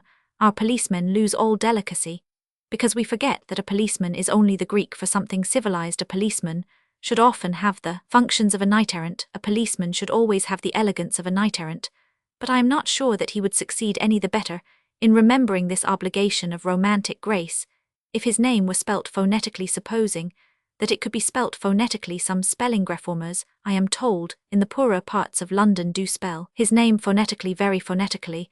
They call him a policeman. Thus the whole romance of the ancient city disappears from the word, and the policeman's reverent courtesy of demeanour deserts him quite suddenly. This does seem to me the case against any extreme revolution. In spelling, if you spell a word wrong, you have some temptation to think it wrong. Humanitarianism and strength. Somebody writes complaining of something I said about progress. I have forgotten what I said, but I am quite certain that it was like a certain Mr. Douglas, in a poem which I have also forgotten, tender and true. In any case, what I say now is this: human history is so rich and complicated that you can make out a case for any course of improvement or retrogression. I could make out that the world has been growing more democratic, for the English franchise has certainly grown more democratic. I could also make out that the world has been growing more aristocratic, for the English public schools have certainly grown more aristocratic. I could prove the decline of militarism by the decline of flogging. I could prove the increase of militarism by the increase of standing armies and conscription. But I can prove anything in this way. I can prove that the world has always been growing greener. Only lately men have invented absinthe and the Westminster Gazette. I could prove the world has grown less green. There are no more Robin Hood foresters, and fields are being covered with houses. I could show that the world was less red with khaki, or more red with the new penny stamps. But in all cases, progress means progress only in some particular thing. Have you ever noticed that strange line of Tennyson in which he confesses, half-consciously, how very conventional progress is? Let the great world spin forever down the ringing grooves of change. Even in praising change, he takes for a simile the most unchanging thing. He calls our modern change a groove, and it is a groove. Perhaps there was never anything so groovy. Nothing would induce me in so idle a monologue as this to discuss adequately a great political matter, like the question of the military punishments in Egypt. But I may suggest one broad reality to be observed by both sides, and which is generally speaking observed by neither. Whatever else is right, it is utterly wrong to employ the argument that we Europeans must do to savages and Asiatics whatever savages and Asiatics do to us. I have even seen some controversialists use the metaphor we must fight them with their own weapons. Very well, let those controversialists take their metaphor, and take it literally. Let us fight the Soudanese with their own weapons. Their own weapons are large, very clumsy knives with an occasional old-fashioned gun. Their own weapons are also torture and slavery. If we fight them with torture and slavery, we shall be fighting badly, precisely as if we fought them with clumsy knives and old guns. That is the whole strength of our Christian civilization, that it does fight with its own weapons, and not with other people's. It is not true that superiority suggests a tit for tat. It is not true that if a small hooligan puts his tongue out at the Lord Chief Justice, the Lord Chief Justice immediately realizes that his only chance of maintaining his position is to put his tongue out at the little hooligan. The hooligan may or may not have any respect at all for the Lord Chief Justice. That is a matter which we may contentedly leave as a solemn psychological mystery. But if the hooligan has any respect at all for the Lord Chief Justice, that respect is certainly extended to the Lord Chief Justice entirely, because he does not put his tongue out. Exactly in the same way the ruder or more sluggish races regard the civilization of Christendom, if they have any respect for it, it is precisely because it does not use their own coarse and cruel expedients. According to some modern moralists, whenever Zulus cut off the heads of dead Englishmen, Englishmen must cut off the heads of dead Zulus. Whenever Arabs or Egyptians constantly use the whip to their slaves, Englishmen must use the whip to their subjects. And on a similar principle, I suppose, whenever an English admiral has to fight cannibals, the English admiral ought to eat them. However unattractive a menu consisting entirely of barbaric kings may appear to an English gentleman, he must try to sit down to it with an appetite. He must fight the Sandwich Islanders with their own weapons, and their own weapons are knives and forks. But the truth of the matter is, of course, that to do this kind of thing is to break the whole spell of our supremacy, all the mystery of the white man, all the fearful poetry of the white man, so far as it exists in the eyes of these savages, consists in the fact that we do not do such things. The Zulus point at us and say, observe the advent of these inexplicable demigods, these magicians who do not cut off the noses of their enemies. The Soudanese say to each other, this hardy people never flogs its servants. It is superior to the simplest and most obvious human pleasures. And the cannibals say, the austere and terrible race, the race that denies itself, even boiled missionary, is upon us, let us flee. Whether or no these details are a little conjectural, the general proposition I suggest is the plainest common sense. The elements that make Europe upon the whole the most humanitarian civilization are precisely the elements that make it upon the whole the strongest, for the power which makes a man able to entertain a good impulse is the same as that which enables him to make a good gun. It is imagination. It is imagination that makes a man outwit his enemy, and it is imagination that makes him spare his enemy. It is precisely because this picturing of the other man's point of view is in the main a thing in which Christians and Europeans specialize, that Christians and Europeans with all their faults have carried to such perfection both the arts of peace and war. They alone have invented machine guns, and they alone have invented ambulances. They have invented ambulances, strange as it may sound, for the same reason for which they have invented machine guns. Both involve a vivid calculation of remote events. It is precisely because the East with all its wisdom is cruel that the East with all its wisdom is weak, and it is precisely because savages are pitiless that they are still merely savages. If they could imagine their enemy's sufferings, they could also imagine his tactics. If Zulus did not cut off the Englishman's head, they might really borrow it, for if you do not understand a man you cannot crush him, and if you do understand him very probably you will not. When I was about 7 years old, I used to think that the chief modern danger was a danger of over-civilization. I am inclined to think now that the chief modern danger is that of a slow return towards barbarism, just such a return towards barbarism as is indicated in the suggestions of barbaric retaliation, of which I have just spoken. Civilization, in the best sense, merely means the full authority of the human spirit over all externals. Barbarism means the worship of those externals in their crude and unconquered state. Barbarism means the worship of nature, and in recent poetry, science, and philosophy, there has been too much of the worship of nature. Wherever men begin to talk much and with great solemnity about the forces outside man, the note of it is barbaric. When men talk much about heredity and environment, they are almost barbarians. The modern men of science are many of them almost barbarians. Mr. Blatchford is in great danger of becoming a barbarian. For barbarians especially, the truly squalid and unhappy barbarians are always talking about these scientific subjects from morning till night. That is why they remain squalid and unhappy. That is why they remain barbarians. Hottentots are always talking about heredity, like Mr. Blatchford's Sandwich Islanders are always talking about environment, like Mr. Souther's savage. Those that are truly stunted or depraved dedicate nearly all their tales and sayings to the subject of physical kinship, of a curse on this or that tribe, of a taint in this or that family, of the invincible law of blood, of the unavoidable evil of places. The true savage is a slave, and is always talking about what he must do. The true civilized man is a free man, and is always talking about what he may do. Hence all the Zola heredity and Ibsen heredity that has been written in our time affects me as not merely evil, but as essentially ignorant and retrogressive. This sort of science is almost the only thing that can with strict propriety be called reactionary. Scientific determinism is simply the primal twilight of all mankind, and some men seem to be returning to it. Another savage trait of our time is the disposition to talk about material substances instead of about ideas. The old civilization talked about the sin of gluttony or excess. We talk about the problem of drinkers.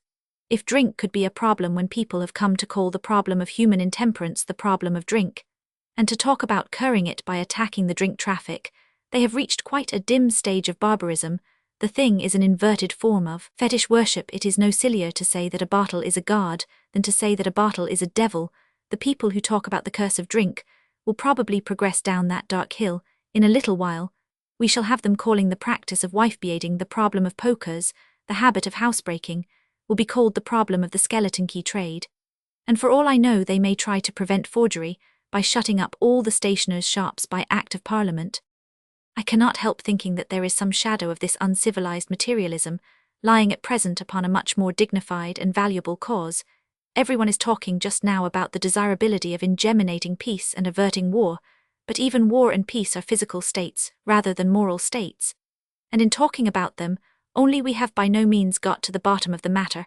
How, for instance, do we as a matter of fact create peace in one single community? We do not do it by vaguely telling everyone to avoid fighting and to submit to anything that is done to him. We do it by definitely defining his rights, and then undertaking to avenge his wrongs. We shall never have a common peace in Europe till we have a common principle in Europe. People talk of the United States of Europe, but they forget that it needed the very doctrinal Declaration of Independence to make the United States of America. You cannot agree about nothing any more than you can quarrel about nothing. Wine when it is red.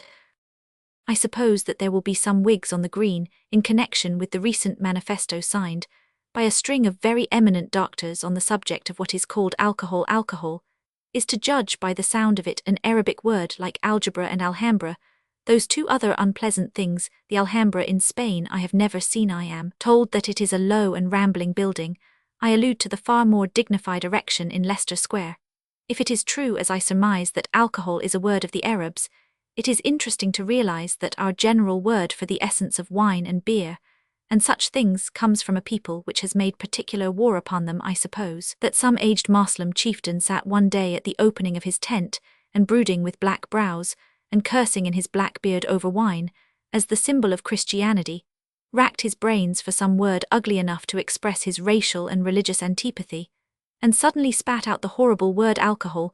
The fact that the doctors had to use this word for the sake of scientific clearness was really a great disadvantage to them in fairly discussing the matter, for the word really involves one of those beggings of the question which make these moral matters so difficult. It is quite a mistake to suppose that when a man desires an alcoholic drink, he necessarily desires alcohol. Let a man walk 10 miles steadily on a hot summer's day along a dusty English road, and he will soon discover why beer was invented. The fact that beer has a very slight stimulating quality will be quite among the smallest reasons that induce him to ask for it. In short, he will not be in the least desiring alcohol, he will be desiring beer. But of course the question cannot be settled in such a simple way. The real difficulty which confronts everybody, and which especially confronts doctors, is that the extraordinary position of man in the physical universe makes it practically impossible to treat him in either one direction or the other.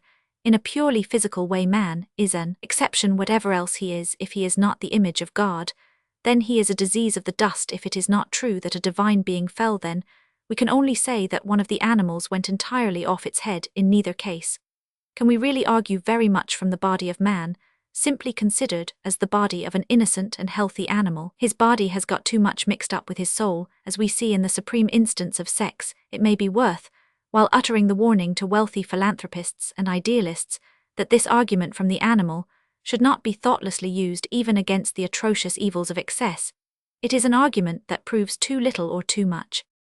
Doubtless it is unnatural to be drunk, but then in a real sense it is unnatural to be human. Doubtless, the intemperate workman wastes his tissues in drinking, but no one knows how much the sober workman wastes his tissues by working. No one knows how much the wealthy philanthropist wastes his tissues by talking, or in much rarer conditions, by thinking. All the human things are more dangerous than anything that affects the beast's poetry, property, religion. The real case against drunkenness is not that it calls up the beast, but that it calls up the devil. It does not call up the beast, and if it did it would not matter much. As a rule, the beast is a harmless and rather amiable creature, as anybody can see by watching cattle. There is nothing bestial about intoxication, and certainly there is nothing intoxicating or even particularly lively about beasts. Man is always something worse or something better than an animal, and a mere argument from animal perfection never touches him at all. Thus in sex, no animal is either chivalrous or obscene, and thus no animal ever invented anything so bad as drunkenness or so good as drink. The pronouncement of these particular doctors is very clear and uncompromising in the modern atmosphere. Indeed, it even deserves some credit for moral courage. The majority of modern people, of course, will probably agree with it, in so far as it declares that alcoholic drinks are often of supreme value in emergencies of illness. But many people, I fear, will open their eyes at the emphatic terms in which they describe such drink as considered as a beverage.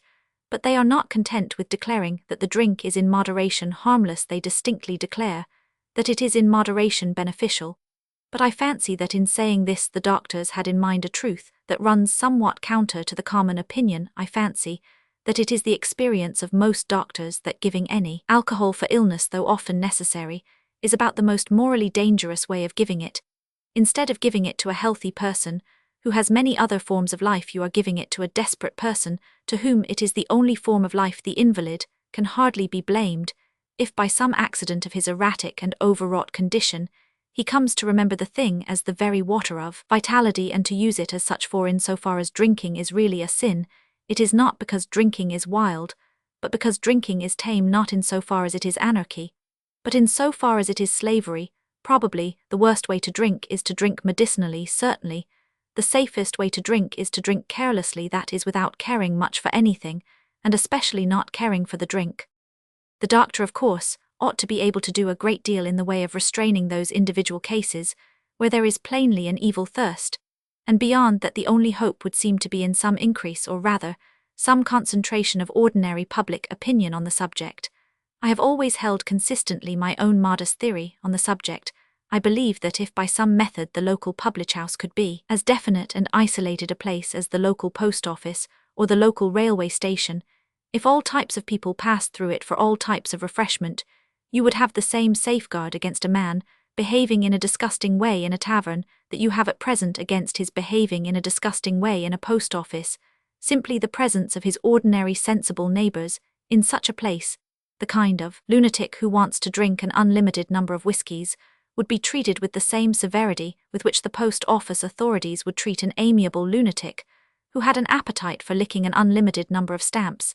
It is a small matter whether in either case a technical refusal would be officially employed. It is an essential matter that in both cases the authorities could rapidly communicate with the friends and family of the mentally afflicted person. At least the postmistress would not dangle a strip of tempting sixpenny stamps before the enthusiast's eyes as he was being dragged away with his tongue out. If we made drinking open and official, we might be taking one step towards making it careless in such things. To be careless is to be sane, for neither drunkards nor Moslems can be careless about drink. Demagogues and mystagogues. I once heard a man call this age the age of demagogues. Of this, I can only say in the admirably sensible words of the angry coachman in Pickwick, that remark's political, or what is much the same, it ain't true. So far from being the age of demagogues, this is really and specially the age of mystagogues. So far from this being a time in which things are praised because they are popular, the truth is that this is the first time perhaps in the whole history of the world in which things can be praised because they are unpopular. The demagogue succeeds because he makes himself understood even if he is not worth understanding, but the mystagogue succeeds, because he gets himself misunderstood, although as a rule he is not even worth misunderstanding. Gladstone was a demagogue, Disraeli a mystagogue, but ours is specially the time when a man can advertise his wares not as a universality, but as what the tradesmen call a speciality. We all know this, for instance, about modern art. Michelangelo and Whistler were both fine artists, but one is obviously public, the other obviously private, or rather not obvious at all. Michelangelo's frescoes are doubtless finer than the popular judgment, but they are plainly meant to strike the popular judgment. Whistler's pictures seem often meant to escape the popular judgment, they even seem meant to escape the popular admiration. They are elusive fugitive, they fly, even from praise. Doubtless, many artists in Michelangelo's day declared themselves to be great artists, although they were unsuccessful, but they did not declare themselves great artists because they were unsuccessful. That is the peculiarity of our own time, which has a positive bias against the populace. Another case of the same kind of thing can be found in the latest conceptions of humor by the wholesome tradition of mankind. A joke was a thing meant to amuse men, a joke which did not amuse them was a failure, just as a fire which did not warm them was a failure. But we have seen the process of secrecy and aristocracy introduced even into jokes. If a joke falls flat, a small school of aesthetes only ask us to notice the wild grace of its falling and its perfect flatness after its fall. The old idea that the joke was not good enough for the company has been superseded by the new aristocratic idea that the company was not worthy of the joke. They have introduced an almost insane individualism into that one form of intercourse which is specially and uproariously communal. They have made even levities into secrets, they have made laughter lonelier than tears. There is a third thing to which the mystagogues have recently been applying the methods of a secret society. I mean manners. Men who sought to rebuke rudeness used to represent manners as reasonable and ordinary. Now they seek to represent them as private and peculiar. Instead of saying to a man who blocks up a street or the fireplace, you ought to know better than that, the moderns say you of course don't know better than that. I have just been reading an amusing book by Lady Grove called The Social Fetish, which is a positive riot of this new specialism and mystification. It is due to Lady Grove to say that she has some of the freer and more honourable qualities of the old Whig aristocracy, as well as their wonderful worldliness, and their strange faith in the passing fashion of our politics. For instance, she speaks of jingo imperialism with a healthy English contempt, and she perceives stray and striking truths, and records them justly as, for instance, the greater democracy of the southern and Catholic countries of Europe. But in her dealings with social formal here in England, she is, it must frankly be said, a common mystagogue. She does not, like a decent demagogue, wish to make people understand. She wishes to make them painfully conscious of not understanding. Her favourite method is to terrify people from doing things that are quite harmless by telling them that if they do, they are the kind of people who would do other things equally harmless. If you ask after somebody's mother, or whatever it is, you are the kind of person who would have a pillowcase or would not have a pillowcase, I forget which it is, and so I dare say does she. If you assume the ordinary dignity of a decent citizen, and say that you don't see the harm of having a mother or a pillowcase, she would say that of course you wouldn't. This is what I call being a mystagogue. It is more vulgar than being a demagogue, because it is much easier. The primary point I meant to emphasize is that this sort of aristocracy is essentially a new sort. All the old despots were demagogues, at least they were demagogues whenever they were really trying to please or impress the demos. If they poured out beer for their vassals, it was because both they and their vassals had a taste for beer. If in some slightly different mood they poured melted lead on their vassals, it was because both they and their vassals had a strong distaste for melted lead. But they did not make any mystery about either of the two substances. They did not say, you don't like melted lead. Oh no, of course you wouldn't. You are probably the kind of person who would prefer beer. It is no good asking you even to imagine the curious undercurrent of psychological pleasure felt by a refined person under the seeming shock of melted lead. Even tyrants, when they tried to be popular, tried to give the people pleasure. They did not try to overawe the people by giving them something which they ought to regard as pleasure. It was the same with the popular presentment of aristocracy. Aristocrats tried to impress humanity by the exhibition of qualities which humanity admires, such as courage, gaiety, or even mere splendor. The aristocracy might have more possession in these things, but the democracy had quite equal delight in them. It was much more sensible to offer yourself for admiration because you had drunk 3 bottles of port at a sitting than to offer yourself for admiration, as Lady Grove does, because you think it right to say port wine, While other people think it right to say port, whether Lady Grove's preference for port wine, I mean for the phrase port wine, is a piece of mere nonsense, I do not know, but at least it is a very good example of the futility of such tests in the matter. Even of mere breeding port wine may happen to be the phrase used in certain good families, but numberless aristocrats say port, and all barmaids say port wine. The whole thing is rather more trivial than collecting tram-tickets, and I will not pursue Lady Grove's further distinctions. I pass over the interesting theory that I ought to say to Jones, even apparently, if he is my dearest friend, how is Mrs. Jones, instead of how is your wife? And I pass over an impassioned declamation about bedspreads, I think, which has failed to fire my blood. The truth of the matter is really quite simple. An aristocracy is a secret society. And this is especially so when, as in the modern world, it is practically a plutocracy. The one idea of a secret society is to change the password. Lady Grove falls naturally into a pure perversity, because she feels subconsciously that the people of England can be more effectively kept distant by a perpetual torrent of new tests than by the persistence of a few old ones. She knows that in the educated middle class there is an idea that it is vulgar to say port wine. Therefore, she reverses the idea. She says that the man who would say port is a man who would say, "How is your wife?" She says it because she knows both these remarks to be quite obvious and reasonable. The only thing to be done or said in reply, I suppose, would be to apply the same principle of bold mystification on our own part. I do not see why I should not write a book called Etiquette in Fleet Street and terrify everyone else out of that thoroughfare by mysterious allusions to the mistakes that they generally make. I might say, this is the kind of man who would wear a green tie when he went into a tobacconist's, or you don't see anything wrong in drinking a Benedictine on Thursday. No, of course, you wouldn't. I might asseverate with passionate disgust and disdain the man who is capable of writing sonnets as well as triolets, is capable of climbing an omnibus while holding an umbrella. It seems a simple method. If ever I should master it, perhaps I may govern England. The Eatanswill Gazette. The other day someone presented me with a paper called the Eatanswill Gazette. I need hardly say that I could not have been more startled if I had seen a coach coming down the road with old Mr. Tony Weller on the box. But indeed the case is much more extraordinary than that would be. Old Mr. Weller was a good man, a specially and seriously good man, a proud father, a very patient husband, a sane moralist, and a reliable ally. One could not be so very much surprised if somebody pretended to be Tony Weller, but the Eatanswill Gazette is definitely depicted in Pickwick as a dirty and unscrupulous rag, soaked with slander and nonsense. It was really interesting to find a modern paper proud to take its name. The case cannot be compared to anything so simple as a resurrection of one of the Pickwick characters. Yet a very good parallel could easily be found. It is almost exactly as if a firm of solicitors were to open their offices tomorrow under the name of Dodson and Fogg. It was at once apparent, of course, that the thing was a joke, but what was not apparent, what only grew upon the mind with gradual wonder and terror, was the fact that it had its serious side. The paper is published in the well-known town of Sudbury in Suffolk, and it seems that there is a standing quarrel between Sudbury and the county town of Ipswich, as to which was the town described by Dickens in his celebrated sketch of an election. Each town proclaims with passion that it was Eatanswill. If each town proclaimed with passion that it was not Eatanswill, I might be able to understand it. Eatanswill, according to Dickens, was a town alive with loathsome corruption, hypocritical in all its public utterances, and venal in all its votes. Yet two highly respectable towns compete for the honor of having been this particular cesspool.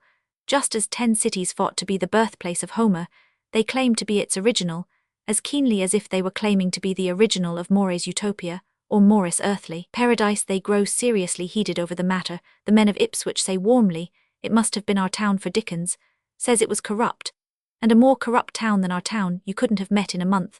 The men of Sudbury reply with rising passion, "Permit us to tell you, gentlemen, that our town was quite as corrupt as your town any day of the week. Our town was a common nuisance, and we defy our enemies to question it. Perhaps you will tell us, sneer the citizens of Ipswich, that your politics were ever as thoroughly filthy as anything. Answer the Sudbury men, undauntedly, nothing in politics could be filthier. Dickens must have noticed how disgusting we were.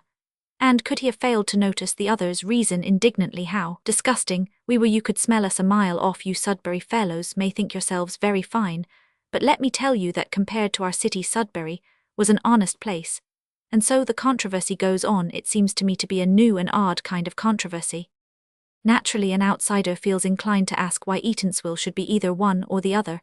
As a matter of fact, I fear Eatanswill was every town in the country. It is surely clear that when Dickens described the Eatanswill election, he did not mean it as a satire on Sudbury or a satire on Ipswich. He meant it as a satire on England. The Eatanswill election is not a joke against Eatanswill, it is a joke against elections.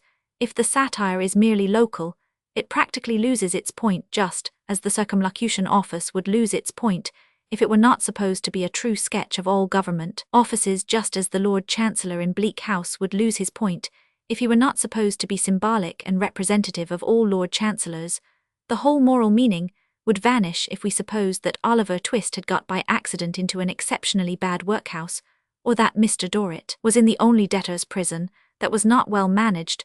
Dickens was making game not of places, but of methods. He poured all his powerful genius into trying to make the people ashamed of the methods, but he seems only to have succeeded in making people proud of the places. In any case, the controversy is conducted in a truly extraordinary way. No one seems to allow for the fact that after all Dickens was writing a novel, and a highly fantastic novel at that. Facts in support of Sudbury or Ipswich are quoted not only from the story itself, which is wild and wandering enough, but even from the yet wilder narratives which incidentally occur in the story, such as Sam Weller's description of how his father on the way to Eatanswill tipped all the voters into the canal.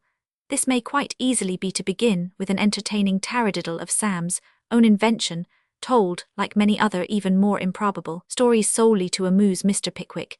Yet the champions of these two towns positively ask each other to produce a canal, or to fail forever in their attempt to prove themselves the most corrupt town in England.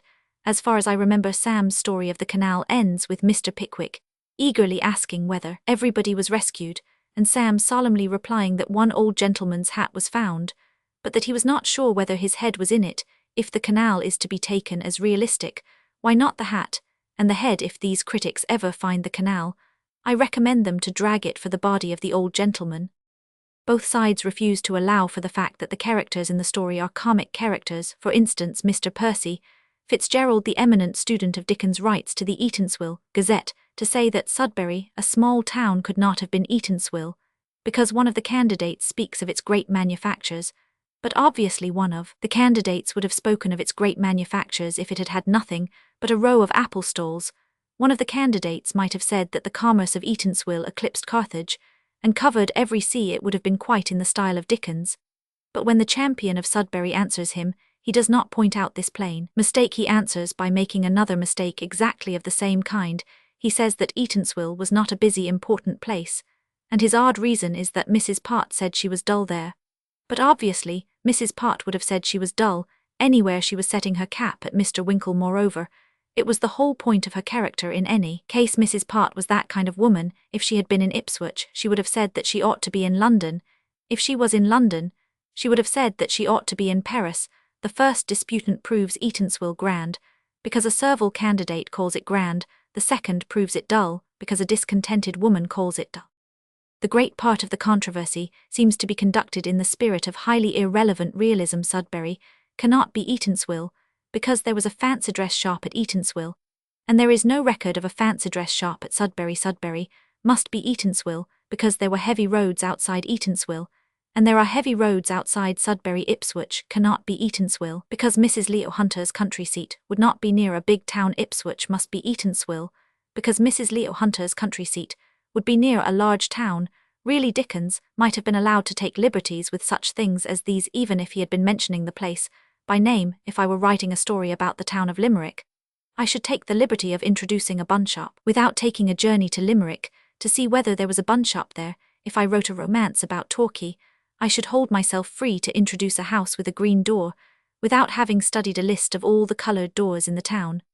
But if, in order to make it particularly obvious that I had not meant the town for a photograph either of Torquay or Limerick, I had gone out of my way to give the place a wild fictitious name of my own, I think that in that case I should be justified in tearing my hair with rage.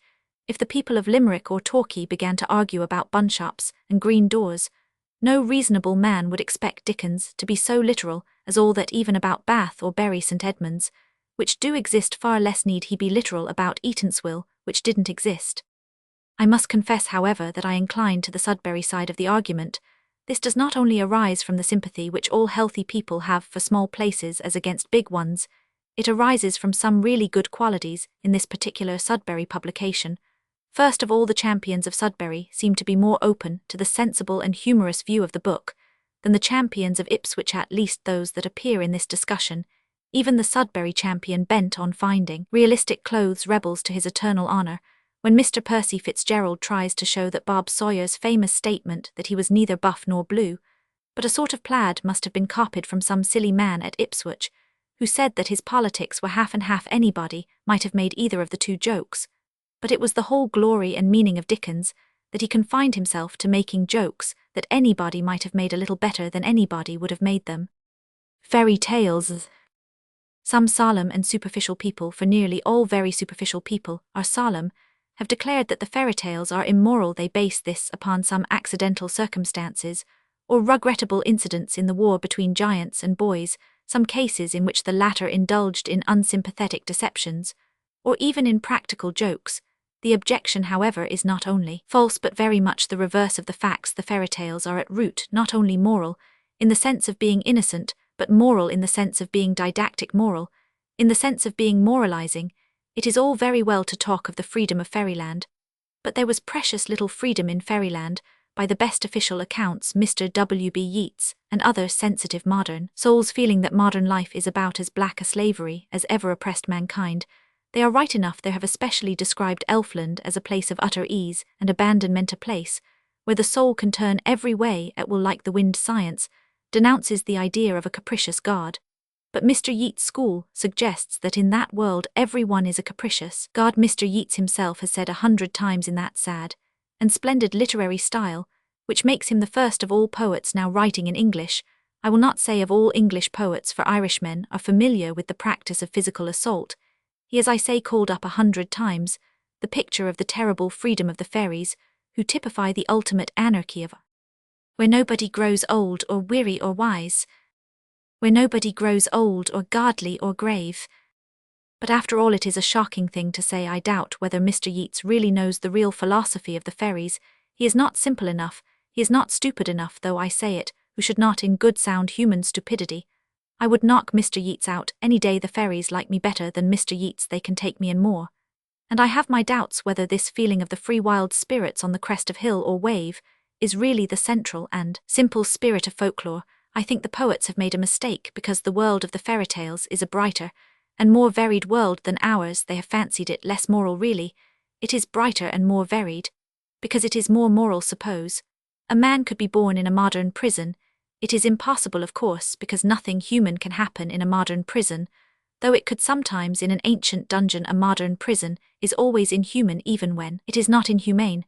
But suppose a man were born in a modern prison, and grew accustomed to the deadly silence and the disgusting indifference, and suppose he were then suddenly turned loose upon the life and laughter of Fleet Street.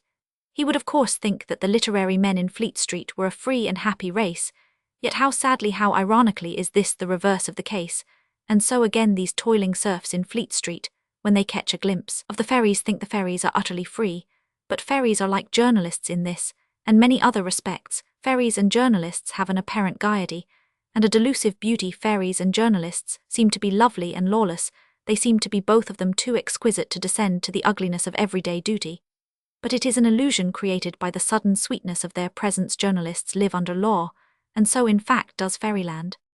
If you really read the fairy tales, you will observe that one idea runs from one end of them to the other, the idea that peace and happiness can only exist on some condition.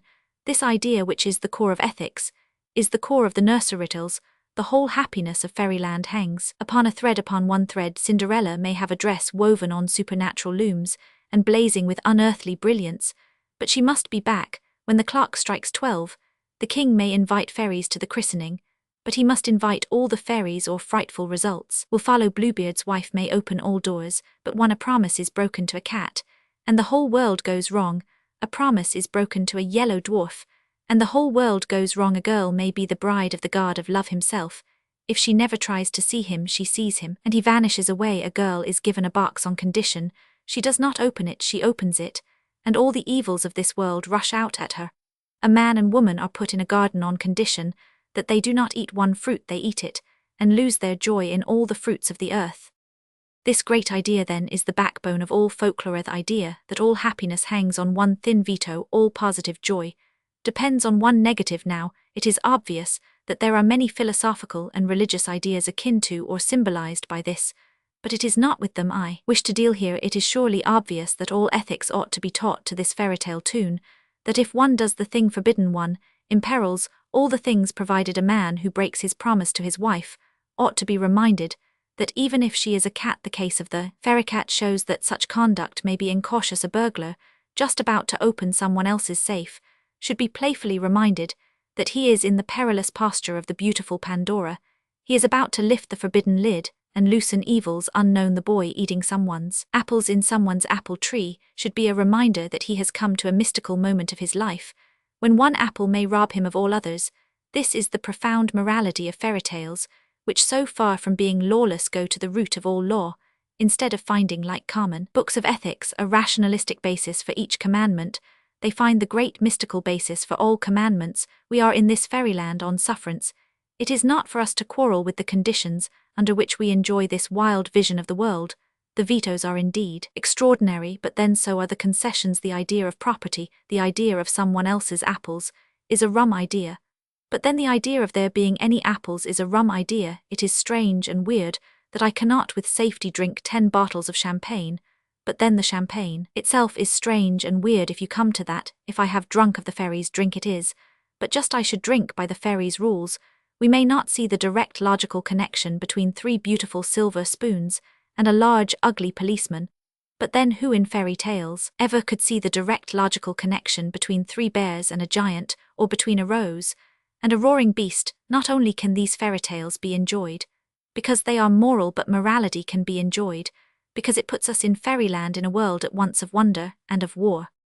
Tom Jones and morality. The 200th anniversary of Henry Fielding is very justly celebrated, even if, as far as can be discovered, it is only celebrated by the newspapers. It would be too much to expect that any such merely chronological incident should induce the people who write about Fielding to read him. This kind of neglect is only another name for glory. A great classic means a man whom one can praise without having read. This is not in itself wholly unjust. It merely implies a certain respect for the realization and fixed conclusions of the mass of mankind. I have never read Pindar. I have never read the Greek Pindar, Peter Pindar. I have read all right, but the mere fact that I have not read Pindar, I think, ought not to prevent me, and certainly would not prevent me from talking of the masterpieces of Pindar, or of great poets like Pindar or Aeschylus. The very learned men are angularly unenlightened on this, as on many other subjects, and the position they take up is really quite unreasonable. If any ordinary journalist or man of general reading alludes to villain or to Homer, they consider it a quite triumphant sneer to say to the man, you cannot read medieval French, or you cannot read Homeric Greek. But it is not a triumphant sneer, indeed a sneer at all. A man has got as much right to employ in his speech the established and traditional facts of human history as he has to employ any other piece of common human information, and it is as reasonable for a man who knows no French to assume that Villain was a good poet as it would be for a man who has no ear for music to assume that Beethoven was a good musician. Because he himself has no ear for music, that is no reason why he should assume that the human race has no ear for music. Because I am ignorant as I am, it does not follow that I ought to assume that I am deceived. The man who would not praise Pindar unless he had read him would be a low, distrustful fellow, the worst kind of skeptic, who doubts not only God but man. He would be like a man who could not call Mount Everest high unless he had climbed it. He would be like a man who would not admit that the North Pole was cold until he had been there. But I think there is a limit, and a highly legitimate limit, to this process. I think a man may praise Pindar without knowing the top of a Greek letter from the bottom. But I think that if a man is going to abuse Pindar, if he is going to denounce, refute, and utterly expose Pindar, if he is going to show Pindar up as the utter ignoramus and outrageous impostor, that he is, then I think it will be just as well. Perhaps I think at any rate it would do no harm if he did know a little Greek and even had read a little Pindar, and I think the same situation would be involved if the critic were concerned to point out that Pindar was scandalously immoral, pestilently cynical, or low and beastly in his views of life. When people brought such attacks against the morality of Pindar, I should regret that they could not read Greek, and when they bring such attacks against the morality of Fielding, I regret very much that they cannot read English. There seems to be an extraordinary idea abroad that Fielding was in some way an immoral or offensive writer. I have been astounded by the number of the leading articles, literary articles, and other articles written about him, just now, in which there is a curious tone of apologizing for the man. One critic says that after all he couldn't help it because he lived in the 18th century. Another says that we must allow for the change of manners and ideas. Another says that he was not altogether without generous and humane feelings. Another suggests that he clung feebly, after all, to a few of the less important virtues. What on earth does all this mean? Fielding described Tom Jones as going on in a certain way, in which most unfortunately a very large number of young men do go on. It is unnecessary to say that Henry Fielding knew that it was an unfortunate way of going on. Even Tom Jones knew that. He said in so many words that it was a very unfortunate way of going on. He said one may almost say that it had ruined his life. The passage is there for the benefit of anyone who may take the trouble to read the book.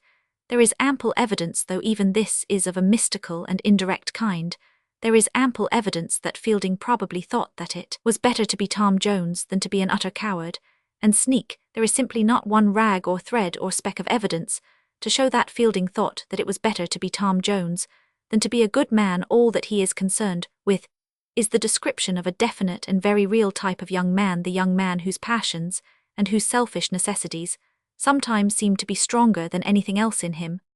The practical morality of Tom Jones is bad, though not so bad spiritually speaking as the practical morality of Arthur Pendennis or the practical morality of Pip, and certainly nothing like so bad as the profound practical immorality of Daniel Deronda. The practical morality of Tom Jones is bad, but I cannot see any proof that his theoretical morality was particularly bad. There is no need to tell the majority of modern young men even to live up to the theoretical ethics of Henry Fielding. They would suddenly spring into the stature of archangels if they lived up to the theoretic ethics of poor Tom Jones. Tom Jones is still alive with all his good and all his evil. He is walking about the streets. We meet him every day. We meet with him, we drink with him, we smoke with him, we talk with him, we talk about him. The only difference is that we have no longer the intellectual courage to write about him. We split up the supreme and central human being Tom Jones into a number of separate aspects. We let Mr. J. Roman 1000 Barry write about him in his good moments and make him out better than he is. We let Zola write about him in his bad moments and make him out much worse than he is. We let Maeterlinck celebrate those moments of spiritual panic which he knows to be cowardly. We let Mr. Rudyard Kipling celebrate those moments of brutality which he knows to be far more cowardly. We let obscene writers write about the obscenities of this ordinary man. We let Puritan writers write about the purities of this ordinary man. We look through one peephole that makes men out as devils, and we call it the new art. We look through another peephole that makes men out as angels, and we call it the new theology. But if we pull down some dusty old books from the bookshelf, if we turn over some old mildewed leaves, and if in that obscurity and decay we find some faint traces of a tale about a complete man, such a man as is walking on the pavement outside, we suddenly pull a long face and we call it the coarse morals of a bygone age. The truth is that all these things mark a certain change in the general view of morals, not, I think, a change for the better. We have grown to associate morality in a book with a kind of optimism and prettiness. According to us, a moral book is a book about moral people, but the old idea was almost exactly the opposite. A moral book was a book about immoral people. A moral book was full of pictures like Hogarth's Gin Lane or Stages of Cruelty, or it recorded, like the popular broadsheet, God's dreadful judgment against some blasphemer or murderer. There is a philosophical reason for this change. The homeless skepticism of our time has reached a subconscious feeling that morality is somehow merely a matter of human taste, an accident of psychology, and if goodness only exists in certain human minds, a man wishing to praise goodness will naturally exaggerate the amount of it that there is in human minds, or the number of human minds in which it is supreme. Every confession that man is vicious is a confession that virtue is visionary. Every book which admits that evil is real is felt in some vague way to be admitting that good is unreal. The modern instinct is that if the heart of man is evil, there is nothing that remains good, but the older feeling was that if the heart of man was ever so evil, there was something that remained good. Goodness remained good, an actual avenging virtue existed outside the human race. To that men rose, or from that men fell away. Therefore, of course, this law itself was as much demonstrated in the breach as in the observance. If Tom Jones violated morality, so much the worse for Tom Jones. Fielding did not feel as a melancholy modern would have done that every sin of Tom Jones was in some way breaking the spell, or we may even say destroying the fiction of morality. Men spoke of the sinner breaking the law, but it was rather the law that broke him, and what modern people call the foulness and freedom of Fielding is generally the severity and moral stringency of Fielding. He would not have thought that he was serving morality at all if he had written a book all about nice people. Fielding would have considered Mr. Ian Maclaren extremely immoral, and there is something to be said for that view. Telling the truth about the terrible struggle of the human soul is surely a very elementary part of the ethics of honesty. If the characters are not wicked, the book is this older and firmer conception of right as existing outside human weakness, and without reference to human error, can be felt. The very lightest and loosest of the works of Old English literature, it is commonly unmeaning enough to call Shakespeare a great moralist, but in this particular way Shakespeare is a very typical moralist. Whenever he alludes to right and wrong, it is always with this old implication: right is right even if nobody does it, wrong is wrong even if everybody is wrong about it. The Maid of Orleans. A considerable time ago, at far too early an age, in fact, I read Voltaire's La Pucelle, a savage sarcasm on the traditional purity of Joan of Arc, very dirty and very funny. I had not thought of it again for years, but it came back into my mind this morning, because I began to turn over the leaves of the new Jeanne d'Arc, by that great and graceful writer Anatole France. It is written in a tone of tender sympathy and a sort of sad reverence. It never loses touch with a noble tact and courtesy like that of a gentleman escorting a peasant girl through the modern crowd. It is invariably respectful to Joan, and even respectful to her religion, and being myself a furious admirer of Joan, the maid, I have reflectively compared the two methods, and I come to the conclusion that I prefer Voltaire's. When a man of Voltaire's school has to explode a saint or a great religious hero, he says that such a person is a common human fool or a common human fraud. But when a man like Anatole France has to explode a saint, he explains a saint as somebody belonging to his particular, fussy little literary set. Voltaire read human nature into Joan of Arc, though it was only the brutal part of human nature. At least it was not specially Voltaire's nature. But Roman 1000 France read Roman 1000 Francis' nature into Joan of Arc, the cold kindness, all the homeless, sentimental sin of the modern literary man. There is one book that it recalled to me with startling vividness, though I have not seen the matter mentioned anywhere. Renan's Vie de Jesus. It has just the same general intention, that if you do not attack Christianity you can at least patronize it. My own instinct, apart from my opinions, would be quite the other way. If I disbelieved in Christianity, I should be the loudest blasphemer in Hyde Park. Nothing ought to be too big for a brave man to attack, but there are some things too big for a man to patronize. And I must say that the historical method seems to me excessively unreasonable. I have no knowledge of history, but I have as much knowledge of reason as Anatole France, and if anything is irrational, it seems to me that the Renan France way of dealing with miraculous stories is irrational. The Renan France method is simply this: you explain supernatural stories that have some foundation simply by inventing natural stories that have no foundation. Suppose that you are confronted with the statement that Jack climbed up the beanstalk into the sky. It is perfectly philosophical to reply that you do not think that he Roman 999. It is, in my opinion, even more philosophical to reply that he may very probably have done so. But the Renan France method is to write like this when we consider Jack's curious and even perilous heredity, which no doubt was derived from a female greengrocer and a profligate priest. We can easily understand how the ideas of heaven and a beanstalk came to be combined in his mind. Moreover, there is little doubt that he must have met some wandering conjurer from India who told him about the tricks of the mango plant, and how it is sent up to the sky. We can imagine these two friends, the old man and the young, wandering in the woods together at evening, looking at the red and level clouds, as on that night when the old man pointed to a small beanstalk and told his too imaginative companion that this also might be made to scale the heavens. And then, when we remember the quite exceptional psychology of Jack, when we remember how there was in him a union of the prosaic, the love of plain vegetables, with an almost irrelevant eagerness for the unattainable, for invisibility and the void, we shall no longer wonder that it was to him especially that was sent this sweet, though merely symbolic, dream of the tree uniting earth and heaven. That is the way that Renan and France write, only they do it better. But really a rationalist like myself becomes a little impatient and feels inclined to say, but hang it all, what do you know about the heredity of Jack or the psychology of Jack? You know nothing about Jack at all, except that some people say that he climbed up a beanstalk. Nobody would ever have thought of mentioning him if he hadn't. You must interpret him in terms of the beanstalk religion. You cannot merely interpret religion in terms of him. We have the materials of this story, and we can believe them or not, but we have not got the materials to make another story.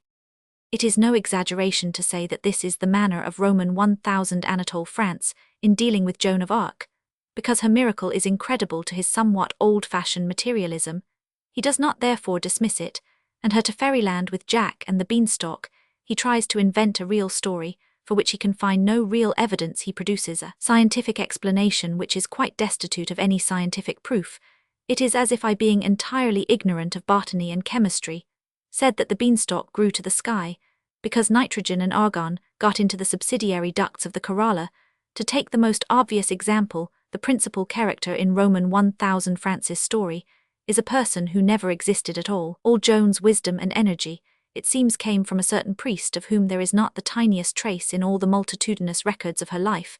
The only foundation I can find for this fancy is the highly undemocratic idea that a peasant girl could not possibly have any ideas of her own.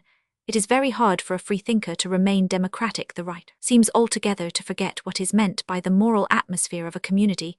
To say that Joan must have learnt her vision of a virgin overthrowing evil from a priest is like saying that some modern girl in London, pitying the poor, must have learnt it from a Labour member. She would learn it where the Labour member learnt it in the whole state of our society. But that is the modern method, the method of the reverent skeptic.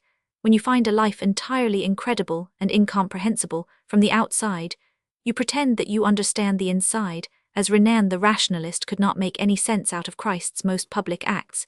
He proceeded to make an ingenious system out of his private thoughts, as Anatole France on his own intellectual principle cannot believe in what Joan of Arc did. He professes to be her dearest friend, and to know exactly what she meant. I cannot feel it to be a very rational manner of writing history, and sooner or later we shall have to find some more solid way of dealing with those spiritual phenomena with which all history is as closely spotted and spangled as the sky is with stars. Joan of Arc is a wild and wonderful thing enough, but she is much saner than most of her critics and biographers. We shall not recover the common sense of Joan until we have recovered her mysticism. Our wars fail because they begin with something sensible and obvious, such as getting to Pretoria by Christmas, but her war succeeded because it began with something wild and perfect. Saints delivering France, she put her idealism in the right place, and her realism also in the right place. We moderns get both displaced. She put her dreams and her sentiment into her aims, where they ought to be. She put her practicality into her practice. In modern imperial wars, the case is reversed. Our dreams, our aims are always, we insist, quite practical. It is our practice that is dreamy. It is not for us to explain this flaming figure in terms of our tired and querulous culture. Rather, we must try to explain ourselves by the blaze of such fixed stars. Those who called her a witch hot from hell were much more sensible than those who depict her as a silly, sentimental maiden prompted by her parish priest. If I have to choose between the two schools of her scattered enemies, I could take my place with those subtle clerks who thought her divine mission devilish, rather than with those rustic aunts and uncles who thought it impossible. A dead poet. With Francis Thompson, we lose the greatest poetic energy, since Browning, his energy was of somewhat the same kind. Browning was intellectually intricate. Because he was morally simple, he was too simple to explain himself. He was too humble to suppose that other people needed any explanation but his real energy, and the real energy of Francis Thompson was best expressed in the fact that both poets were at once fond of immensity and also fond of detail. Any common imperialist can have large ideas so long as he is not called upon to have small ideas. Also, any common scientific philosopher can have small ideas so long as he is not called upon to have large ideas as well. But great poets use the telescope and also the microscope. Great poets are obscure for two opposite reasons: now, because they are talking about something too large for anyone to understand, and now again, because they are talking about something too small for anyone to see. Francis Thompson possessed both these infinities. He escaped by being too small, as the microbe escapes, or he escaped by being too large, as the universe escapes. Anyone who knows Francis Thompson's poetry knows quite well the truth to which I refer. For the benefit of any person who does not know it, I may mention two cases taken from memory. I have not the book by me, so I can only render the poetical passages in a clumsy paraphrase, but there was one poem of which the image was so vast that it was literally difficult for a time to take it in. He was describing the evening earth with its mist and fume and fragrance, and represented the whole as rolling upwards like a smoke. Then suddenly he called the whole ball of the earth a thurible, and said that some gigantic spirit swung it slowly before God. That is the case of the image too large for comprehension. Another instance sticks in my mind of the image, which is too small. In one of his poems, he says that abyss between the known and the unknown is bridged by pontifical death. There are about 10 historical and theological puns in that one word, that a priest means a pontiff, that a pontiff means a bridge maker, that death is certainly a bridge, that death may turn out after all to be a reconciling priest, that at least priests and bridges both attest to the fact that one thing can get separated from another. Think these ideas, and 20 more are all actually concentrated in the word pontifical in Francis Thompson's poetry. As in the poetry of the universe, you can work infinitely out and out, but yet infinitely in, and in these two infinities are the mark of greatness, and he was a great poet. Beneath the tide of praise, which was obviously due to the dead poet, there is an evident undercurrent of discussion about him. Some charges of moral weakness were at least important enough to be authoritatively contradicted in the nation, and in connection with this and other things, there has been a continuous stir of comment upon his attraction to and gradual absorption in Catholic theological ideas. This question is so important that I think it ought to be considered and understood even at the present time. It is of course true that Francis Thompson devoted himself more and more to poems not only purely Catholic, but one may say purely ecclesiastical, and it is moreover true that if things go on as they are going on at present, more and more good poets will do the same. Poets will tend towards Christian orthodoxy for a perfectly plain reason, because it is about the simplest and freest thing now left in the world on this point. It is very necessary to be clear. When people impute special vices to the Christian Church, they seem entirely to forget that the world, which is the only other thing there is, has these vices much more. The Church has been cruel, but the world has been much more cruel. The Church has plotted, but the world has plotted much more. The Church has been superstitious, but it has never been so superstitious as the world is when left to itself. Now poets in our epoch will tend towards ecclesiastical religion strictly, because it is just a little more free than anything else. Take for instance the case of symbol and ritualism. All reasonable men believe in symbol, but some reasonable men do not believe in ritualism, by which they mean, I imagine, a symbolism too complex, elaborate, and mechanical. But whenever they talk of ritualism, they always seem to mean the ritualism of the Church. Why should they not mean the ritual of the world?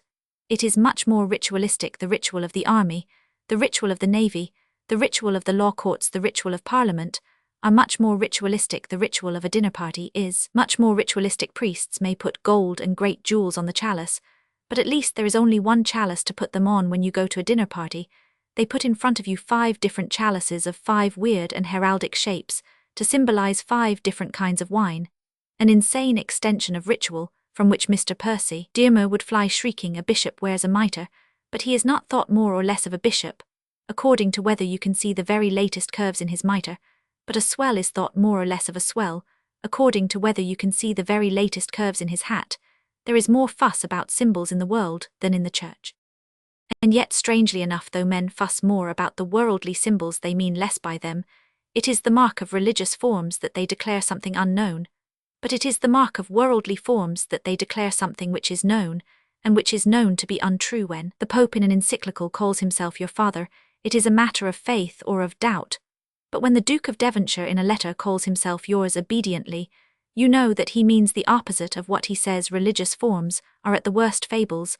They might be true. Secular forms are falsehoods, they are not true. Take a more topical case.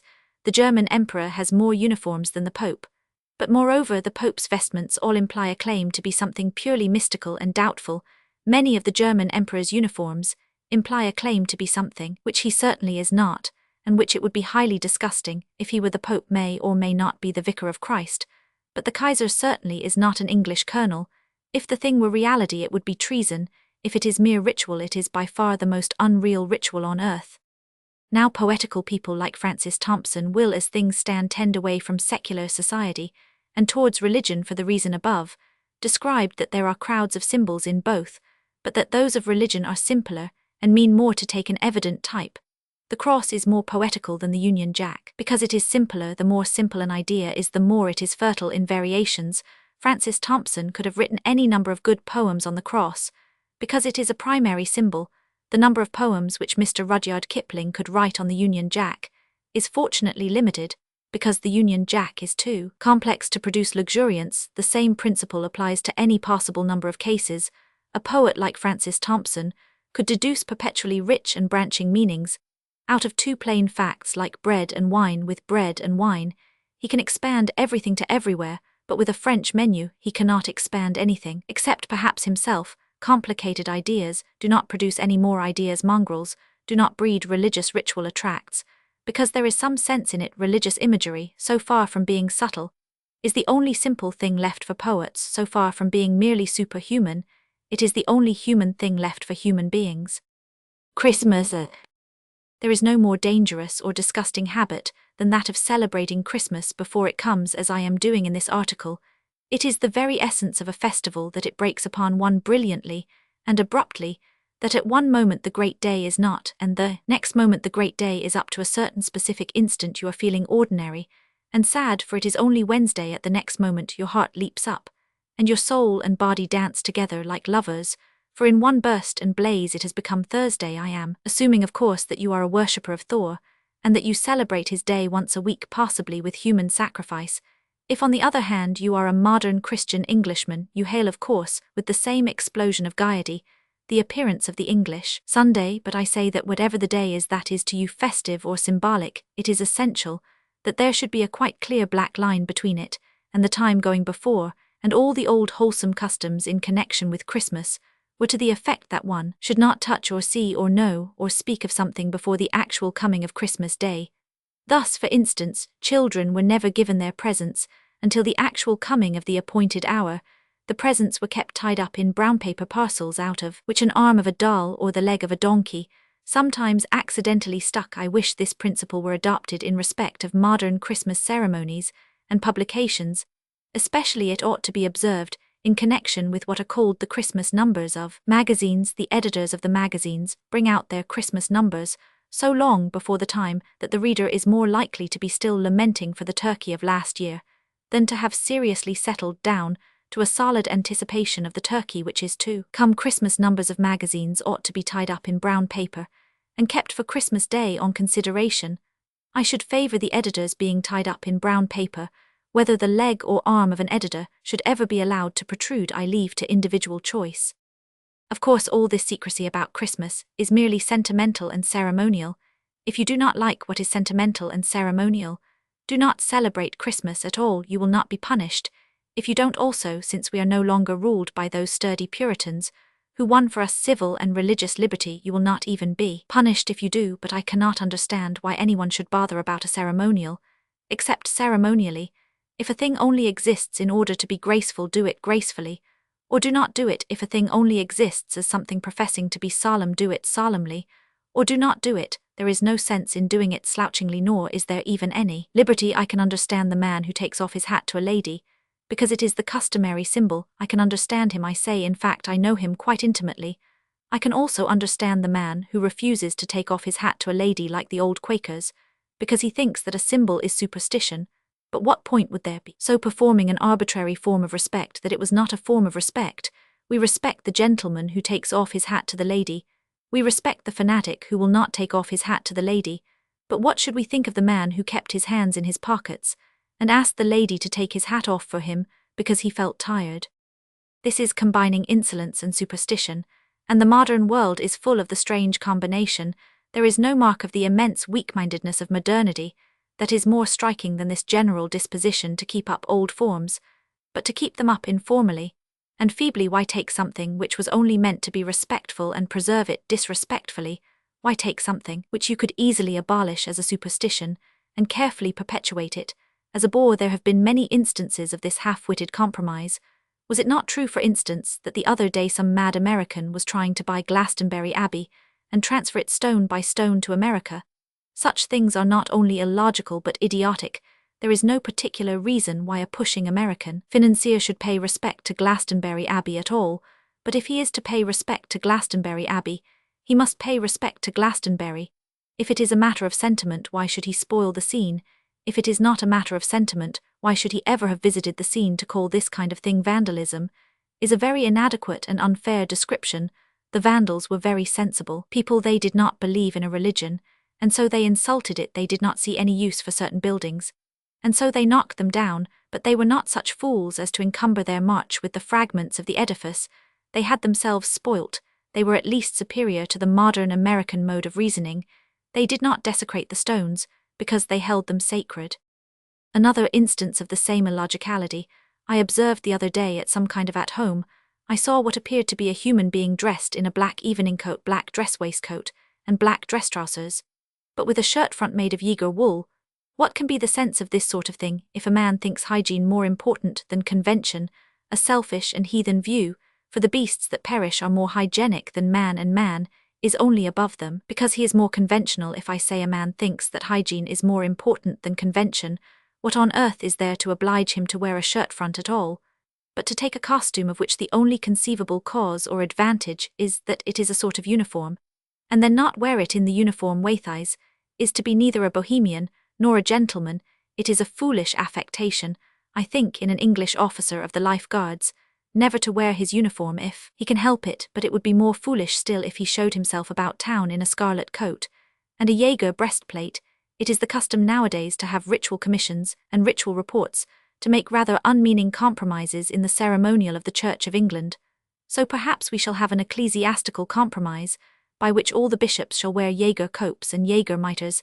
Similarly, the king might insist on having a Jaeger crown, but I do not think he will, for he understands the logic of the matter better than that the modern monarch, like a reasonable fellow, wears his crown as seldom as he can.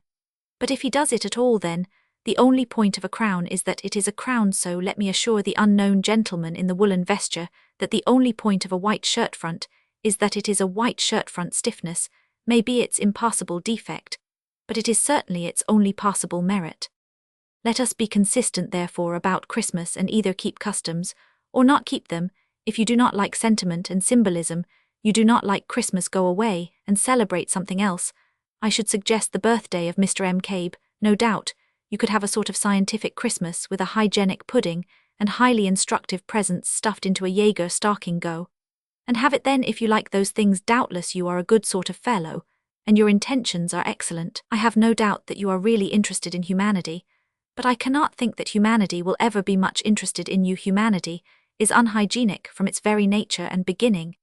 It is so much an exception in nature that the laws of nature really mean nothing to it. Now Christmas is attacked also on the humanitarian ground. Ouida called it a feast of slaughter and gluttony. Mr. Shaw suggested that it was invented by poulterers, that should be considered before it becomes more considerable.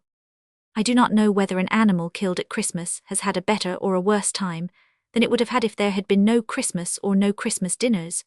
But I do know that the fighting and suffering brotherhood to which I belong, and everything mankind, would have a much worse time if there were no such thing as Christmas or Christmas dinners. Whether the turkey which Scrooge gave to Bob Cratchit had experienced a lovelier or more melancholy career than that of less attractive turkeys is a subject upon which I cannot even conjecture. But that Scrooge was better for giving the turkey, and Cratchit happier for getting it, I know as two facts, as I know that I have 2 feet. What life and death may be to a turkey is not my business, but the soul of Scrooge and the body of Cratchit are my business. Nothing shall induce me to darken human homes, to destroy human festivities, to insult human gifts and human benefactions, for the sake of some hypothetical knowledge, which nature curtained from our eyes. We men and women are all in the same boat upon a stormy sea. We owe to each other a terrible and tragic loyalty. If we catch sharks for food, let them be killed most mercifully. Let anyone who likes love the sharks and pet the sharks and tie ribbons round their necks and give them sugar and teach them to dance. But if once a man suggests that a shark is to be valued against a sailor, or that the poor shark might be permitted to bite off a nigger's leg occasionally, then I would court-martial the man is a traitor to the ship. And while I take this view of humanitarianism of the anti-Christmas kind, it is cogent to say that I am a strong anti-vivisectionist. That is, if there is any vivisection, I am against it. I am against the cutting up of conscious dogs, for the same reason that I am in favor of the eating of dead turkeys. The connection may not be obvious, but that is because of the strangely unhealthy condition of modern thought. I am against cruel vivisection, as I am against a cruel anti-Christmas asceticism, because they both involve the upsetting of existing fellowships, and the shocking of normal good feelings for the sake of something that is intellectual, fanciful, and remote. It is not a human thing. It is not a humane thing when you see a poor woman staring hungrily at a bloater to think not of the obvious feelings of the woman, but of the unimaginable feelings of the deceased bloater similarly. It is not human, it is not humane when you look at a dog to think about what theoretic discoveries you might possibly make if you were allowed to bore a hole in his head. Both the humanitarian's fancy about the feelings concealed inside the bloater and the vivisectionist's fancy about the knowledge concealed inside the dog are unhealthy fancies because they upset a human sanity that is certain for the sake of something that is of necessity, uncertain, the vivisectionist for the sake of doing something that may or may not be useful, does something that certainly is horrible. The anti-Christmas humanitarian, in seeking to have a sympathy with a turkey which no man can have with a turkey, loses the sympathy he has already with the happiness of millions of the poor. It is not uncommon nowadays for the insane extremes in reality to meet. Thus, I have always felt that brutal imperialism and Tolstoyan non-resistance were not only not opposite, but were the same thing. They are the same contemptible thought that conquest cannot be resisted looked at from the two standpoints of the conqueror, and the conquered. Thus again teetotalism and the really degraded ginseling and dram-drinking have exactly the same moral philosophy. They are both based on the idea that fermented liquor is not a drink, but a drug. But I am specially certain that the extreme of vegetarian humanity is, as I have said, akin to the extreme of scientific cruelty.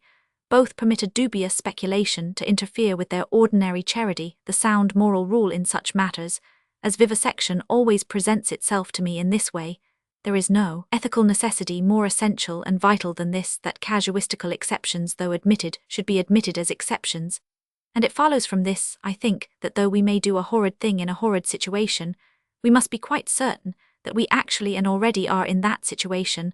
Thus all sane moralists admit that one may sometimes tell a lie, but no sane moralist would approve of telling a little boy to practice telling lies in case he might one day have to tell a justifiable one. Thus morality has often justified shooting a robber or a burglar, but it would not justify going into the village Sunday school and shooting all the little boys who looked as if they might grow up into burglars. The need may arise, but the need must have arisen. It seems to me quite clear that if you step across this limit, you step off a precipice. Now, whether torturing an animal is or is not an immoral thing, it is at least a dreadful thing. It belongs to the order of exceptional and even desperate acts. Except for some extraordinary reason, I would not grievously hurt an animal with an extraordinary reason. I would grievously hurt him if, for example, a mad elephant were pursuing me and my family and I could only shoot him so that he would die in agony.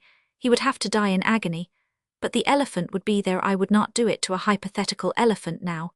It always seems to me that this is the weak point in the ordinary vivisectionist argument. Suppose your wife were dying. Vivisection is not done by a man whose wife is dying. If it were, it might be lifted to the level of the moment, as would be lying or stealing bread or any other ugly action. But this ugly action is done in cold blood at leisure by men who are not sure that it will be of any use to anybody, men of whom the most that can be said is that they may conceivably make the beginnings of some discovery which may perhaps save the life of someone else's wife in some remote future, that is too cold and distant to rob an act of its immediate horror, that is like training the child to tell lies for the sake of some great dilemma that may never come to him. You are doing a cruel thing, but not with enough passion to make it a kindly one.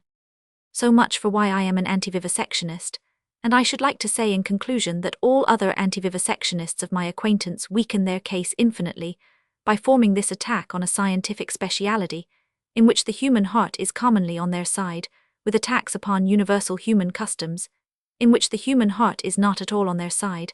I have heard humanitarians, for instance, speak of vivisection and field sports as if they were the same kind of thing. The difference seems to me simple and enormous. In sport, a man goes into a wood and mixes with the existing life of that wood, becomes a destroyer.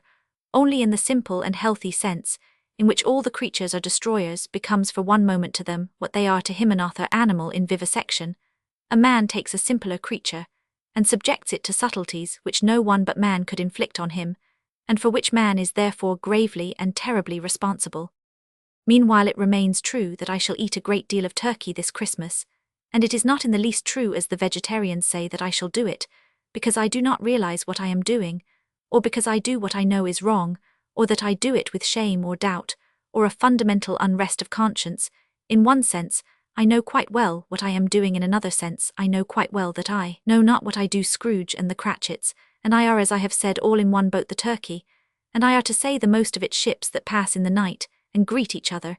In passing I wish him well. But it is really practically impossible to discover whether I treat him well. I can avoid, and I do avoid with horror, all special and artificial tormenting of him, sticking pins in him for fun or sticking knives in him for scientific investigation, but whether by feeding him slowly and killing him quickly for the needs of my brethren I have improved in his own solemn eyes his own strange and separate destiny, whether I have made him in the sight of God a slave or a martyr, or one whom the gods love and who die young, that is far more removed from my possibilities of knowledge than the most abstruse intricacies of mysticism or theology. A turkey is more occult and awful than all the angels and archangels insofar as God has partly revealed to us an angelic world. He has partly told us what an angel means, but God has never told us what a turkey means, and if you go and stare at a live turkey for an hour or two, you will find by the end of it that the enigma has rather increased than diminished.